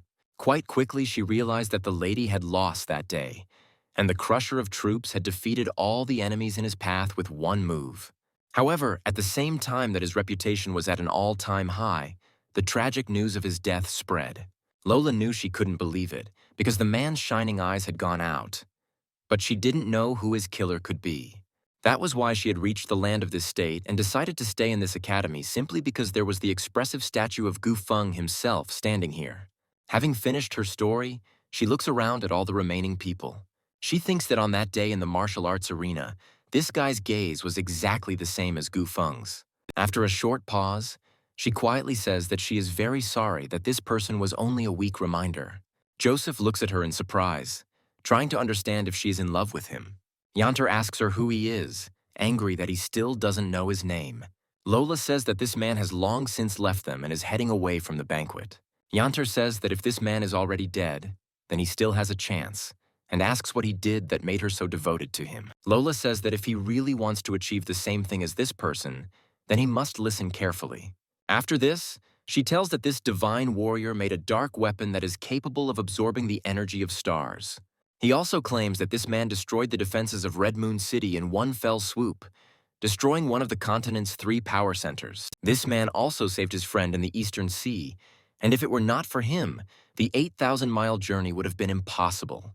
Lola continues her story, saying that the strength of this man eclipsed all the warriors. To top it all off, this man appeared through the clouds, like a heavenly blow from the rulers of heaven. Finally, the most beautiful woman on earth, possessing divine beauty, could not conquer him. This story makes everyone here freeze in surprise and shock. Lola says that this is not all, and now everyone knows who her heart belongs to. Lola says that if the guy can do at least a golden part of everything specified, she will definitely accept his proposal. Yanter understands that all these cases point to the name of a person 15 years ago. Lola apologizes to everyone, saying that she will have to leave this banquet. As an excuse, she says that she's a little tired, and now it is time for her to rest. People look on in surprise as the captain of the guard stands up because she's a little tired. Joseph also looks at the small ball filled with drink. Megan comes closer to him and asks if he is okay. Joseph begins to dig into his memories to understand how much he has done. Jeff says that the guard commander is unwell, so she had to leave them during this feast. The prince sits down in his seat while Gunther continues to watch him. He realizes that if his brother were to convince Lola to marry him, he would gain not only an alchemist and a warrior as an ally, but also the support of the city guard. After this, he rises to his feet and says that it is his turn to present his gifts. After the prince's presentation of gifts is complete, other officials begin the celebration. Martin says that he thought for a long time and still did not understand who Mrs. Lola was talking about. Megan tells her brother that this is about the one and only Gufeng, whose statue stands in the academy. Martin says that this statue looks impressive, but if this man didn't want to be the first beauty in the world, then he is an idiot. Joseph says that the youth does not understand anything yet, noting that this is called experience in matters of the heart. Martin says that such a person must be either an idiot or a boy lover, after which Hunter and Cheddar agree with her. Joseph says that they speak respectfully of a martial arts legend, to which Cheddar replies that these men were only slightly stronger than normal, but were extremely brutal. Hunter agrees that he stole the heart of the most beautiful girl on the planet, and for that, he already deserves death. Citrine breaks the tense conversation and asks the protagonist what gift he has prepared for her. Joseph wonders why he should cook anything at all if he was invited to a feast. Oswald takes the opportunity to laugh at him and says that someone came here for a free meal. Joseph replies that only an idiot like him could think of such a thing. Jeff reminds his daughter that if it weren't for this man, she wouldn't have the opportunity to walk here at all. Joseph says that he really doesn't have anything worthy for the princess, so he decided to perform something. Oswald laughs heartily at Joseph, saying that no one would want to listen to him strum the zither. Joseph asks who gave him permission to open his mouth and recommends that he know his place. The other officials are surprised and irritated that even the gifts from the people for whom they risked their lives could not please the princess so much. After some time, the servants finally bring the necessary musical instruments for the hero. Jeff says the Duke in general literally lived martial arts and didn't expect to be drawn into music later. Joseph lets down his hair, preparing to perform the melody. Colonel appreciates the piece of music and understands that the energy of a great master emanates from this man. Joseph tries to convey all the incredible skills he learned in his past life. The way his slender fingers touch the strings leaves everyone watching in awe. Citrine guesses that the man is playing a difficult piece of music, the real blooming in Guangling. Needless to say, the heart of the young princess was instantly under the influence of music. After some time, the hero completes the musical piece, and it impresses almost everyone. One of the servants reports that suddenly all the flowers in the garden have blossomed. People whisper and wonder how flowers could bloom at such a time. The whole point is that such a work really has magical charms, influencing flowers. Citrine looks at the garden and says that it is simply beautiful, and regrets that teacher Lola has already left. Colonel watches Joseph closely as he flexes his fingers, preparing to rise to his feet. The guard commander says that it is known for certain that this melody was played by Gu Feng during his first meeting with Kiana. He remembers that it was winter then. It was snowing. But this melody awakened the gods, and they blossomed flowers. This melody was created for the one who performs a magnificent dance, and for the one who is ready to turn the world upside down for the sake of this magnificence. Jeff claps his hands and says that he is so old, but this is the first time he has heard such beautiful music. Oswald continues to sneer, stating that Joseph did indeed perform a beautiful melody, but that was not enough. Oswald claims that he did not spend a penny, no benefit was gained for the princess, and therefore the gift is pitiful. Colonel says the man's gift is a real treasure, and one worth any amount of money for. Joseph says that everything is important to perform heavenly melodies, and also notes that last time the melody was only possible thanks to the class of the beautiful Sienna. Rising to his feet, he says that Oswald has not had the opportunity to learn in the past, and perhaps it is time for him to catch up. Citrine, meanwhile, is fascinated by the fact that she has been compared to the first beauty, Tsiana. Oswald moves on to the next part of his plan, saying that he has prepared a gift not only for the commander and the princess, but for Colonel as well. Colonel says he doesn't deserve any of this, so he'll refuse the gifts. Oswald insists and says that Colonel suffered internal damage years earlier, and now he is lucky enough to get his hands on the purest pill to cure him. Colonel looks at him in surprise as the youth states that he has obtained a rank 6 elixir called Emerald Water Dragon's Eye Pure.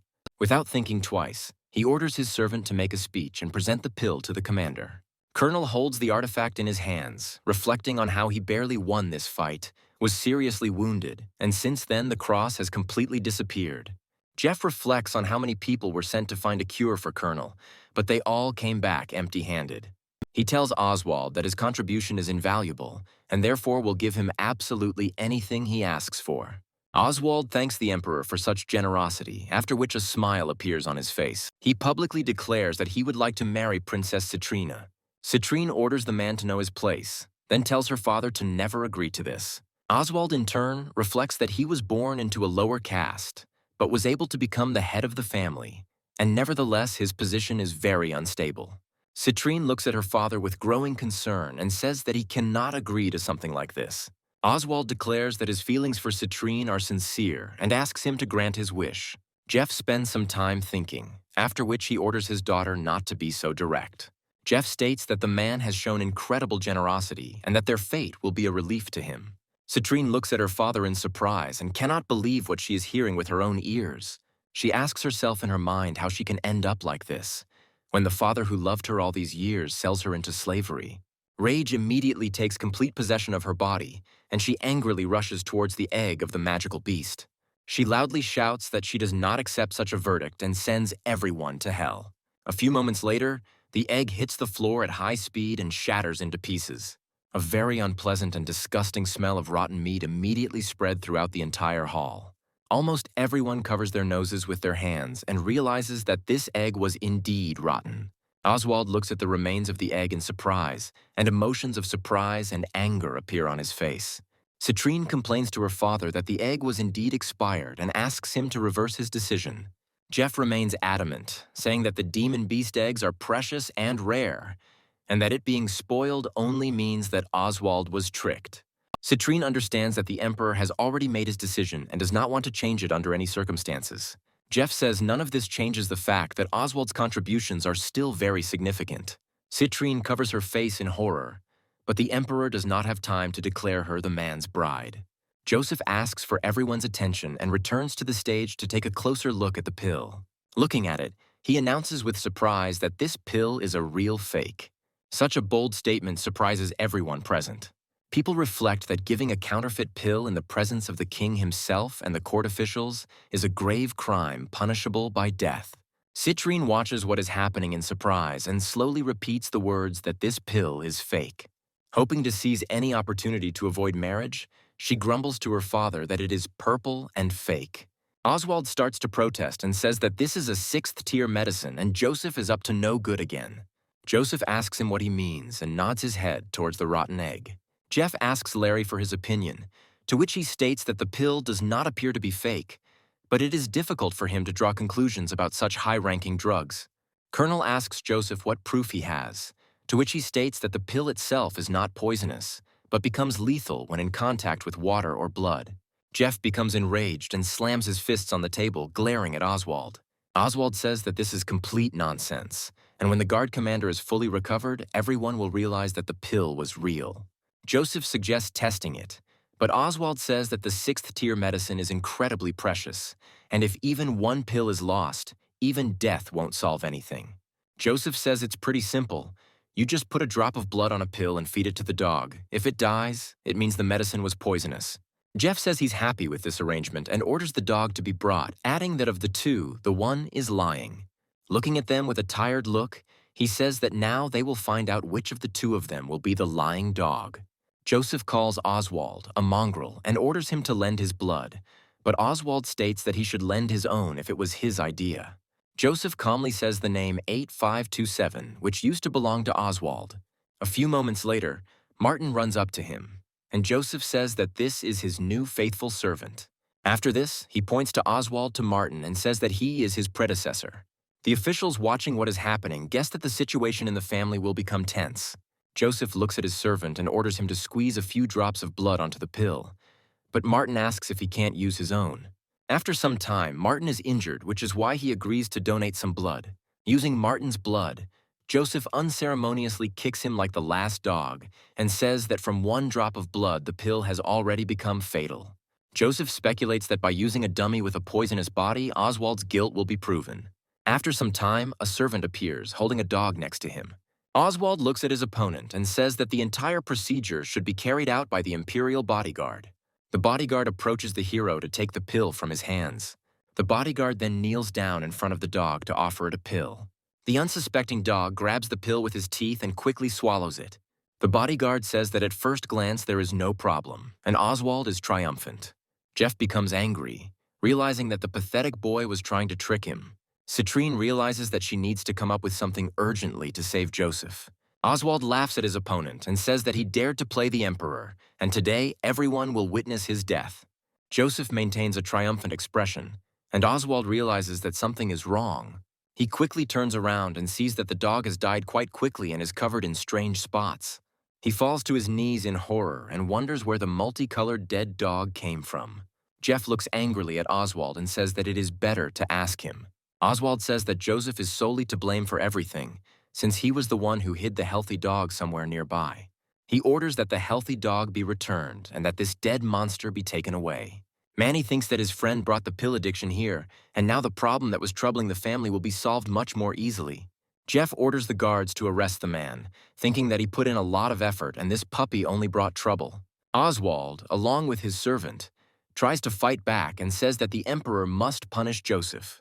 The officials approaching are trying to understand why some aristocrat decided to make an attempt on the commander of the guard. Colonel says he's not feeling well and must therefore take his leave. Jeff watches him and tells him that he should take good care of himself because they sent 2 people to get more of these pills. Joseph stops the guard commander and asks if he can look at his wounds. Jeff says that this young man has acupuncture techniques, and even Princess Citrine was healed. Colonel sits down in front of the hero and tells him to look at his wounds. Joseph enters a state of meditation and decides to take advantage of the universe. A complete picture of what is happening with the chakras of this person instantly appears before his eyes. Silence reigns as no one wants to disturb the diagnostic procedure. Colonel looks at the hero and calls him baby, then asks what he found there. Joseph cannot stand such an insult and asks why he was called that. Colonel calmly says that even his father is a baby to him, and Joseph even more so. After this, Joseph makes quite accurate predictions about the diagnosis that is tormenting Colonel. Colonel again calls the hero a baby and says that he is a very smart person, which means he probably knows the solution. However, a few moments later, he discovers that Joseph has taken the bait early and asks why he suddenly started eating. Joseph arrogantly says that he is just a child, and a person who is called a baby cannot know anything. A deathly silence falls over the room again, as no one expected such oddities from their father. Colonel says he always called Joseph's grandfather old man and his father baby, and then asks what to call Joseph himself. Joseph calmly says that he can simply be called young Master Joseph. The officials nearby freeze in horror, realizing that this man has shot out all his brains. Colonel asks Joseph if he understands who he is speaking to, adding that no one has ever dared to call himself a young gentleman in front of him. Joseph says no one is forcing Colonel to communicate and he can do whatever he wants. He also adds that if he doesn't want to talk, you can fill his mouth with more lamb. Jeff realizes that the situation is rapidly escalating, but decides to watch what is happening. Colonel rises to his full height and looks menacingly at the hero, who, meanwhile, does not bat an eyelid. Looking at the terrifying look, he calmly takes the drink and takes a sip from the mug. The aura of the outgoing guard commander truly terrifies everyone, but Joseph remains unperturbed. Looking at the commander, he says that this gesture was quite dramatic on his part. The officials are scared and say that this boy is looking for death if he behaves so freely with the guard. One of his family members immediately takes his side and says that he is simply inexperienced. Colonel begins to laugh genuinely, surprising everyone. After this, he slaps Joseph on the back and says that the descendants of this weirdo are very similar to him. Sitting down next to him, he wonders why he doesn't have such funny children. After this, he says that he agrees to such conditions and will address Joseph by your favorite title. After that, he asks him if he will leak it after what he did. He quietly advises him not to go too far, reminding him that he has already stroked his ego enough, to which Joseph states that he almost got his shoulder blade torn apart. Colonel chuckles again and asks him what he needs to do to get better. Joseph says that they will drink together first and leave the treatment for later. Colonel agrees to this proposal, after which he slaps him on the back again and declares that the old commander will drink with him today. Officials watching the scene are wondering whether this man really is the weakest member of the family. Lan Harper says that there are still people in this family who are worth taking into account. Lan Xuan reflects that it seems like he lost not because he cheated, but because he lacked skill. After some time, the feast comes to an end, and Joseph and Colonel say goodbye to the others. Citrine approaches our hero to have a little chat with him. The sympathy that had been bubbling in her mind for a long time makes itself known. She thanks him for saving her. Joseph says that his actions are not worthy of gratitude, after which he adds that he would do anything for her. Such a compliment does not go unnoticed, and Citrine immediately blushes. Joseph informs the commander that he will contact him when he comes up with an effective way to cure his ailment. Colonel turns around and reflects on how funny he finds this kid. Hunter and Cheddar ask Joseph how they knew the pill was poisonous. Joseph said that it was a genuine pure emerald water dragon pill and there was no poison in it. His friends are surprised by this answer, and he says that this is not the right place for discussion. After some time, he tells them about the condition of his student. Cheddar and Hunter praise him for his steely toughness, while Martin is surprised that he was taken advantage of again. They also look at each other and understand that since they were told such details, it means that Joseph considers them loyal allies. After a while, one of the officials approaches him and asks if Joseph has a free minute. The servant also says that his master would like to invite him to a personal meeting. Joseph says that it is late and he is very tired, and suggests meeting another time. Suddenly he hears words that although it is late, even 1,000 glasses will not be enough for loved ones. Gunther says that the king has come to the conclusion that the young master deserves to be in his close circle and asks if he will do him the honor. Joseph says that even as someone's close friend, he's not turned off by one-on-one meetings with a man when he is so high up. Gunther says that this won't be a problem because there are several women in his light. Joseph instantly changes his mind, saying that in that case it is an important meeting that cannot be missed. After a few moments, he climbs into the palanquin and makes himself comfortable. Gunther watches his interlocutor with interest, that is, he is ready to talk to him. It begins with the words that the rumors were not at all exaggerated. The young gentleman is surrounded by a noble, mysterious aura. Joseph says that the prince's manners are as stately as a dragon's, because he is a real candidate for the monarchy. Gunther wonders inwardly that this young man would be so straightforward. Gunther says that Commander Bai had previously said that he would have a fateful meeting with a man he adored, and suggests that Joseph is that man. Joseph asks him if he is talking about the most mysterious military commander of the 3rd Division, who even has dreams. Gunther claps his hands, and the concubine who was next to him suddenly transforms into that same Commander Bai Mao. The beautiful girl greets him respectfully, saying that it is a great honor for her to meet him. Joseph looks at her in surprise and says that he didn't expect the commander to be a woman. After this, he says that as long as such a revered figure is on the prince's side, everything will be fine, but he has no desire to participate in coup d'état. Gunther looks at him with some surprise and a slight hint of displeasure. Joseph understands that since he has witnessed such information, he too does not have much time left. Bai Mao smiles and says that Joseph has exceeded all her expectations. She also says that Prince Gunther will definitely be the next ruler, and his help will have a positive impact on the well-being of his family. She asks him if he really wants to ignore the predicament he's in, and Joseph realizes he doesn't care. But now he's going to have to play it off. He understands that if his clan wants to separate, then creating a new state will not be difficult, but for this he needs to survive. Joseph says that in this case he will support this prince and asks him to promise that while he is alive, he will provide his clan with peace, prosperity, and a good reputation.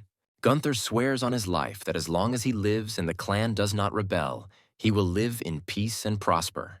After this, he speaks of Joseph's great contribution to the empire and expresses regret regarding his father's behavior. Joseph talks about dogs dying there, some getting shot, and the same thing happening to dynasties, and then asks what he needs to do. Bai Mao looks at him carefully, if it is a question, and then asks if he can really cure Commander Colonel. Gunther reflects that before everyone claimed that the commander's wounds were incurable. But if it turns out that he can be cured, then everything was in vain. Joseph calmly takes a sip of the drink, saying that he is absolutely confident that he can cure this man. Hearing this information, the prince exchanges glances with his faithful ally. He once again decides to check with our hero whether he is sure that he can achieve this. Joseph says he won't have a problem with it, then wonders if he shouldn't do it, but the prince says that's exactly what he wants. From his point of view, as long as Colonel was in good health, his older brothers would not dare lift a finger. Joseph says that Prince Gunther will only turn 16 next year, and Prince Janther is 30 years older, and therefore His Majesty will support Gunther. He also says with some sadness in his voice that the emperors are already numbered. Gunther and Bai Mao ask him if he really knows anything thanks to his incredible knowledge of medicine. Joseph says that His Majesty is already over 70 years old, and therefore his health has weakened. But this is not the main thing. Joseph adds that he noticed signs of the effects of slow-acting poison in the Emperor's eyes. Bai Mao wonders who dared to poison His Majesty, assuming that his elder brother was behind it, as he is already eager to take the throne. Joseph says that the death of the king will be a tragedy for the state as well, but it is a good opportunity for Gunther to show himself and convince the Emperor to issue a decree of succession. Gunther asks him if he is sure that it is Janther, and he states that everyone except the officials knows this. After this, he says that the prince accompanied the Emperor to all military events and has many merits. However, recently the Emperor has been attracting... Joseph says that even the presence of Commander Bai Mao here explains the Emperor's willingness to protect him. Joseph states that given these factors, even a fool would already understand that His Majesty fully supports Gunther. Gunther smirks and looks down, shaking his head slightly. Joseph looks at him in surprise and asks if he made a mistake somewhere. Gunther says that even if the young master understood everything, he cannot blame the others, and in fact, he's just a pawn of the king. After a while, he suddenly raises his voice, asks a question, and then did Joseph really think that he really deserved the throne since his father made him do all this? Joseph looks at him in surprise, while the prince speaks frankly about how from the outside it may seem like they are really trying to protect him. After this, he adds that in reality, the emperors only care about their own safety. Joseph asks him if he really wants to say that Yanter dreams of the throne, but the emperor is too carried away by power and does not intend to give up the throne. He also continues his assumption by stating that the emperor promoted Gunther in order to distract the crown prince's attention. Gunther says that the young gentleman is really very smart and was able to figure out this chain from a couple of details. Bai Mao says that what happened was exactly what she expected, because the young master is that same outstanding genius. Joseph says that this complicates the situation a little, since the emperor has been poisoned for a long time and could fall ill at any moment. After some thought, he suggests that curing Colonel would be a great favor, and so they should get closer to him. Gunther says that the outcome of their battle will affect 6 people. If he has more votes, then he has nothing to fear, even if the others are against. Bai Mao says that the first 2 people will be Prime Minister Lon Harper and the young master's grandfather, who is currently missing. The next actors here are Colonel, who is loyal to the king and does not take sides, and the chief palace alchemist, who is loyal to Yanter. The final judges will be Sirius, who only cares about the path of the alchemist, and Charles, who has a closer connection with the king due to Joseph being his student. Gunther says that if he had the support of the Li family and his teacher, that would already be a lot of votes. Joseph asks the prince not to forget that the emperors are still alive, and as long as this is the case, any efforts are in vain, even if all 6 votes are on his side. Gunther asks him what he means, to which he states that only if the actions are impeccable, then only can it be of any use. After this, he adds that if His Highness dies and everyone finds out that the crown prince poisoned him, then it will be a completely different situation. Gunther says that if he helps him achieve success, he promises the entire Li family not only prosperity, but will also marry Citrine to Joseph. Joseph looks at him in surprise and asks him what exactly he means.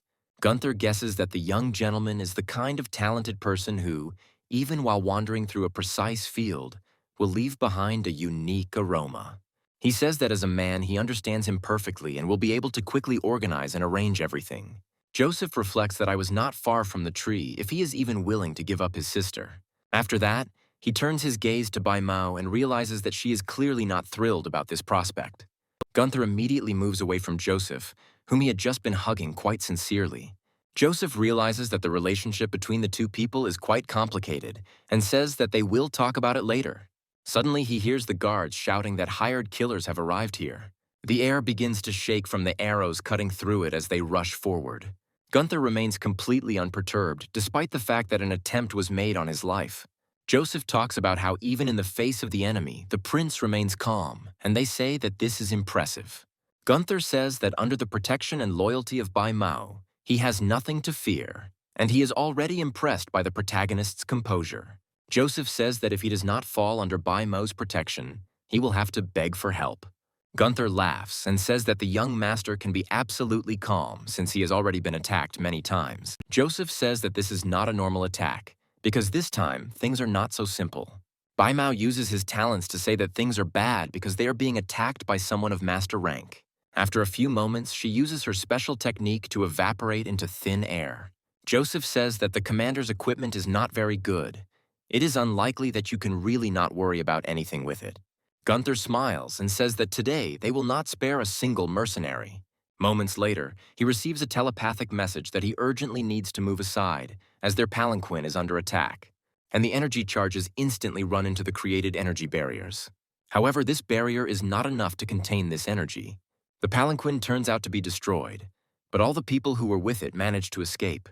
Bai Mao, she basically immediately rushes to him to protect him. When she gets closer, she examines him, and he says that he is completely fine. Bai Mao turns his gaze to Joseph and asks if he pushed the prince to save the 2 girls. Joseph smiles and says that he only has 2 hands, so he instinctively saved the two beautiful ladies. Gunther says that the young gentleman is charming, which means that saving girls first and foremost is normal for him. After that, he says that now they should figure out how to get out of here. Looking around, they discover two figures dressed in cloaks. Baimao looks at them menacingly and says that he knows very well who they are. The girl claims that these people deliberately hide their figures using bone reduction techniques in order to change their bodies, and also instantly guesses that their mission was to distract her, and the real target was the prince. One of the attackers takes off his mask, and Bai Mu calls out his name in advance, instantly guessing. This man decides to regain his former physical characteristics by instantly increasing in size. The attackers turned out to be the commander of the 1st Division of the National Guard named Phoenix, and his deputy named Marty. Bai Mao understands that one of them is a martial emperor and the other is a martial master, which means they are unlucky today. Bai Mao asks Phoenix how he was able to join the Crown Prince's forces when he was one of the guard commanders. Phoenix says that Commander Bai Mao is even more caught up in this power struggle than he is. Bai Mao states that she is protecting the prince on the orders of the emperor, and Phoenix recommends that they end this useless conversation, as he will now do what he must. Phoenix orders his deputy to kill the prince in order to get rid of the Li family's puppy and the two girls next to him. Marty nods briefly and says that the order will be carried out. At that moment, they jump up to carry out their plan. Phoenix attacks Commander Bai Mao and asks her where she is looking. Bai Mao makes a quick move and dodges this attack using his natural abilities. Marty decides to take advantage of the confusion and rushes forward to finish off the prince. A few moments later, his fist hits an energy barrier, causing him to... Joseph is impressed by this relic and says that it is the cloud banner, embroidered with sea patterns. Marty takes a few jumps to the side to stabilize his position. He angrily wipes his face to remove all traces of blood. Bai Mao charges at his opponent and asks him if he recognizes the flag, adding that it is impossible to break through it anyway unless he is of the rank of Martial Emperor. Phoenix says that this is indeed true, and the flag will not allow anyone to pass except the Martial Emperors. However, it has its own flaw, a time limit. After that, he orders his deputy to kill the boy from the Li family, and an hour later to finish off the prince. Bai Mao advises our hero to escape to call for reinforcements. Marty immediately appears behind him and asks whether a simple warrior really wants to seek his blow. Almost immediately, he draws his weapon and creates a special seal. Bai Mao turns around and realizes that Joseph has fallen into a deadly trap from which there is no escape. Joseph says it's almost a full-fledged peach blossom blade technique, where the wind lifts the petals and the peach blossoms are washed away by the water. He also says with regret that, unfortunately, his sword was only able to invent the part about the peach blossoms, but they never saw the flow of water. Marty orders his victim to stop talking, as his worthless life will soon turn into that stream of water itself. Joseph orders his opponent to watch closely what he is doing, as he is about to show him what this technique actually looks like. After a while, he draws a special pattern, saying that the branch of a flowering peach in the previous peach garden is embedded in a flower. After this, he makes a swing and recites his poem, saying that the beautiful peach tree was born. Marty notices that a peach petal begins to fall from his hand and realizes how beautiful it is. He says that he finally saw the real peach blossom technique and his blade for the first time. His emotions get the better of him, and he admits that he suddenly felt like crying because he had been practicing this technique every day, but it turned out to be just dirt. Taking a few more steps forward, he says that he wants to bow before the magnificence of this man. Joseph holds his sword at arm's length, gathering petals around him. He says that if Marty obeys him now, then he will teach him, so be it. Marty excitedly asks if he can really teach him such a technique. Phoenix orders him not to forget who he is and why he is here. Joseph turns to his interlocutor and says that he is a commander and all that, but first and foremost, he is a martial artist and therefore must not lose his passion. After this, he states that his life will end someday, but martial arts will last forever. Phoenix asks him if he will teach him this technique if he agrees to follow him. Joseph says that the peach blossom cutting technique is beautiful, but the warrior's path does not end there, and he will be able to give him much more. Marty, who has dedicated his entire life to honing his fighting skills, realizes that these prospects seem much better to him. Immediately after this, he stops and lowers his gaze, thereby demonstrating his intentions. He exhales and turns to his captain, saying that he can no longer continue the fight. Phoenix realizes that things have gone too far, so there is no point in him staying here.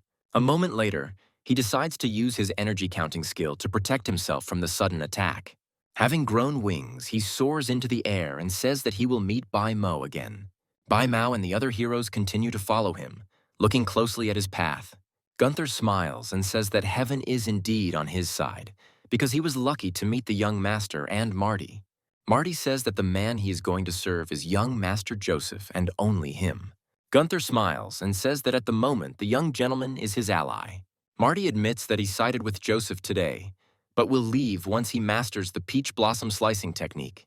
Joseph smiles and says that he is happy with these conditions, after which he says that he hopes that he will not come back here and beg to be taken back. Bai Mao pays respect to our hero, saying that he has a high-class skill in fighting, and she is ashamed that she does not have even a drop of his knowledge. Joseph talks about how art is eternal and they are all just seeking knowledge on their way to the top. Marty understands that his art has existed since ancient times, and each person is a significant part of one whole. Bai Mao realizes that this man is much more mysterious than she thought, while Gunther suggests that they should leave here. The next day, they head to the Lee family mansion after Joseph learned that Oswald was stripped of his title but allowed to remain the head of the clan. Joseph addresses his opponent, saying that he heard that he was released, so he decided to visit there. Oswald says that he was just about to go looking for him, and didn't expect him to show up of his own free will. After hearing yet another mockery from Joseph, he orders his warriors to finish off this scoundrel. Joseph lunges forward and throws a cake into the face of one of the attackers, instantly knocking him out. The blow is so strong that he loses consciousness. He then orders his allies to punish this scoundrel and his accomplices for attacking a member of the royal family and a city guard. Marty and his comrades strike quickly and confidently, knocking their opponents down. Oswald says that the emperor personally appointed him as the head of the clan, but Joseph still dares to attack him. Joseph points out that Oswald has no title, so killing him would be like slaughtering a pig.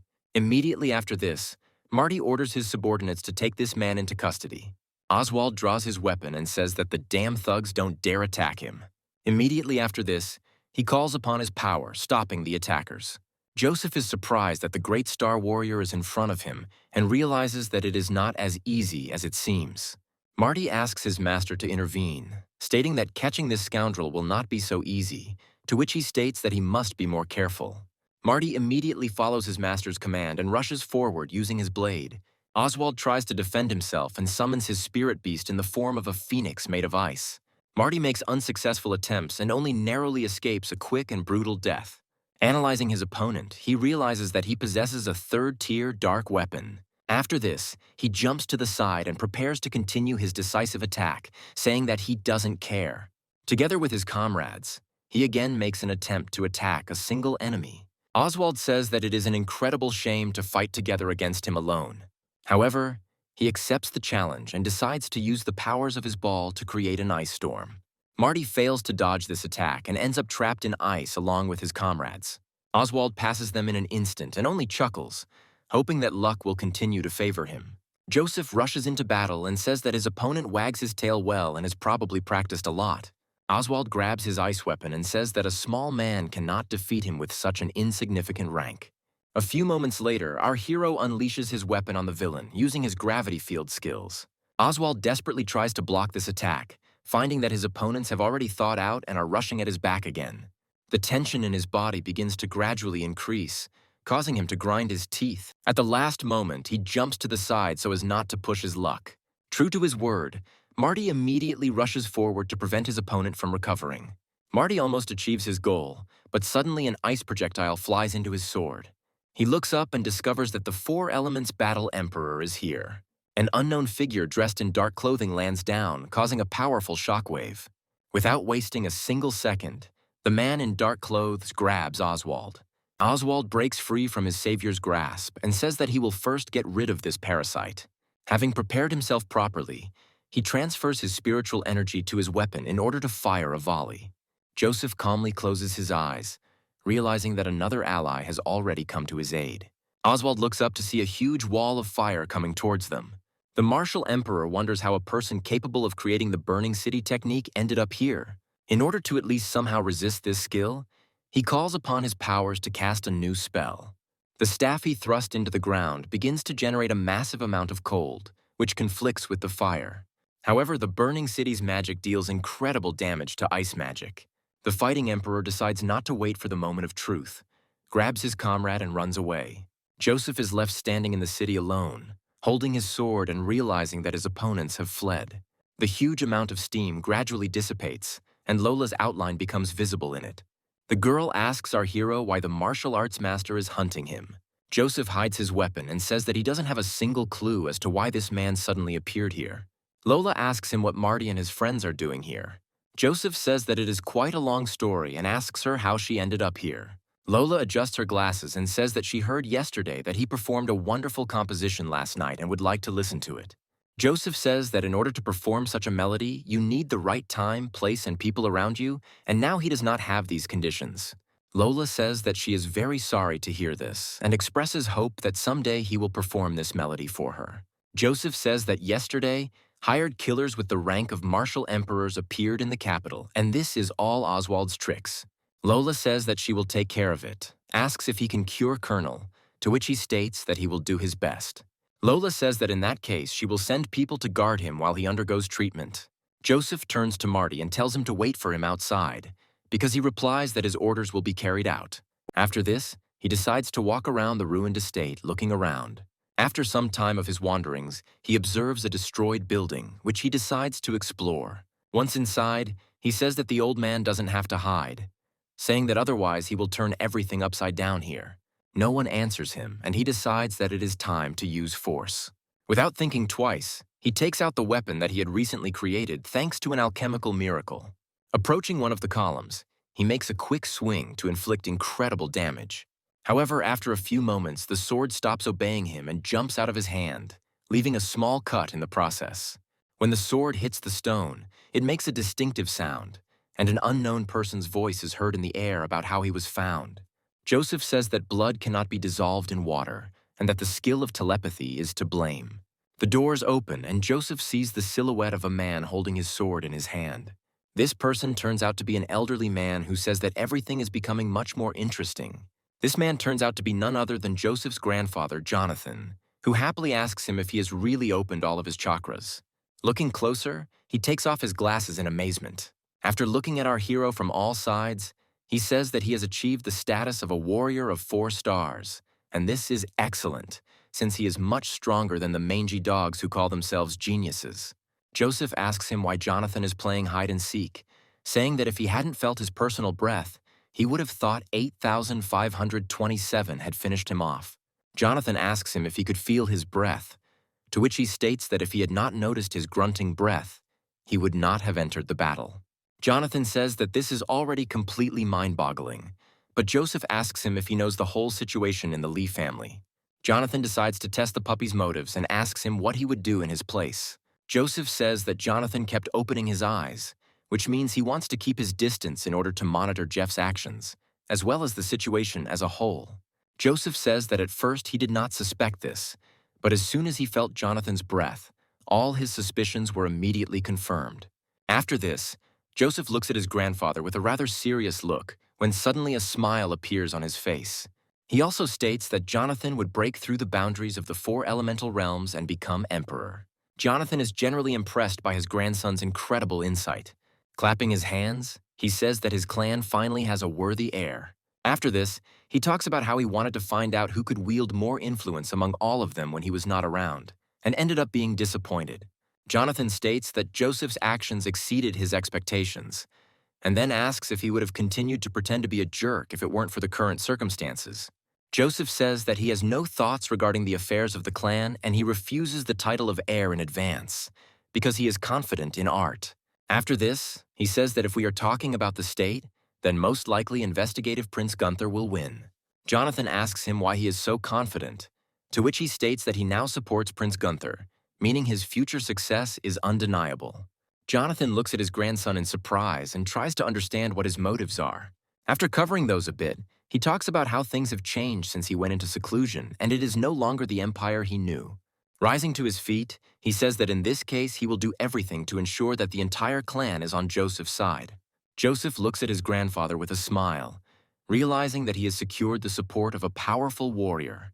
Suddenly, the old man says that the time has come and begins to behave more fussily. He walks up to one of the columns and makes a few quick movements with his fingers.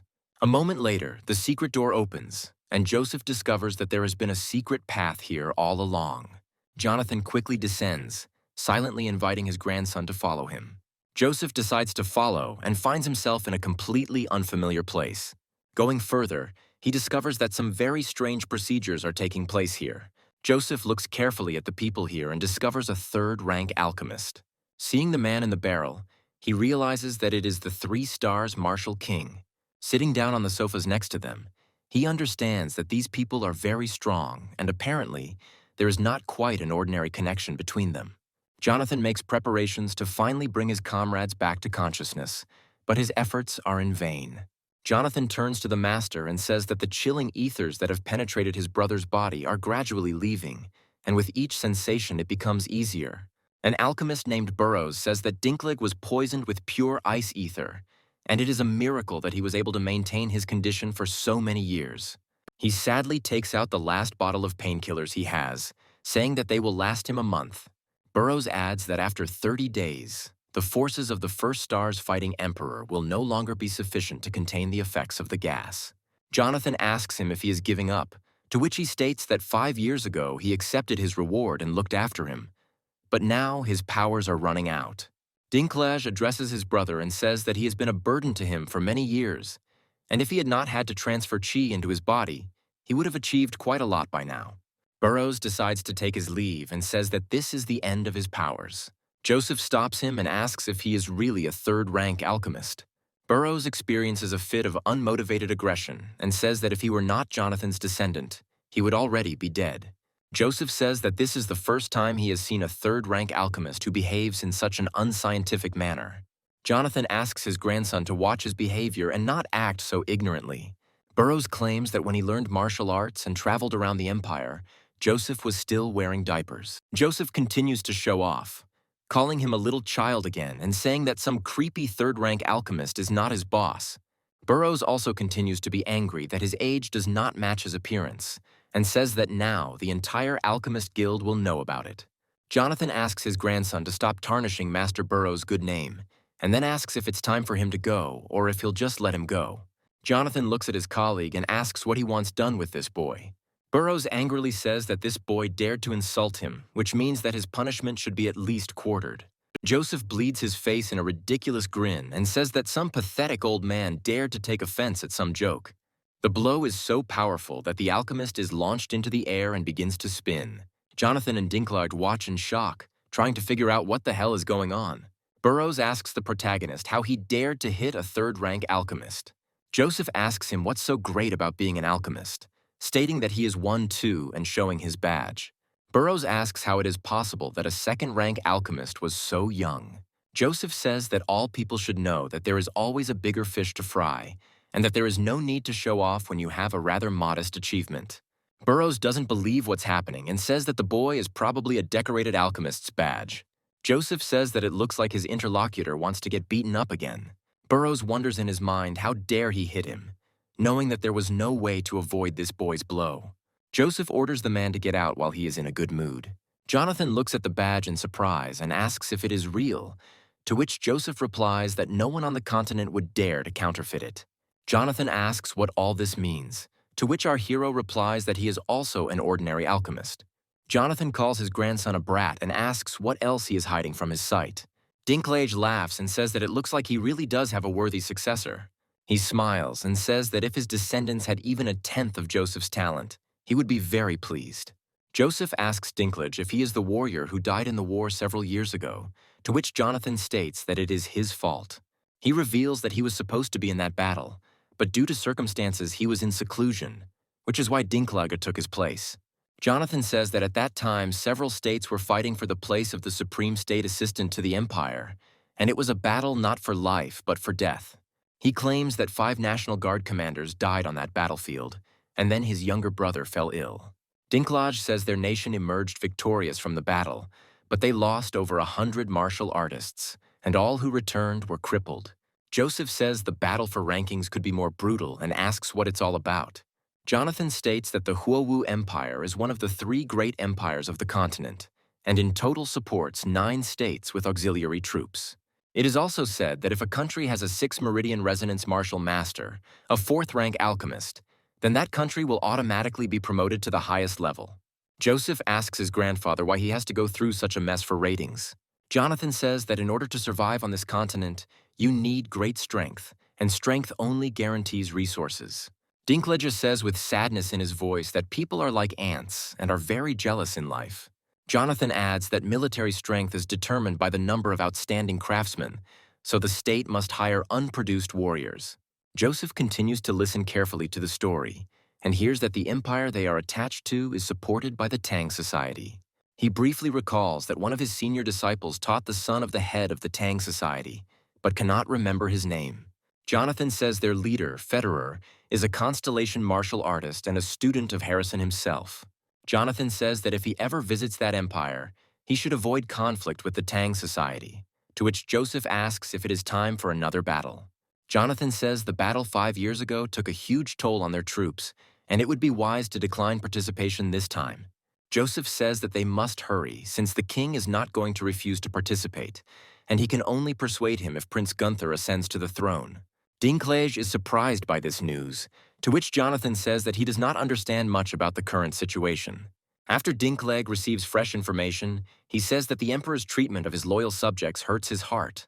He tells his comrade that after his death, the fate of the clan will be in his hands.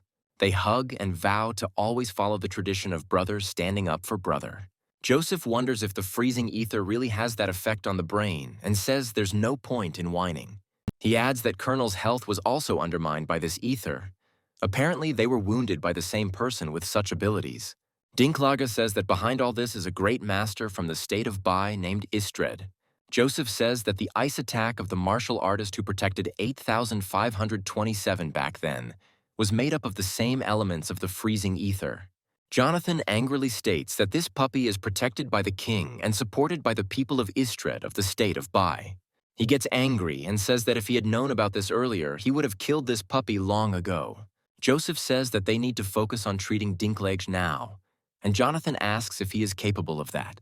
Joseph states that it will be difficult to get rid of the poison, but his strength is enough to suppress the poison. Jonathan asks what kind of nonsense this is and orders him not to fool him. Joseph says that the War King capsules might have helped, but even Burroughs failed because he used the wrong recipe. Jonathan understands that a strong you is needed and says that in the entire country there are only a few people who are the fighting king. Joseph says that there is one. Lola, she doesn't have the greatest abilities, but she has very strong yang energy. Jonathan says it's time to go hunting, but Jonathan and Dinklage stop him. Joseph says that now we need to look for her in order to make some capsules to suppress the ether.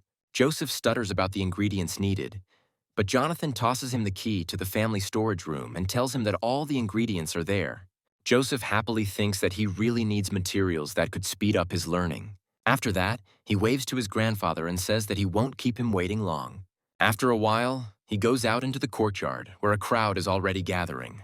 He turns to his uncle and says that he needs to get into the vault. Uncle says that the storage is a restricted area and you can't get in without a key.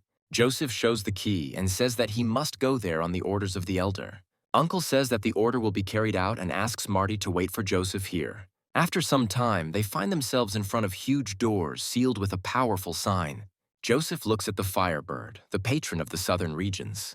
Uncle asks how Joseph knows this sign, saying that many alchemists have tried to identify it, but no one has been able to. Joseph asks how long the vault has been around, to which his uncle replies that it was not built by their family. Joseph muses that this makes sense, as such a seal is a technique that has long been lost.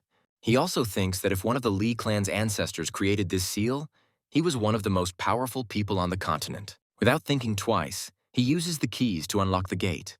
The gates open with a bang, and an incredible view appears before the heroes. Uncle says the vault has always been a no-go area and he'll wait outside.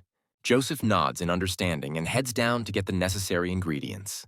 His journey turns out to be long, since the storage facility is a structure with several dozen floors. Finally, he reaches his destination and discovers a magical space, which, judging by its size, contains many artifacts. He is interested in a strictly defined artifact that feeds this space, and he is trying to find it. Looking around, he notices an unremarkable at first glance boulder that attracts his attention. Coming closer, he notices a strange glow emanating from the stone. Joseph decides to use his spiritual vision to analyze the artifact. The artifact responds with a wave of incredible energy that hits him right in the face. The energy throws Joseph aside. The wave is incredibly powerful. He feels like his soul has been severely damaged and he is bleeding. Wiping his injured eye, he says that this is simply incredible energy and he must figure out what it is. He adopts a meditation posture to see dreams and illusions. Immediately after this, he moves his hands forward and commands the flowering of the water crescent to appear. Spiritual drops fall on the stone, causing it to crack. In a moment, the stone breaks apart and a divine being appears inside. Joseph is amazed by the incredible geometric shapes and realizes what they are. From his point of view, he has before him real divine tablets. Joseph wonders how the tablets can contain such power. He recalls that, according to beliefs, upon entering the 10th perfection, a person becomes a military deity. It quickly dawns on him that the tablets were most likely left by such a divine warrior. Only such artifacts can attack the soul. After this, he rises into the air and begins to meditate to strengthen himself. A small ball of energy forms in front of his face, feeding his essence. He reflects that, thanks to the energy of the tablets, the technique of divine evolution occurs on its own, and the flows of energy echo each other. The edges of the tablets begin to hum and emit a warm, soft glow. Joseph concludes that the divine evolution technique is a martial deity rank technique. He continues to try to interact with this divine artifact and thinks about what to do with it. The first thing he understands is that this tablet creates a connection with the constellations, which means he needs to try to put a seal on it. With his hands folded in the appropriate gesture, he tries to force the divine tablets into his consciousness. A huge lotus flower covers this divine tablet. It finally penetrates the consciousness of our hero. Joseph feels an incredible increase in his abilities and finds himself in an ocean of consciousness. His true form extends his arms forward to interact with the tablet. Only a few moments pass and he finds himself in emptiness.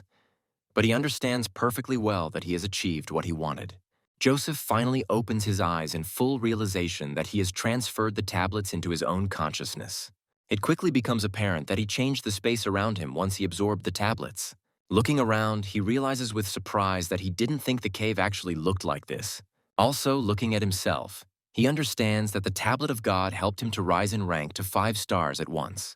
However, no matter what he tries, all he can do with this tablet sphere is enter its space but is unable to control it. Nevertheless, he decides that this is enough. Go. He can carry the vault with him, okay? With all its precious valuables. Rising to his feet, he thinks about the need to make medicines and capsules, since the density of events in the state is increasing. After some time, he comes to the Alchemists' Guild and demands that Abdul be called to him.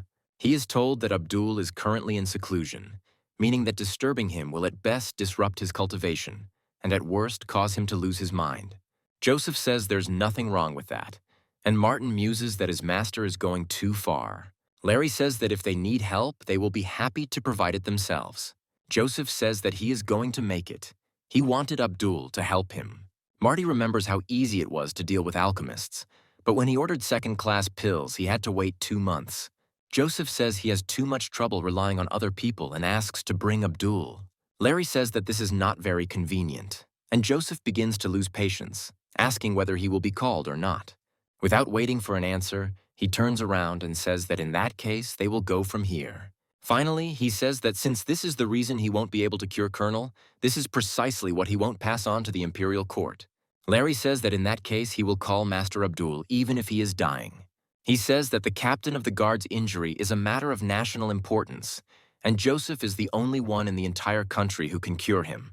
Marty is surprised by such a sharp change in the chief alchemist's mood and tries to understand who Joseph is. After some time, they come to the cell in which Abdul had been in seclusion all this time.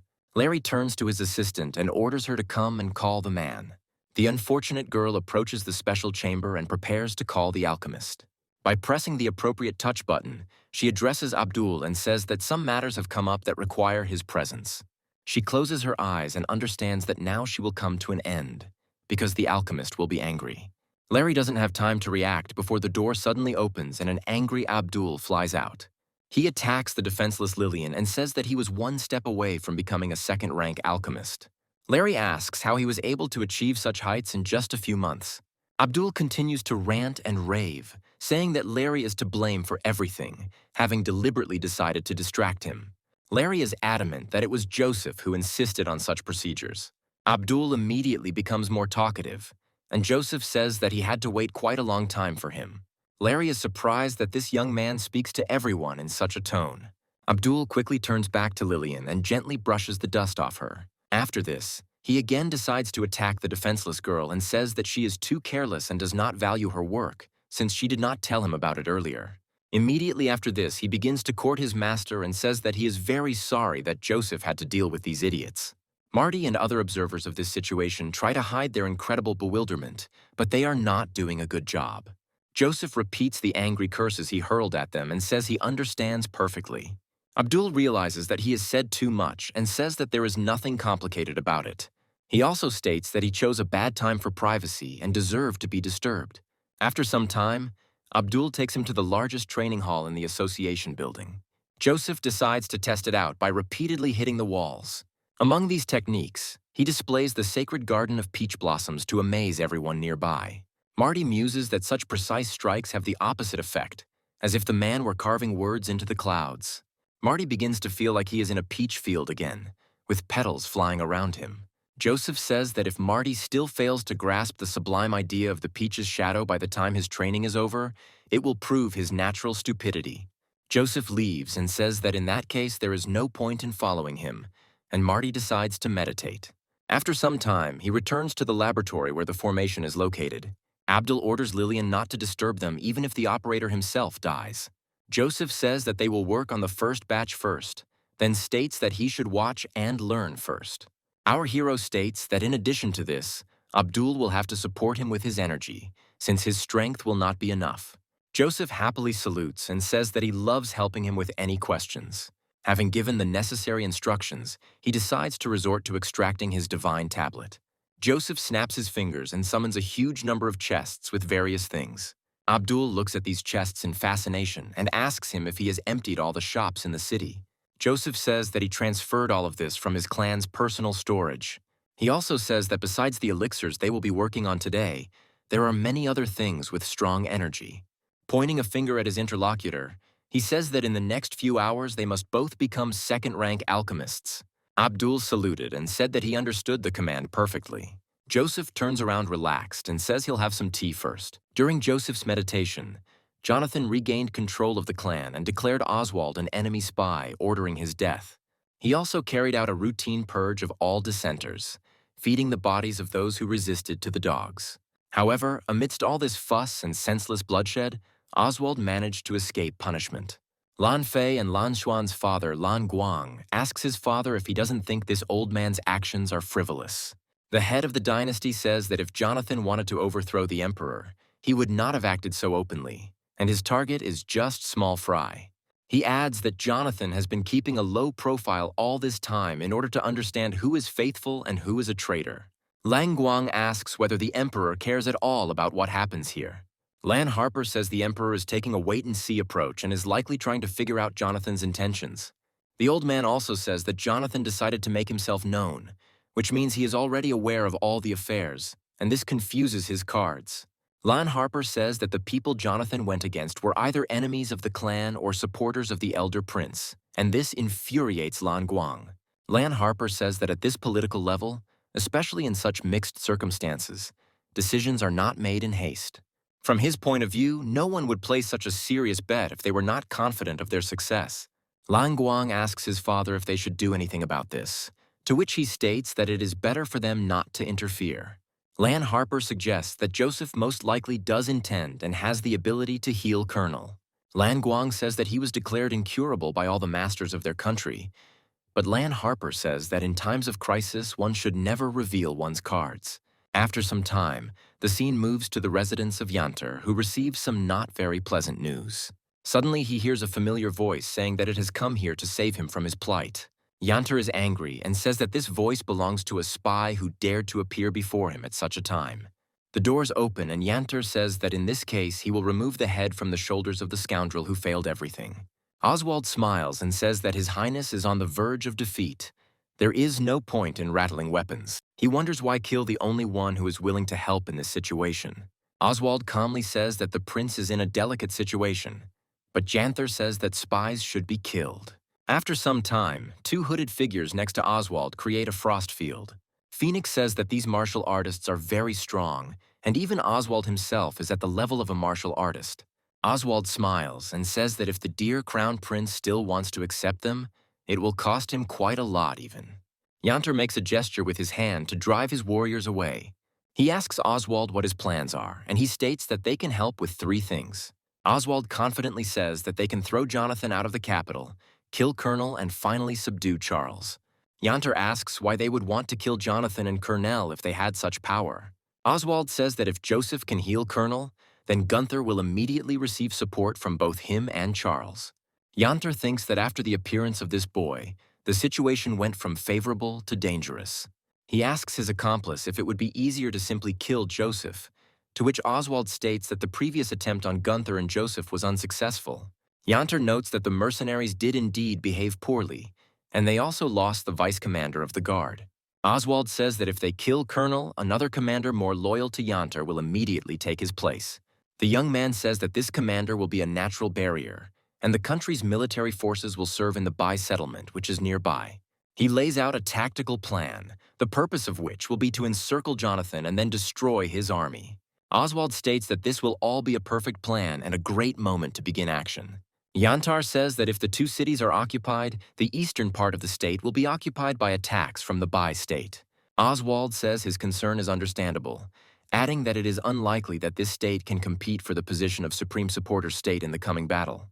He also says that they have three major military resources: the Li clan army, the National Guard, and the Crown Prince's personal troops. From his point of view, if they do everything perfectly, they will be able to secure the support of two of the three military branches. Oswald tries to confuse the Crown Prince by saying that people will only listen to him. Yantar smiles and says that even the heavens will be under his complete control. He begins to laugh maliciously, realizing that this time he will succeed. Meanwhile, the action moves to the training hall of the Alchemists' Guild. Abdul continues to work hard and says this is already his 20th batch of pills. As he put them into the box, he realized that these pills were real second-tier elixirs and couldn't be created that easily. But under Joseph's guidance, he reproduced a whole bunch of them. Abdul says there is only one spirit-feeding pill left, and Joseph says he must fill the cup with spirit-feeding pills first. Joseph also asks him for help in creating the pills, and Abdul asks if he would trust him with the recipe.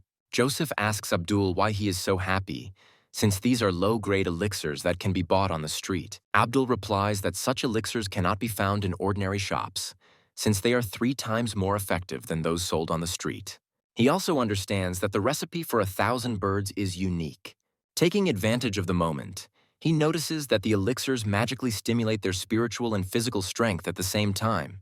Immediately after this, he sits in a special pose to begin meditation. In his eyes, he suddenly begins to feel incredible sensations, close to inspiration. On his metaphorical body, he realizes that they are now second-rank alchemists. Calming his breathing, he reflects that everything is happening the same way as when he promoted to a first-rank alchemist. As he climbs higher, he realizes that the status of a second-rank alchemist is incredibly pleasing to him. Gradually, he rises to the very sky and prepares to break through to the second rank. All this is interrupted by a loud cry that something has happened to Mr. Joseph's family. He immediately falls under the water and begins to desperately fight back. Looking around, he realizes that he is in real danger, and if he does not get out, he will be seriously injured. Suddenly, he hears a familiar voice that orders him to open his eyes and look at him. Abdul realizes that it is Mr. Joseph and prays to him to save him. A strange entity, like a bubbling mass, appears before his eyes. Within moments, he's sucked into a whirlpool that swallows his soul. With considerable effort, he breaks out of the water and begins to greedily gasp for air. Looking around, he realizes that he is under the influence of a divine evolutionary technique. One of the needles of divine knowledge penetrates straight into his head. This knowledge charges him with incredible energy impulses, and he immediately jumps up from his seat. Looking at his forehead, he sees a small hole from which blood is coming. Joseph asks him if he passed out after such a minor discomfort. Abdul hugs the gentleman and says that he is unlucky, but he has almost reached the second level. Joseph is surprised and asks if he is still not on the second level. Abdul calls upon his spiritual resources and realizes that he has broken through to the second level. Jumping on the spot, he asks the master to hit him harder to make sure he is not sleeping. Having received a powerful blow right under the solar plexus, he says that the gentleman has an incredibly heavy hand. Joseph notes that even after all the trials he has passed, he can only rise to the level of a 6-star warrior, and his current abilities will not be enough. He looks at the badge and says that his power now matches that title, but Abdul reminds him that when they met, he was neither a warrior nor an alchemist. Abdul admits that he is so happy that his heart is almost giving out, and Joseph asks if he needs a heart replacement. At this moment, Lillian opens the doors again, apologizes for disturbing him, and reports that Joseph has received news about the bi-state army. The girl excitedly states that Jonathan is furious and is going to send troops to help, and she was told to immediately bring Joseph back so that he could take care of the clan. Joseph is surprised to hear that they had only been meditating for 10 days, and such a mess had already happened. He comes out and says that if everyone is tired of living, he would not mind providing another favor. After some time, the action moves to the main hall of the Alchemists Guild, where Marty is located. Marty quickly notices Joseph and Abdul approaching and says it's time. Jumping down, he swears eternal loyalty to the hero and promises to carry out any orders. Joseph says that in 10 days he has only reached 2 stars, and his abilities are still average. People nearby are surprised by such arrogance and understand that the further you advance in the world of martial arts, the more difficult it becomes. Marty apologizes for his rudeness and says that with determination he will work twice as hard for Joseph. Joseph states that from time immemorial, perseverance was more important than talent in achieving great heights. He praises such inclinations in his student and says that from today on he will become his trusted assistant. Abdul asks if he is entitled to any title, to which Joseph replies that he will think about it when he reaches the 4th rank. The governors and townspeople are surprised that Abdul can worship some boy. As they exit the Alchemists Guild, they are met by Bai Mao, who says that the situation is alarming and is worried that the young master may become a target for mercenaries. The girl adds that she is ready to accompany him. Joseph smiles and says that it looks like his status is rising and he didn't think his position was that important. However, he accepts the invitation to accompany them, and they all mount their horses to set off on their journey. A little time passes, and they become the target of another mercenary attack. Bai Mao jumps up from his horse and prepares to repel the attack. She commands her subordinates to drive away the enemy and creates an energy shield. Joseph examines one of the arrows closely and notices that they are made of green quartz, meaning they belong to the royal army. Marty asks if this means the assassins are working for the Elder Prince, but Joseph says that is not necessarily true. Suddenly, a familiar voice is heard ordering everyone to be killed without mercy. Joseph smiles and says that he hasn't seen the 8 for a long time. Oswald says that Lola saved him last time, but now they will finally see him die. One of the warriors, named Joffrey, tears off his cloak and orders his opponents to entertain him, wanting them not to die too quickly. His colleague Eugene says that with these opponents, you can take your time and peel off their skin layer by layer. Joseph says that as the young master of the Lee family, he has a duty to get rid of trash like a slave who is seeking revenge. Joseph throws Marty some pills and tells him that he should take them and then detain those 2 warriors, and he himself will help him as soon as he kills this slave. Marty silently follows his teacher's orders while Oswald continues to mock him. However, after a few moments, Marty begins to feel an incredible spiritual breakthrough that allows him to enhance his skills. Joffrey says that he doesn't care how many elixirs his opponent takes, because compared to him, everyone is just an insect. However, upon taking a closer look at his opponent, he realizes with horror that Marty is at the level of the Great Master of the Nine. Marty feels an incredible boost as his body burns, and moments later an explosion occurs in his place. Joffrey looks at his opponent indignantly and discovers that he survived the encounter. They wonder, and then, if their opponent has become a fighting emperor, and try to understand what that was all about. Marty looks at his opponents with a smile and asks them if they can repeat their insolent words now. A combat sphere forms around him as he prepares to charge into battle against his opponents. Joffrey says that he doesn't care at all because his energy has entered its sphere, but most importantly, he has not yet mastered its art. After doing a few manipulations with his trident, he says that he will now show him the difference between a real fighting emperor. Moments later, he makes a quick attack on his opponent, but Marty remembers Joseph's move and tries to partially replicate it. In an instant, he removes his weapon and reveals a snake sword. Joffrey is surprised to find that his attack was deflected by this strange movement and feels a sharp pain in his arm. To get rid of his opponent, he decides to use the extreme freezing skill and causes an explosion. He begins to worry and think that it is already difficult for him to use his chi energy. He also understands that the opponent has entered the highest realm of brute force, but was able to create petals with a single swing of the ball. Joffrey tells his opponent that it takes tremendous strength to hold each petal. Eugene heads to his comrade's aid and attacks Marty, ordering him to go to hell. Marty just smirks and effortlessly redirects his powers towards another opponent. Eugene is surprised to find that his freezing attack was reflected by the peach petals. They wonder, and then, can this pill really give such power? Marty decides not to waste a single second and rushes forward to punish his opponents. Joffrey and Eugene look at their opponent and realize that they must attack from different sides. Two battle emperors immediately begin to fight him, but they fail to inflict any damage on him. Oswald realizes that he must capture his opponent alive and force him to tell everything about these pills. Joseph says that he originally wanted to give him a chance to admire this battle, but since he doesn't want to, it's time to pay his debts. Joseph adds that Oswald has been a slave to the Lee clan for many years, and despite his kindness, he still wants to rebel, which means he must pay with his life.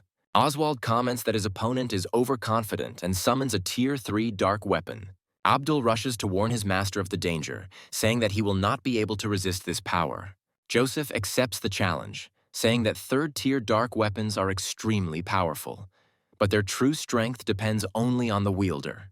Immediately after this, he decides to strengthen his defense with a 100-fold gravity defense, saying that he can only be killed in his sleep. Oswald falls into this trap and says that this damn trick saves his life again. Immediately after this, Joseph makes a quick, confident move forward to knock the sword out of his opponent's hands. Moments later, the sword falls to the ground and Oswald tries to get his weapon back. Joseph instantly gets ahead of him and grabs the sword in his hand.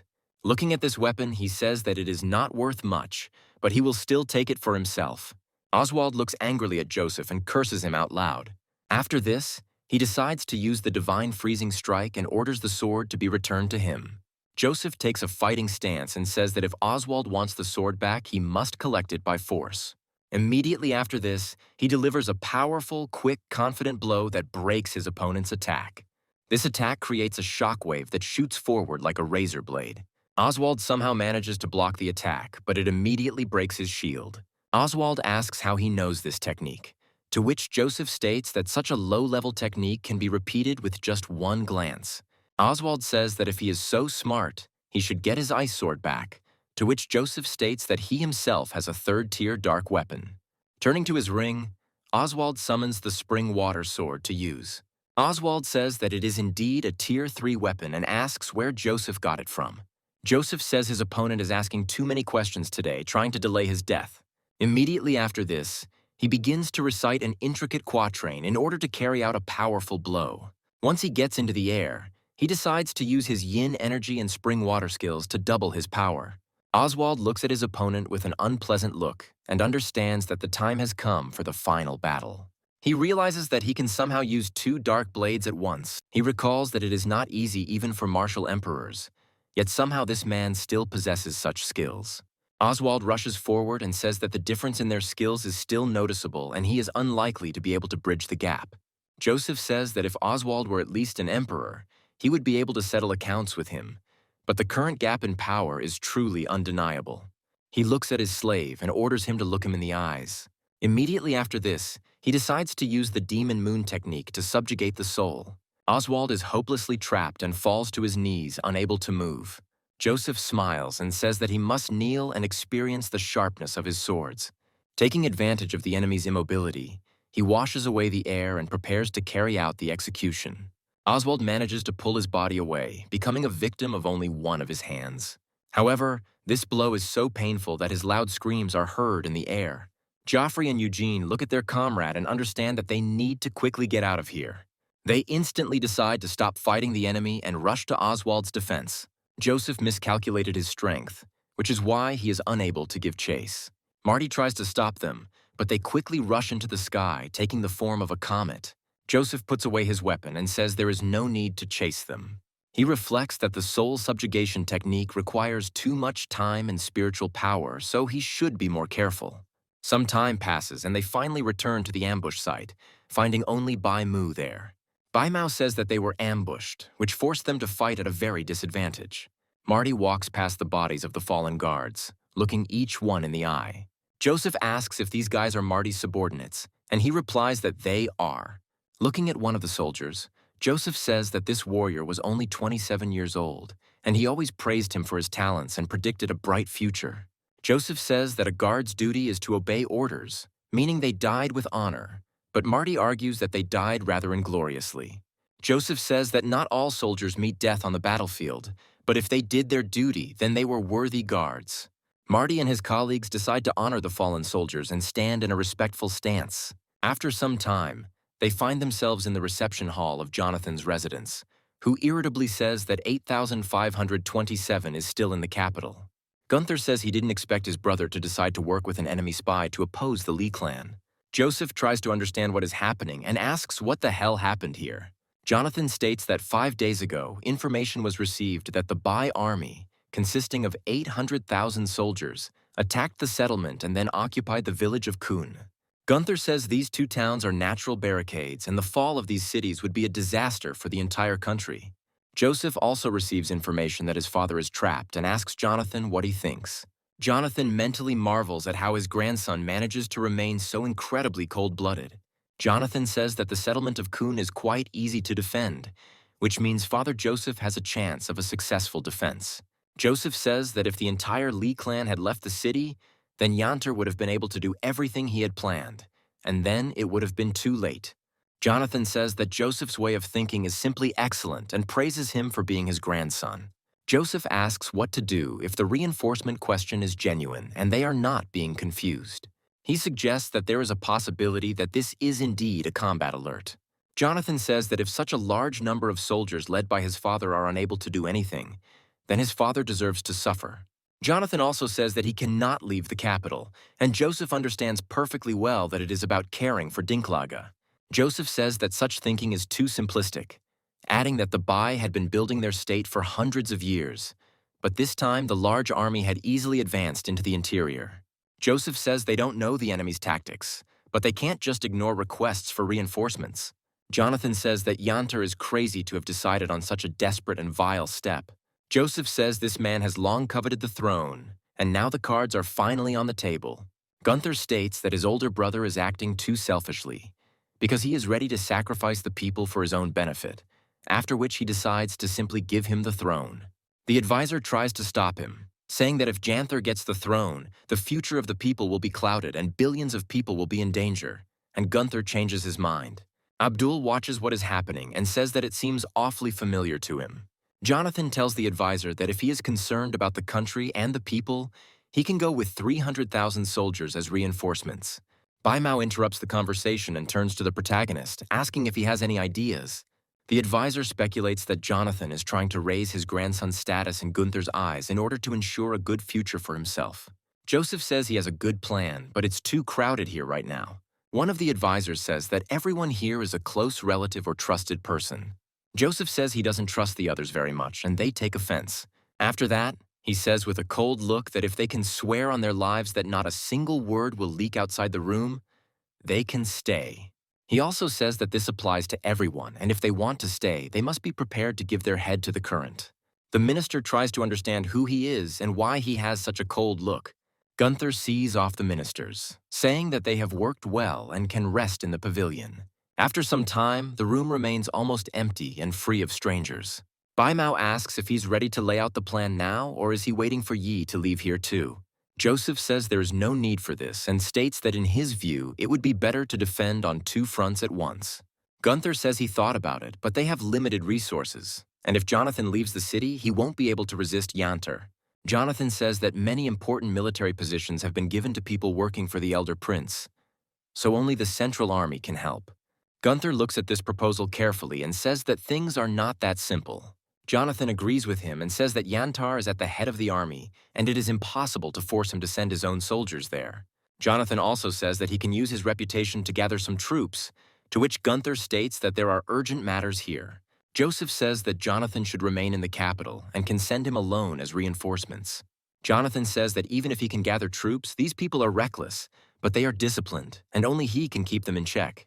Bai Mao says that Mr. Joseph knows too little. Even if they gather troops, they still won't have enough people. Joseph smiles and tells her that she forgot something, which attracts Gunther's attention. Joseph says that he himself will not be able to command these old men, but he has in mind a man who can do it for him. Joseph says that he can't cure him completely yet, but if he stays close by and treats him with pills, Dinklage will recover pretty quickly. Jonathan, surprised, asks if he really found a way, to which Joseph states that he made magic pills. Jonathan says this is amazing news, and Gunther asks who he is talking about. Joseph says that he is talking about the legendary Dinklage, who conquered lands with his grandfather. Gunther is shocked and says that the legends say that this great warrior died. Jonathan says that the Lord then sent him to that line in the rating to get rid of his retinue, and he returned, being on the verge of life and death. Gunther sadly says that his father made reckless decisions and tries to understand how he could do that to loyal people. Jonathan continues the story, saying that he swapped him for a prisoner sentenced to death and declared him dead. Gunther bows respectfully to Jonathan and says that when he ascends to the throne, he will be sure to return the clan to their rightful status. Bai Mao says that the general's illness is most likely related to Commander Colonel. Joseph says that this assumption is correct since he was injured, the linear chi of Istred. Bai Mao says that it is truly genius that Joseph was able to restrain the ice ki. She also says that she is very interested in who the next person is who is ready to join them. Joseph chuckles and says he wants to help them build a team capable of defeating an enemy that outnumbers them many times over. After this, he calmly states that the next person should be his teacher named Charles. Gunther says the teacher can support him, but never gets involved in political squabbles. Joseph says he doesn't expect him to take action and asks if he remembers the tragedies that happened 60 years ago. 60 years ago, when Jeff was still a prince, revolution broke out across the South and the army fled, leaving the country defenseless. In this difficult moment, Charles organized detachments of talented students to fight the revolutionaries. In this way, they not only defended the capital, but also pushed the enemy back, laying the foundation for the creation of a unit called the National Guard. To this day, these students are considered the founders of this honorable unit of the Royal Guard. Joseph says that right now the academy is starting its holidays, and the students are having practical training at the level of city defense. Gunther says it's a great idea, calls Joseph a genius, and notes that if students are sent, the army will grow exponentially. Joseph says that these wars will be the future of their country, and they will be waged by the academy teachers themselves. He also says that Lola's help is needed to contain the Chai in Dinklage and Colonel's bodies, as she is indeed a powerful warrior. Jonathan says it is a brilliant plan because it will gather strong troops and attract powerful people to their side. Joseph says that Colonel is losing his former power and his influence is diminishing, but if he is restored, no one will dare to contradict him. Joseph reminds the prince that he already has the support of 3 martial emperors, which means he cannot lose. Gunther looks on in surprise and wonders who the 3rd battle emperor is. Bai Mao turns his gaze to Jonathan, who laughs loudly. He says that apparently he no longer needs to hide and demonstrates his incredible strength. Everyone bows in a respectful gesture and congratulates him on such success, to which he responds with a short thank you. Jonathan looks at his grandson and thinks that he speaks like a true sage, and Gunther's victory is almost guaranteed. Gunther temporarily loses his composure and quickly gets closer to Joseph. He says that Joseph is simply an extraordinary man and asks if he wishes to be called a brother with whom he will share his destiny. Jonathan speculates that Gunther is doing this because of his rise, but if they were called brothers, the clan status would likely increase. Bai Mao looks at Joseph and realizes that he is a worthy ally. Joseph successfully pulls his hand away and hesitantly says that they will talk about this another time. Gunther, Marty, and Abdul stare at Joseph in surprise, trying to understand how this is possible. Gunther is surprised that he is a prince and the future leader of the country, but refuses his offer. Abdul and Marty react more kindly, realizing that being independent is more valuable than anything else. Jonathan chuckles and muses that they live in a small country, and that could have a serious impact on Joseph. Jonathan is surprised that without the current circumstances, this boy would have remained a pigeon for the rest of his life. Bai Mao smiles and says that she is not surprised that Joseph thinks about state affairs first and that prestige is not his priority. Gunther laughs and says that he likes Joseph's wisdom, so it won't be announced when he takes the throne. Joseph says he has always been happy being a lone wolf and has never thought about any fraternities they are going to join. He politely asks them not to bring it up, and they are surprised that he can give it up so easily. Jonathan grins and realizes that at least his grandson knows his place, since usually both vassals and the emperor cannot be brothers. Gunther says that this young man is truly unique and is definitely his grandfather's grandson. Joseph hums sadly at all these people, preparing to give a speech full of powerful wisdom. He says that life is glory and shame, but all this will turn to dust, because life is a fog, and only martial arts are eternal. This serious and incredible quote impresses everyone around him, and Gunther reflects on how, up until this point, he thought that the fight for the throne mattered. Marty slowly repeats these words, realizing that life is glory and shame, but all this will turn to dust, and only martial arts are eternal. Such a powerful quote, filled with philosophical meaning, immediately makes him switch to the mode of incredible inspiration. The energy around him begins to pulse rapidly, surprising everyone around him. Bai Mao witnesses his transformation and realizes that he has become a martial lord. The girl wonders in her mind how this young man has risen so quickly in the ranks of power in such a short time. Jonathan says that he once meditated for 6 months to break through to the rank of battle lord, but he was lucky enough not to waste time and caught the endless task by the tail. Marty looks at his hands and wonders if this is a stroke of luck. After this, he looks at his mentor and realizes that all this was not in vain. He bows in a respectful gesture and thanks him for his incredibly wise instructions. Joseph praises Marty and says that he will order Abdul to make a pill for him so that he can advance to the martial emperor, since in his current state he is too weak. Our heroes tactically correctly distributed responsibilities in order to go to several places at once. Instead, the action is transferred to Yanter's residence, to a secret meeting room. He lectures his subordinates, saying that they had 3 martial emperors, but they have 1. He also states that they had elite equipment, but nevertheless only 4 people returned from the sortie, although they should have handled 30. He calls Oswald a damn slave and asks him how he is going to pay for it now. Phoenix says he lost an entire division of National Guard, which were his best men. Oswald begins to hastily justify himself, saying that Joseph and Marty are to blame for everything, and because of them, he lost his arm. The Crown Prince begins to chase him even harder after hearing such excuses. Yanter asks if such weak fighters could really hold off 2 battle emperors and cut off Oswald's hand. Oswald says that Marty instantly became a fighting emperor after taking some kind of pill, and Joseph turned out to be even more cunning. Oswald says that while he was in the family, he heard about this man, and he was simple. It's simple. Phoenix adds that there is definitely something wrong with this man because their plan was flawless, but not only failed, but also attracted Marty to their side. Oswald tries to defuse the situation by saying that they have lost the battle, but not yet lost the war, and everything else is going according to plan. Yanter says that things are not so simple, because Joseph can cure Colonel and attract the fighting Emperor Charles to his side.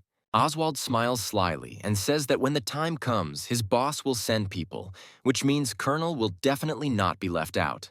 Hearing this encouraging news, Yanter orders him to leave so that they can get some treatment. Left alone with his bodyguard, he asks if these people can be trusted. Phoenix replies that this is out of the question since he just lost 30 people. Yanter agrees with his words, saying that he can only rely on himself, and adds that they need to convince the other 3 divisions to side with them. Yantar also asks how things are on the other fronts, to which he states that Lord Kong is very angry at Jonathan for killing ministers against the laws. Yantar says that they only have intermediaries who will be of little help to them in battles. Phoenix says that they haven't really entered the battle yet, and they should let his men cause some trouble for Jonathan in the name of the law. Yantar says that this is a good idea, and if they take advantage of the opportunity to turn everyone against this clan, it will be easier to control the Central Army. After this, he gives his bodyguard a sign that he can go and leave him alone. Left alone, he says that everything that is happening is insignificant, because if there are no further mistakes, everything will go well. He happily says that the throne will definitely belong only to him. Meanwhile, the action moves to the Lee family residence, where Joseph and Jonathan have headed. Jonathan stops to find out what's going on. A huge number of people dressed in white robes and carrying posters appear in front of them. Jonathan angrily wonders who dared to surround his clan. They take a few steps forward and Sinister appears next to them to give a report. The young man says that 3 students from the Bird Academy came here and brought thousands of scientists with a protest to accuse Jonathan of serious crimes. Jonathan tries to understand why all this happened and what the scientists forgot here. He approaches Joseph with the idea that when these poor scientists get tired of fussing, they will leave themselves. Joseph decides to stay and look at the accusations that these scientists are making. Looking closely, he sees a huge number of ribbons with offensive words depicted on them. Turning around, he asks his grandfather if he really has the right to kill high-ranking officials, but he is afraid of a bunch of scientists. Jonathan says it's not that clear-cut, since killing scientists is ethically unacceptable. He also says that absolutely everyone, even the emperor, must behave respectfully before the chief scientist. Joseph mockingly asks why there is any need to be afraid of some insects, noting that if they decided to show up, it means that we paid them something. Stepping forward, he says that if these scoundrels get in his way, he will always finish them off. Jonathan wonders if they, as a clan of generals, have stooped to killing educated people. The leaders of the scientific protest watch as Joseph approaches them. As he approaches, they begin to shout that lawlessness is happening and that most likely killing officials is an abuse of power. All their students repeat these words as one, creating a huge hum of words. From these words, a powerful blue aura appears, and Joseph hears that crimes cannot be forgiven. After some time, this aura forms into the image of a scientist who stands behind the backs of these people. Fortunately for the Lee clan, Joseph is an unprincipled man with no morals or ethics. Taking a booger from his nose, he accurately shoots it into the mouth of one of the propaganda broadcasters. The other students look at their senior leader with incredible horror. The participant who is unlucky enough to catch someone else's booger immediately empties his stomach. However, this does not greatly shake the spiritual figure of the scientist observing him. Joseph realizes that before him is a great key of justice created by great scientists from all over the world. Smiling, he says that in front of him there is a great breakfast that should not be missed. With these thoughts, he throws himself into the air to call down the elements on his enemies. Once in the air, he decides to create a connection to begin the procession. Drawing in the energy, he realizes that he feels quite refreshed. He loudly declares that such great energy of justice will give a powerful impetus to his endeavors. Scientists look at it, wondering how it is even possible to hang in the air. Some scientists even begin to panic when they see such a sight. However, the older representatives urge their students not to panic because they possess the most powerful energy. They advise to remain calm and read sacred teachings to strengthen your energy and drive out the devilish essence. Following this advice, many followers bow their heads in prayer. At this moment, the energy of their minds is intertwined into a single point where our hero is located.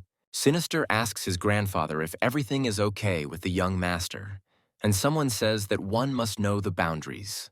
Joseph explains that when he absorbs the great energy of justice, it not only turns into real energy, but also combines with his technique. Thus, he builds up his strength of spirit, but his progress still leaves much to be desired. At this time, he hears scientists saying that if they continue to read their prayers, the devilish essence will weaken. He begins to feel how the energy of justice becomes more and more dense. Smiling, he reflects that these two idiots are only making him stronger, and decides to play along. Making a disgusted face, he calls these people incredible idiots and admits that he feels uncomfortable about what is happening. In just a few moments, he makes a breakthrough to the warrior of the 7 stars. To keep the flow of energy going, he makes a few theatrical gestures. Scientists say they must remain strong because the demonic entity is almost dead. Sinister wonders what they should do, considering that the young master appears to be dying. Jonathan wonders if there is anything about him, other than the awkward grimaces, that would give away the man in pain. Gradually, some scientists begin to lose consciousness from too much energy. This respect for the power of energy knocks lesser-minded scientists off their feet and they fall to the ground. Joseph, meanwhile, shows off his skills and demonstrates the aura of the 7 stars to everyone. After a while, he carefully lowers himself to the ground in front of the scientists, who are still standing on their feet. They realize in horror that their opponent did not receive a single scratch. Looking into his eyes, they feel that the pressure from him has become even denser. After this, the illness they got after spending a lot of energy knocks them down. Joseph says that if these guys had tried harder, he would already be a 7-star warrior at his peak. He asks what they were learning at all if they were exhausted after he absorbed such a small portion of energy. One of the scientists, angry, wonders if this boy really used the energy of justice to advance his cultivation. Jonathan smiles and says that this is definitely his grandson because he behaves very smartly. The angry scientist points his finger at Jonathan and says that they should all die. Joseph warns them that now they will not get away with a few drops of blood and not a single scar for what they did. He states that they maliciously surrounded his clan's home and his grandfather, and there must be consequences for it.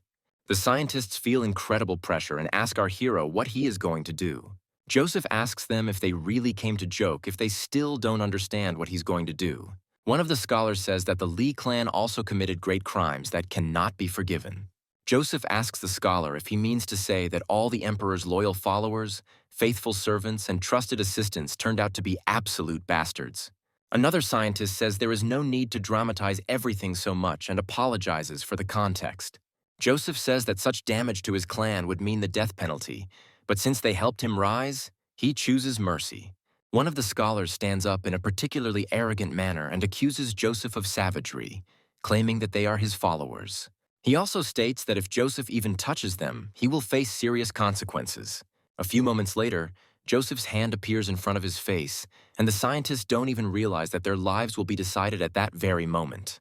With one powerful attack, he kills the man as a warning to everyone else. The scientists turn around in horror and look at the fate of their comrade, while Joseph remains adamant. Such a fate immediately makes them change their point of view, and they begin to beg for mercy. The huge pool of blood and the splashes on their faces only make the horror in them more and more intense. Joseph approaches another scientist who immediately prays for his mercy. Joseph gives him a piece of paper with curses written about their boss, and orders him to walk 3 times around the capital while saying certain words. Scientists understand that they may not survive today, but after insulting His Excellency, they will no longer be able to walk with their heads held high. Joseph orders everyone to stand up immediately, and absolutely every surviving scientist rises to their feet. Joseph hands this scroll to Sinister and tells him to go with them and kill anyone who resists on the spot. The scientists, not hiding the tears in their eyes, move forward shouting offensive curses. Joseph says that these curses sound unconvincing and that in order to survive, they will have to do it with more enthusiasm.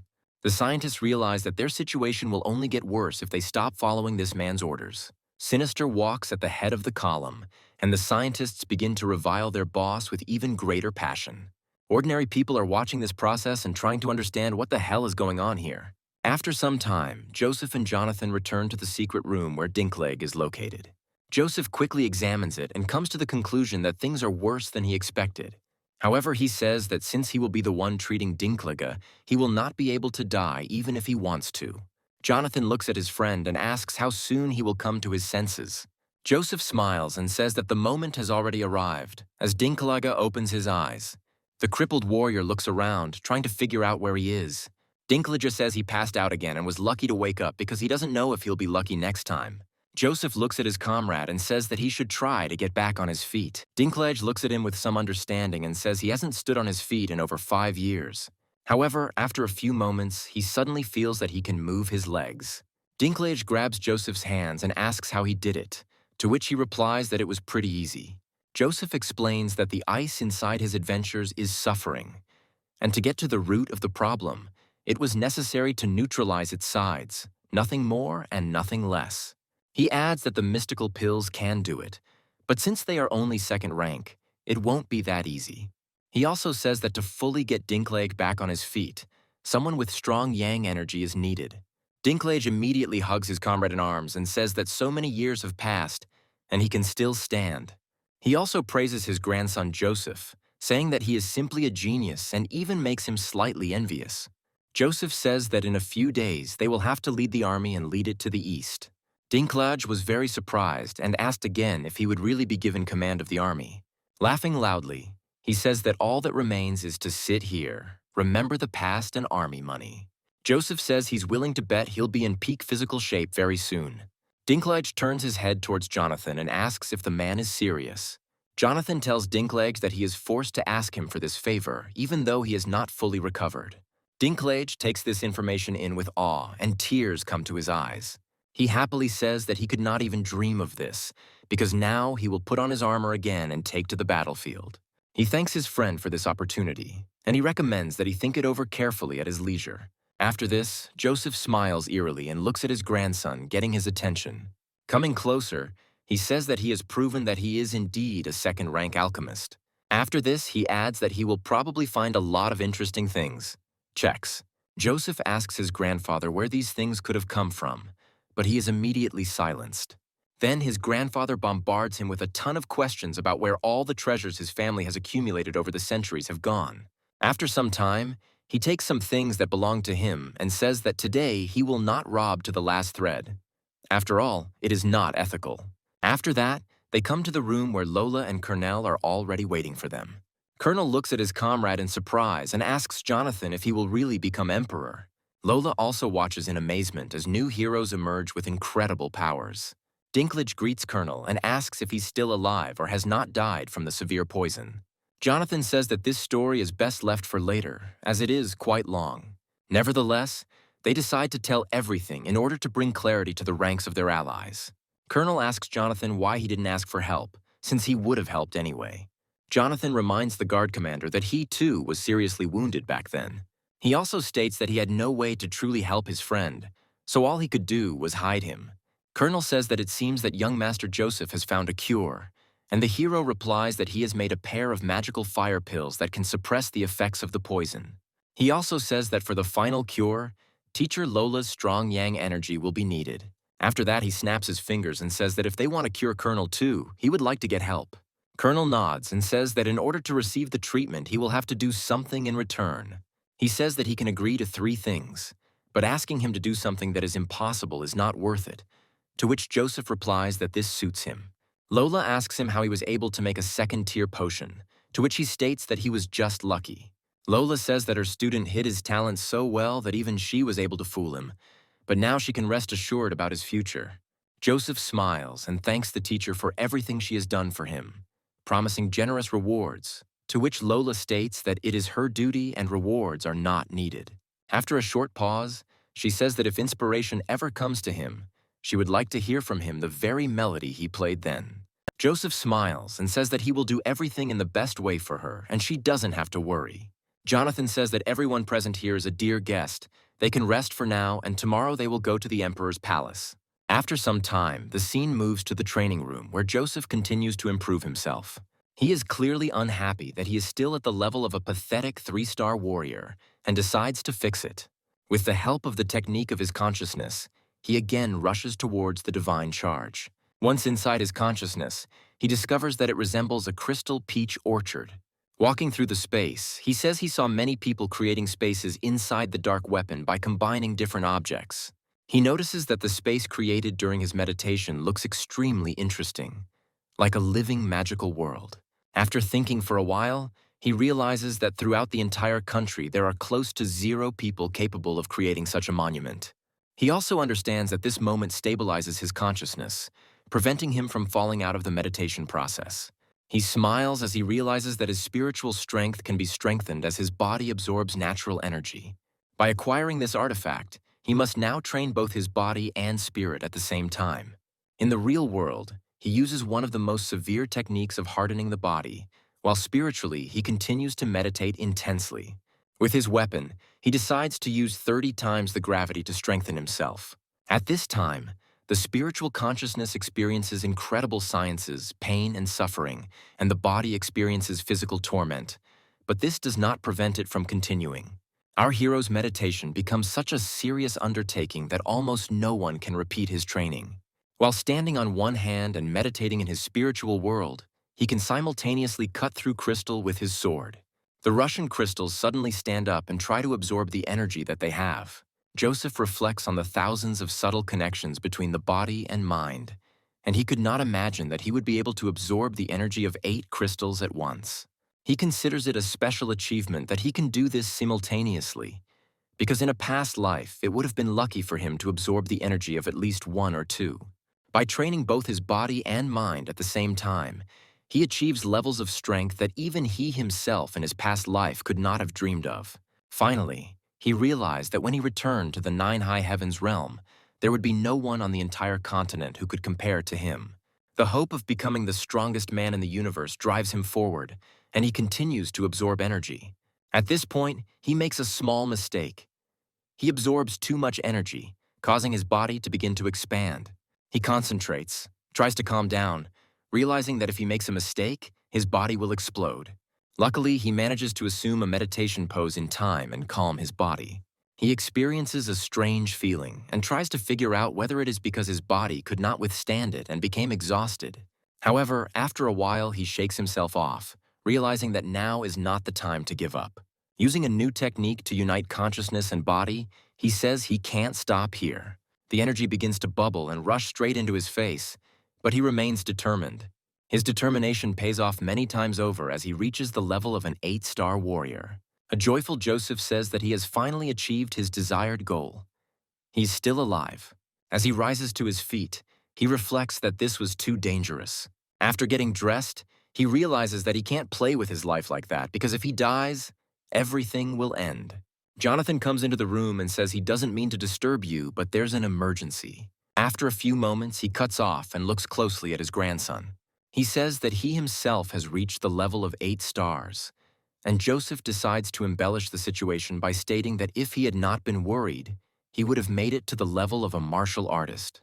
Jonathan carefully studies the descendant and says that just 2 days ago he was at the war level, and now he has already jumped to 8 stars. Jonathan tries to push his grandfather out of the room, saying that if there is nothing urgent, he would like to continue training. Jonathan explains that he came on urgent business after the incident with the 3 scientists. Many parents resigned, and now the Lee clan has a bad reputation. He says that when he saw the gathering of bailiffs, he chose to run away. Joseph wonders if a bunch of scientists are hindering his development. He asks his grandfather what he is so afraid of, offering to kill everyone who stands in his way. Jonathan replies that if they were ordinary bailiffs, he would have killed them, but these people are descendants of the saint and representatives of the contingent of scientists. Joseph says that those who follow the path of martial arts must believe only in strength. He says with a clever look that he who acts like a king among the common people must not be dirt, and if he can part the clouds with one wave, no one will dare to slander him. Jonathan listens carefully and suddenly freezes, realizing that this is indeed the truth. Joseph looks ahead and says that today he will smash all these rotten insects, because no one will stand in his way. Jonathan reflects that his grandson's words sound majestic, as if his mind had been cleared. Joseph rushes forward and says that today he will destroy the dirt under his feet. Jonathan watches his grandson as he rushes forward to overcome all obstacles. Jonathan goes with him and wonders in his mind why this malt has such a powerful, sinister energy, as if he had absorbed billions of souls. Jonathan realizes that he was too self-confident, and at this stage, he was just beginning his journey into the world of martial arts. A guard tries to stop them, saying that this is not a place where just anyone can enter. Other guards prepare to block the path of these people, carrying out their orders. Joseph says he doesn't have time for this, and if they don't leave now, they can't hope for mercy. The guards decide to carry out their orders with honor and are rewarded with instant death for this. Jonathan looks in amazement at the brutal reprisals he teaches his grandson against ordinary soldiers. He asks him why he has to be so cruel to people who are following his orders. Joseph disregards the words he spoke just recently and declares that today he has come to kill. Arriving at the royal palace, he introduces himself and says that he has urgent business that requires an immediate audience with the emperor. Absolutely everyone in the palace looks at each other in surprise, realizing that Joseph is coming here. His path is blocked by another fighter who asks how dare he come here. The commander of the palace guard says that the imperial palace is a sacred place and children cannot just barge in. Using his incredible energy, Joseph concentrates it in his hand and thrusts it forward. He manages to jump off his horse in time, which falls victim to inhuman energy. Looking closely at the legs, our hero realizes that in front of him is the battle lord of the 8 stars, the realm of 4 dimensions. Joseph realizes that he is the strongest warrior of the palace guards, when suddenly he sees his grandfather, the sublime heir. Jonathan rushes forward and delivers several hundred blows with one easy movement. This amount of damage concentrated in one point instantly destroys the guard commander. Jonathan lands on his feet for added effect. The guards immediately surround them, pointing spears in their direction. However, fear runs through their veins as they watch Jonathan dispose of the commander like trash. Jonathan says they have an urgent military mission and anyone who stands in their way will be killed without mercy. The guards decide not to move, and Joseph tries to figure out what to do in this situation. Noticing Jonathan's gaze, he guesses that the old man wants to watch his actions. After this, he takes a few steps forward and says that he is the son of a general and has urgent business related to the armed forces. His loud voice reaches the imperial palace, and absolutely everyone in the throne room hears it. Yanter says that the Lee clan continues to act recklessly, as they dare to kill palace guards and break into the palace. Gunther is surprised that his comrade made such a scene and understands that all plans to obtain authority to mobilize the armed forces have gone down the drain. Jeff spends some time and says that it is necessary to announce the arrival of Jonathan and Joseph here. The guards step back and allow the heroes to pass, and the heralds announce them into the palace. They are confronted by bailiffs who tell them both to stop. They are accused of grave crimes such as humiliating the descendant of a saint and causing harm to hundreds of scholars. Other bailiffs say the earth will bear witness to their actions. Joseph looks at these scientists and realizes that they are starting to irritate him. Sniffing, he realizes that they have so little of the great energy of justice that he feels sorry to absorb it. Therefore, he solves the problem in a rather radical and familiar way, by killing several people at once.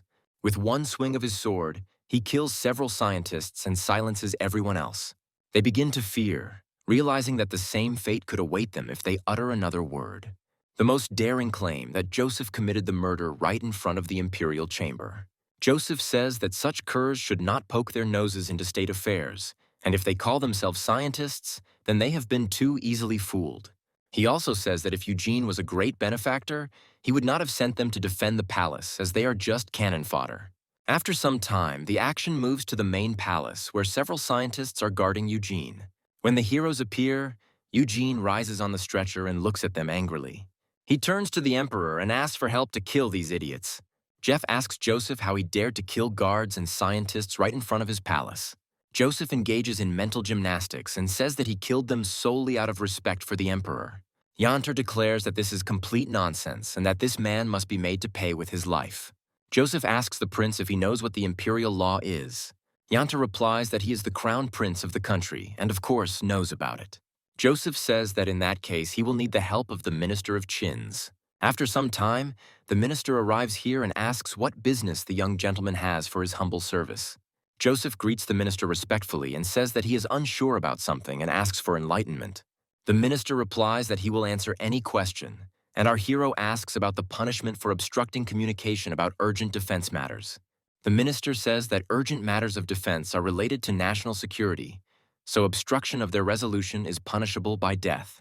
Scientists recall that this young man was constantly shouting about urgent military matters, which means that those guards died in vain.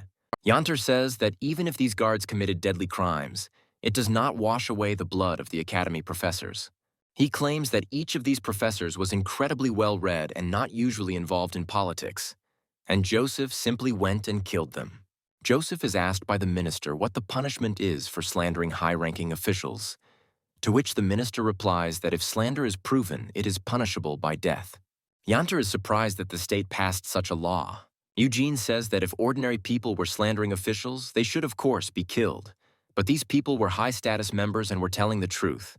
Joseph smiles and asks the minister what punishment is given to those who obstruct the king's orders.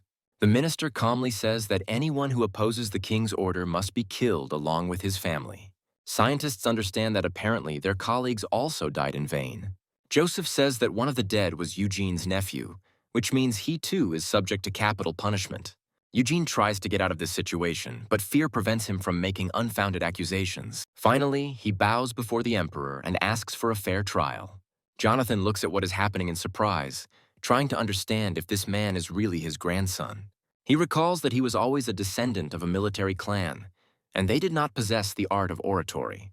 Jeff says that Eugene is a descendant of the saint, as well as his teacher, so he should not be punished for the crimes of a distant relative. Eugene thanks the emperor for his mercy and says that the king is always the fairest. The guards watching him are surprised that even in such a situation he is fawning over his majesty. Jeff reflects on how both sides were heard. He spared Eugene, but took Joseph's words into account. Joseph disagrees, saying that Eugene is a role model and therefore the imperial law must be followed. He also says that a prince who has committed a crime is no different from a commoner, because Mr. Eugene's position is not above the law. Eugene claims that the decrees of His Majesty are sacred, and therefore no one dares to point a finger at them. Joseph looks at the rebellious old man and says that this scene seems familiar to him. After a short pause, he says that he does not consider the emperor's opinion on this issue to be significant. These bold words cause surprise among everyone in the room. The throne room is quite a large room, so his words echo for a while. Gunther reflects that they were in a good position, but for some reason this boy began to behave so disrespectfully. Jeff rises from his seat to punish the foolish, proud man. Joseph gets out of the situation in a strange way, suddenly standing in a respectful stance. He starts pouring water into people's ears about how respect for the emperor must come from the heart. After this, he accuses Eugene of speaking to His Majesty without trepidation and of not expressing loyalty. He asks if Eugene really decided that the emperor is not wise enough and cannot make a decision on his own. Scholars wonder whether Eugene had not yet cleared himself of his crime against imperial law, and now he is accused of objecting to the decree. Eugene feels incredibly angry and points his finger at his opponent, trying to curse him. However, after a few moments, his strength suddenly leaves him and he falls to the ground, coughing up blood. The scientists run to their teacher, but it turns out to be too late.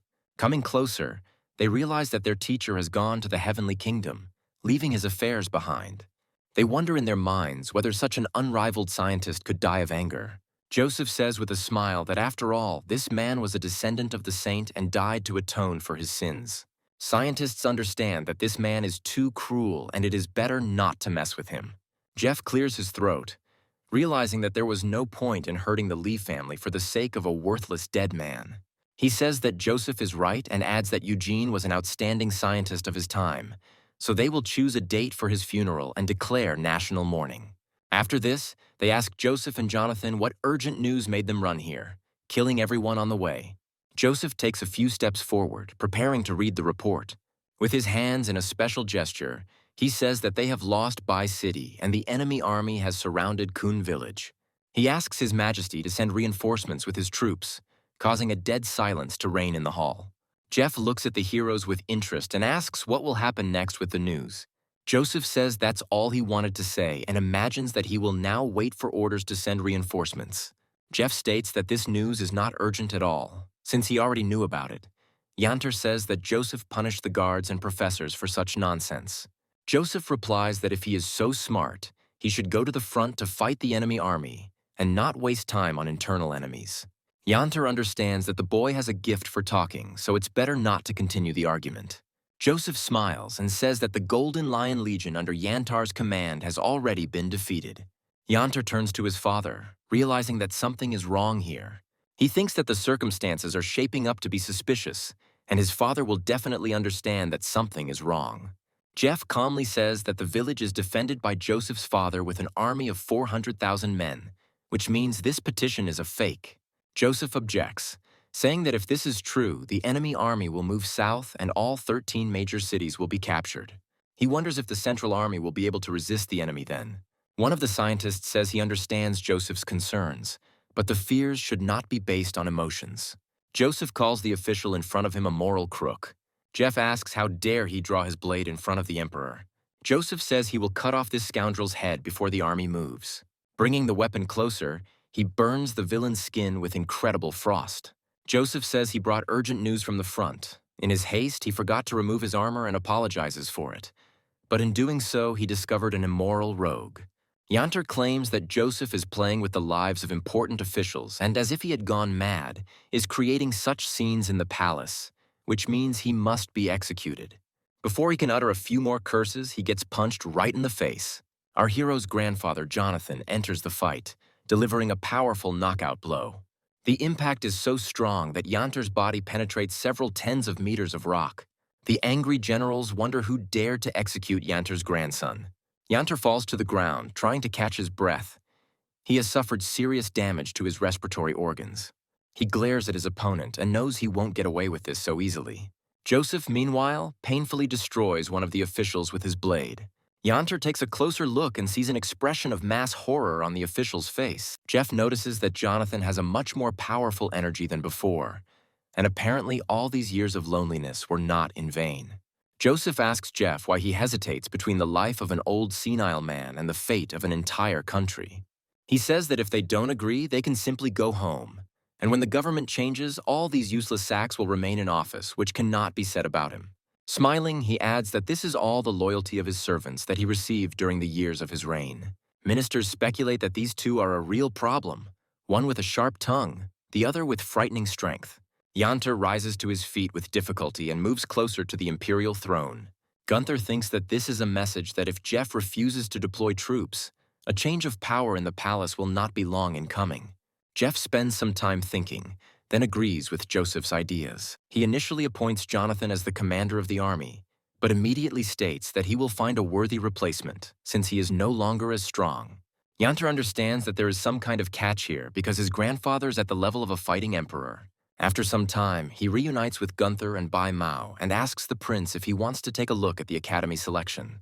Joseph smiles and says that all these students will one day become loyal soldiers, so he is curious to see what they are capable of. The action moves to the academy, where many people want to sign up as volunteers. Megan asks the teacher to allow her brother to enroll as well, but he replies that only academy students are accepted here. He also says that Megan's brother looks pale green, which means he is clearly malnourished. Martin says he eats every day and it's not like he's undernourished. Larry notes that Megan's brother is very talented, and it's rare to see a warrior-level fighter like him in the academy, so they need to wait for the next recruitment. Martin says that the teacher will decide everything, and Larry asks who exactly this teacher is. Joseph appears behind them and says that he is Martin's mentor. Martin immediately runs into his arms and says that Joseph came just in time. Megan smiles warmly at our hero, and the little boy thanks him for coming. Jonathan looks at his grandson in surprise and asks if he already has any students. Looking at the boy, he notices that he looks like he hasn't finished eating, after which Martin calls him an old fool. Larry bows and orders everyone to greet His Highness Prince Gunther and Jonathan, the great commander. Martin realizes that he has just insulted his master's girlfriend. Joseph scolds him and tells him that Martin must go to a room with 20 times the gravity for the entire day. Bai Mao quickly settles the issues with Martin's recording, while Gunther notices the looks from the other students. He cheerfully tells them that regardless of their background and position, if they perform well, they will be able to immediately join the National Guard. Hearing such motivation, the students go to sign up in a friendly manner, and Bai Mao says that this time more than 2,000 people will sign up. Joseph, meanwhile, turns to Megan and says that they will be leaving for a short while to rest. Jonathan glances at the girl and says that she can give birth to healthy heirs, but Joseph asks him to be closer to people. After some time, the list is ready, and Bai Mo reports that 2,300 people have signed up. On top of everything else, the world-famous Charles arrived at the meeting. The director says that 60 years ago, students also formed their own battalion, and now he will follow their example to fulfill his duty to the fatherland. Students across the city raise their fists and say that duty to the country comes first. Charles says that this time the selection will be led by Prince Gunther, the figure of the moment who will lead them into a brilliant future.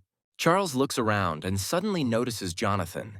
He quickly realizes that his comrade has achieved the rank of Martial Emperor. After laughing, he says that he now completely hands over the floor to the Crown Prince. Gunther announces that everyone who makes it to the end will receive 3,000 gold, and the families of the dead will be paid a substantial sum. It is added that all who return from the war will be appointed as close associates of the king, regardless of rank and position. Gunther also announces that Joseph will be the commander of the student battalion and will lead them into the heart of the battle. After these words, deathly silence reigns. Gunther looks around in surprise and asks if anyone really disagrees with these conditions. One hand rises into the air, and the young man says that he is not very happy with these conditions. This man turns out to be the #1 ranked warrior in the academy named Challenger, who says that he will accept these conditions after he defeats Joseph. They are joined by another high-ranking academy student named Loafer. Gunther says that he really enjoys watching ambitious young people and that he is counting on Joseph. Joseph smiles, nods slightly, and then takes a few steps forward. He says that they don't have much time, so it would be better if they both attacked him at the same time. They prepare for battle. Everyone takes their places so as not to interfere with the fight. Joseph says he has quite a lot to do and doesn't want to waste the other fighters' time. Coming closer, he says that he would like to be attacked by 2 people at the same time. Nearby, students wonder if this young man can withstand an attack from 2 academy students. Upon hearing this proposal, Challenger and Loafer realize that they are not dealing with an ordinary person. Liara is also on the volunteer list and decides to watch what is happening closely. Charles remembers that Joseph had just become a 1-star warrior, but was now able to rise to 8. Joseph takes out his weapon and prepares to take on 2 opponents at once. Behind him stands a symbolic statue of Gu Feng, which represents power in a past life. Loafer takes up his weapon and says that his opponent is taking on too much. A huge number of girls appear behind Loafer, cheering for him and saying that he is incredibly handsome, which embarrasses our fighter. Joseph says there is nothing wrong with being overconfident. A person with great power cannot be wrong. Laufer disputes this highly controversial idea and says they will talk about strength when they cross arms. Joseph rises to the challenge and easily dodges Laufer's many attacks. Charles says that Laufer is amazing with his spear, despite only being a second-star warrior. Joseph says he is very impressed by these skills, adding that he will nevertheless bring down the dragons and the tiger's subjugation. He also turns to Martin and asks if he remembers his desire to learn Tiger's hidden strike, adding that he is now teaching him directly. Students watching the scene see Megan rush forward and try to stop the spear with her body. Joseph moves forward relentlessly and prepares to punch through the metal pike. This blow proves incredibly effective and stops Laufer's attack in an instant. Martin is thrilled and says that his master is simply an amazing person. Laufer jumps to the side, taking serious damage, but not enough to take him out of the fight. He uses his technique to rise into the air and swoop down like a dragon. The aura around him begins to change and create spiritual dragons around him. Joseph says he'll be interested to see if his tiger and dragon spear can outperform his defense. At that very moment, he decides to use the practices of body improvement techniques, thanks to which one can achieve almost complete invulnerability. Joseph realizes that if he can achieve the golden immortal form, he can immediately raise his rank to the level of a saint. For him, this time has not yet come, but it turns out to be enough to withstand serious opponents. The students are very impressed by the incredible courage of their new idol and realize that he is incredibly strong. The smoke begins to clear and everyone notices how minor the damage to our hero is. Looking at him, people understand that he has incredible strength. Laufer takes a few steps back, realizing that all his efforts were in vain. He chuckles and says the glass form was a very curious piece of knowledge. Everyone else on the platform hears Joseph's laughter and realizes that they have underestimated him. Liara guesses that she was too arrogant, but now she will no longer cross paths with him. He will be stronger and move forward. Challenger encourages his friend and says that they should attack together. With these words, he summons his spiritual power, using the skills of the green demonic millstone. Around him rises a huge number of strange spiritual spheres, which feed him with their power. After this, they join forces to crush the man who volunteered to command them. Joseph walks towards them with complete nonchalance, ready to crush them with one blow. Students say the two geniuses have teamed up to defeat him, and in the heat of battle, it won't be easy. Joseph keeps his cool and decides to use the Lotus Sword Song skill to stop them. It instantly creates a barrier that prevents any significant damage from being done to it. Smiling, he says that it's his turn now and decides to use the Lotus Sword Song skill. Having swung properly, he prepares to launch a powerful combo. Laufer and Challenger do not have time to react to his movements, realizing that they simply do not have enough reaction time. Their surprised faces will be remembered forever because after that, they never look to challenge this man. Joseph also decides to use his gravity skill to lock them in place. His determination forever captivates all the students watching this battle. Laufer and Challenger try to combine forces to at least somehow block some of the damage. Almost all of their efforts prove futile, and a powerful explosion raising dust crushes them. The students watching this are incredibly captivated by such a performance. Jonathan and Gunther are also surprised, admiring the strength of the man they have fortunately taken as an ally. Joseph turns to the rest of the students and asks if anyone else has any objections to his power. All the students jump to the side so that their intentions are not inadvertently misunderstood. Joseph throws the ball over his shoulder, looking at them with satisfaction, feeling his superiority. The second day of selection arrives and a huge number of military divisions arrive at a certain location. Each of them holds his own flag, and among the countless warriors there are also student units. Surprisingly, some students even signed up as volunteers, unusual old men who would hardly be able to hold a weapon. Hunter's father, Krieger, says that no one else will come, but even with these troops they can win. Jonathan turns to Commander Colonel and says it's time to begin. Hearing the signal, the commander quickly approaches the edge of the fortress to look at the countless regiments. Taking a deep breath, he lets out a powerful cry to attract the attention of all the soldiers. He loudly declares that the National Guard has 3 minutes to assemble downstairs and advises them to hurry. He also says that any disobedience will be punished to the fullest extent of the law, and this cry reaches all the way to Phoenix and Yantar. Yantar understands that 90% of the Central Army is under his command, but this scoundrel is trying to gather only 5 divisions of the National Guard. He orders his bodyguard to rush forward to test this in practice. Instead of childhood, he is briefly transported into the depths of the Creator where the Emperor lurks. He had not been feeling very well lately due to the effects of the poison. Hearing Colonel's loud voice, he happily says that he can now be at peace. The Lan family, led by Lan Harper, also hears this voice and realizes that Colonel is fully cured. The head of the family says that fate has set its course, and now we must follow it. He also says that tomorrow is the birthday of the concubine who gave birth to Gunther, and he needs to tell his people to prepare gifts. His son asks what this all means, but the father remains silent for a while. Looking up at the sky, he says that the Lee clan will be walking over their heads for a long time to come. Phoenix says the commander of the 1st National Guard Division has arrived here. Colonel gives him a stern look, causing a slight fear to appear on his face. Janter climbs the tower to look around and see how big the scale of the support is. Looking at the small number of soldiers, he realizes that they are all old and feeble warriors. A contented smile appears on his face, while Gunther looks at him rather angrily. However, a few moments pass, and the commander of the 2nd Division of the National Guard appears to meet them. The commander of the 5th Division of the National Guard does not keep us waiting long. As for the commanders of the 4th and 3rd Divisions of the National Guard, they were already here from the beginning. A few moments later, the loud clatter of soldiers' boots is heard, and a huge number of fighters take their places. All 5 commanders line up and the National Guard arrives in full force. Looking at these great warriors, student regiments say that they want to become like them someday. Colonel says the guards have been defending the country for a long time and must be prepared to give their lives. He also says that His Majesty was a great leader and at the moment there are only 2,000 or 3,000 people here. Gunther smiles and understands that even if the army only had masters, it would be useless. Colonel orders that 124 generals will be sentenced to death by order of His Majesty, adding that the punishment will begin right here. Yanter asks how he dares to kill army generals. Colonel says that Yanter is also one of the generals of the Central Army, but he did not support the position and betrayed national security. Colonel states that in that case, he too will be executed for his crimes. Janter says that he is a prince, and Colonel is just an official who does not dare to say such things. Colonel replies that this is a contradiction, because if he and his comrades had not fought for the country, that side would not exist at all.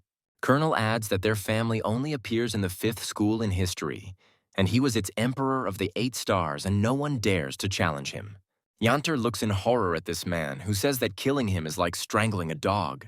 After 5 years of silence, indifferent to what was happening, Colonel is finally back in action. Phoenix and his accomplices decide to follow the example of the Supreme Commander. He reflects that he has served this man for many years and knows that his intention to kill is not an empty threat. A few moments pass and Yanter is pinned down, also stripped of his title. Colonel comes closer to his captive, and Gunther sees not very good intentions in this. He wonders if being the heir to the throne guarantees absolute power and any security if killing his brother was so easy. A little time passes, and all 124 generals who did not ignore the order are here. Colonel says that they thought that numbers could overcome the law, but this was not the case. Colonel states that in the next life they must remember that their state will prosper without their help, while they themselves are only destroyers. The generals are horrified to realize that nothing can change their fate, and all they can do is await death. However, as soon as the swords are raised, Phoenix brings His Majesty's decree and asks Colonel to read it. Colonel turns away and orders his subordinate to read. Phoenix reads the words that the generals and Yantar behaved arrogantly, but due to the dangerous situation in the country, he will give them a chance to atone for their guilt. Also, according to this decree, the prince must receive 100 lashes as a lesson. The generals begin to breathe out tensely, trying to understand whether they will really be pardoned. Yantar reflects that thanks to his family, he will still retain his military status. Colonel says that in addition to Yantar, who is assigned 500 blows, he allows all the other generals to be executed. One of the generals rightly reminds Colonel that not long ago he accused them of disobeying His Majesty's orders, but he himself does not follow them. Colonel is not used to answering uncomfortable questions, so this general is executed. The same thing happens with other generals, because in reality only the law of the strong applies here. Janter rightly points out that Colonel has violated the Emperor's decree and should be executed along with his family.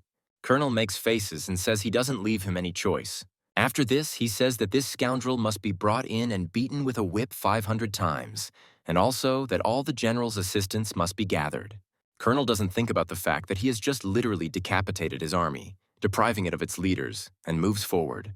After some time, all 124 assistant generals arrive on site to take up their positions as their superiors. Colonel says that he is very glad to hear. He hopes that people will be the same as the generals he just killed. He comes back forward, exchanging respectful glances with Jonathan. Joseph invites him to take a seat on a special chair in order to discuss further business. Colonel sits down and says that the first task has been completed. Joseph praises his comrades' incredible cruelty and says that now no one will defeat them.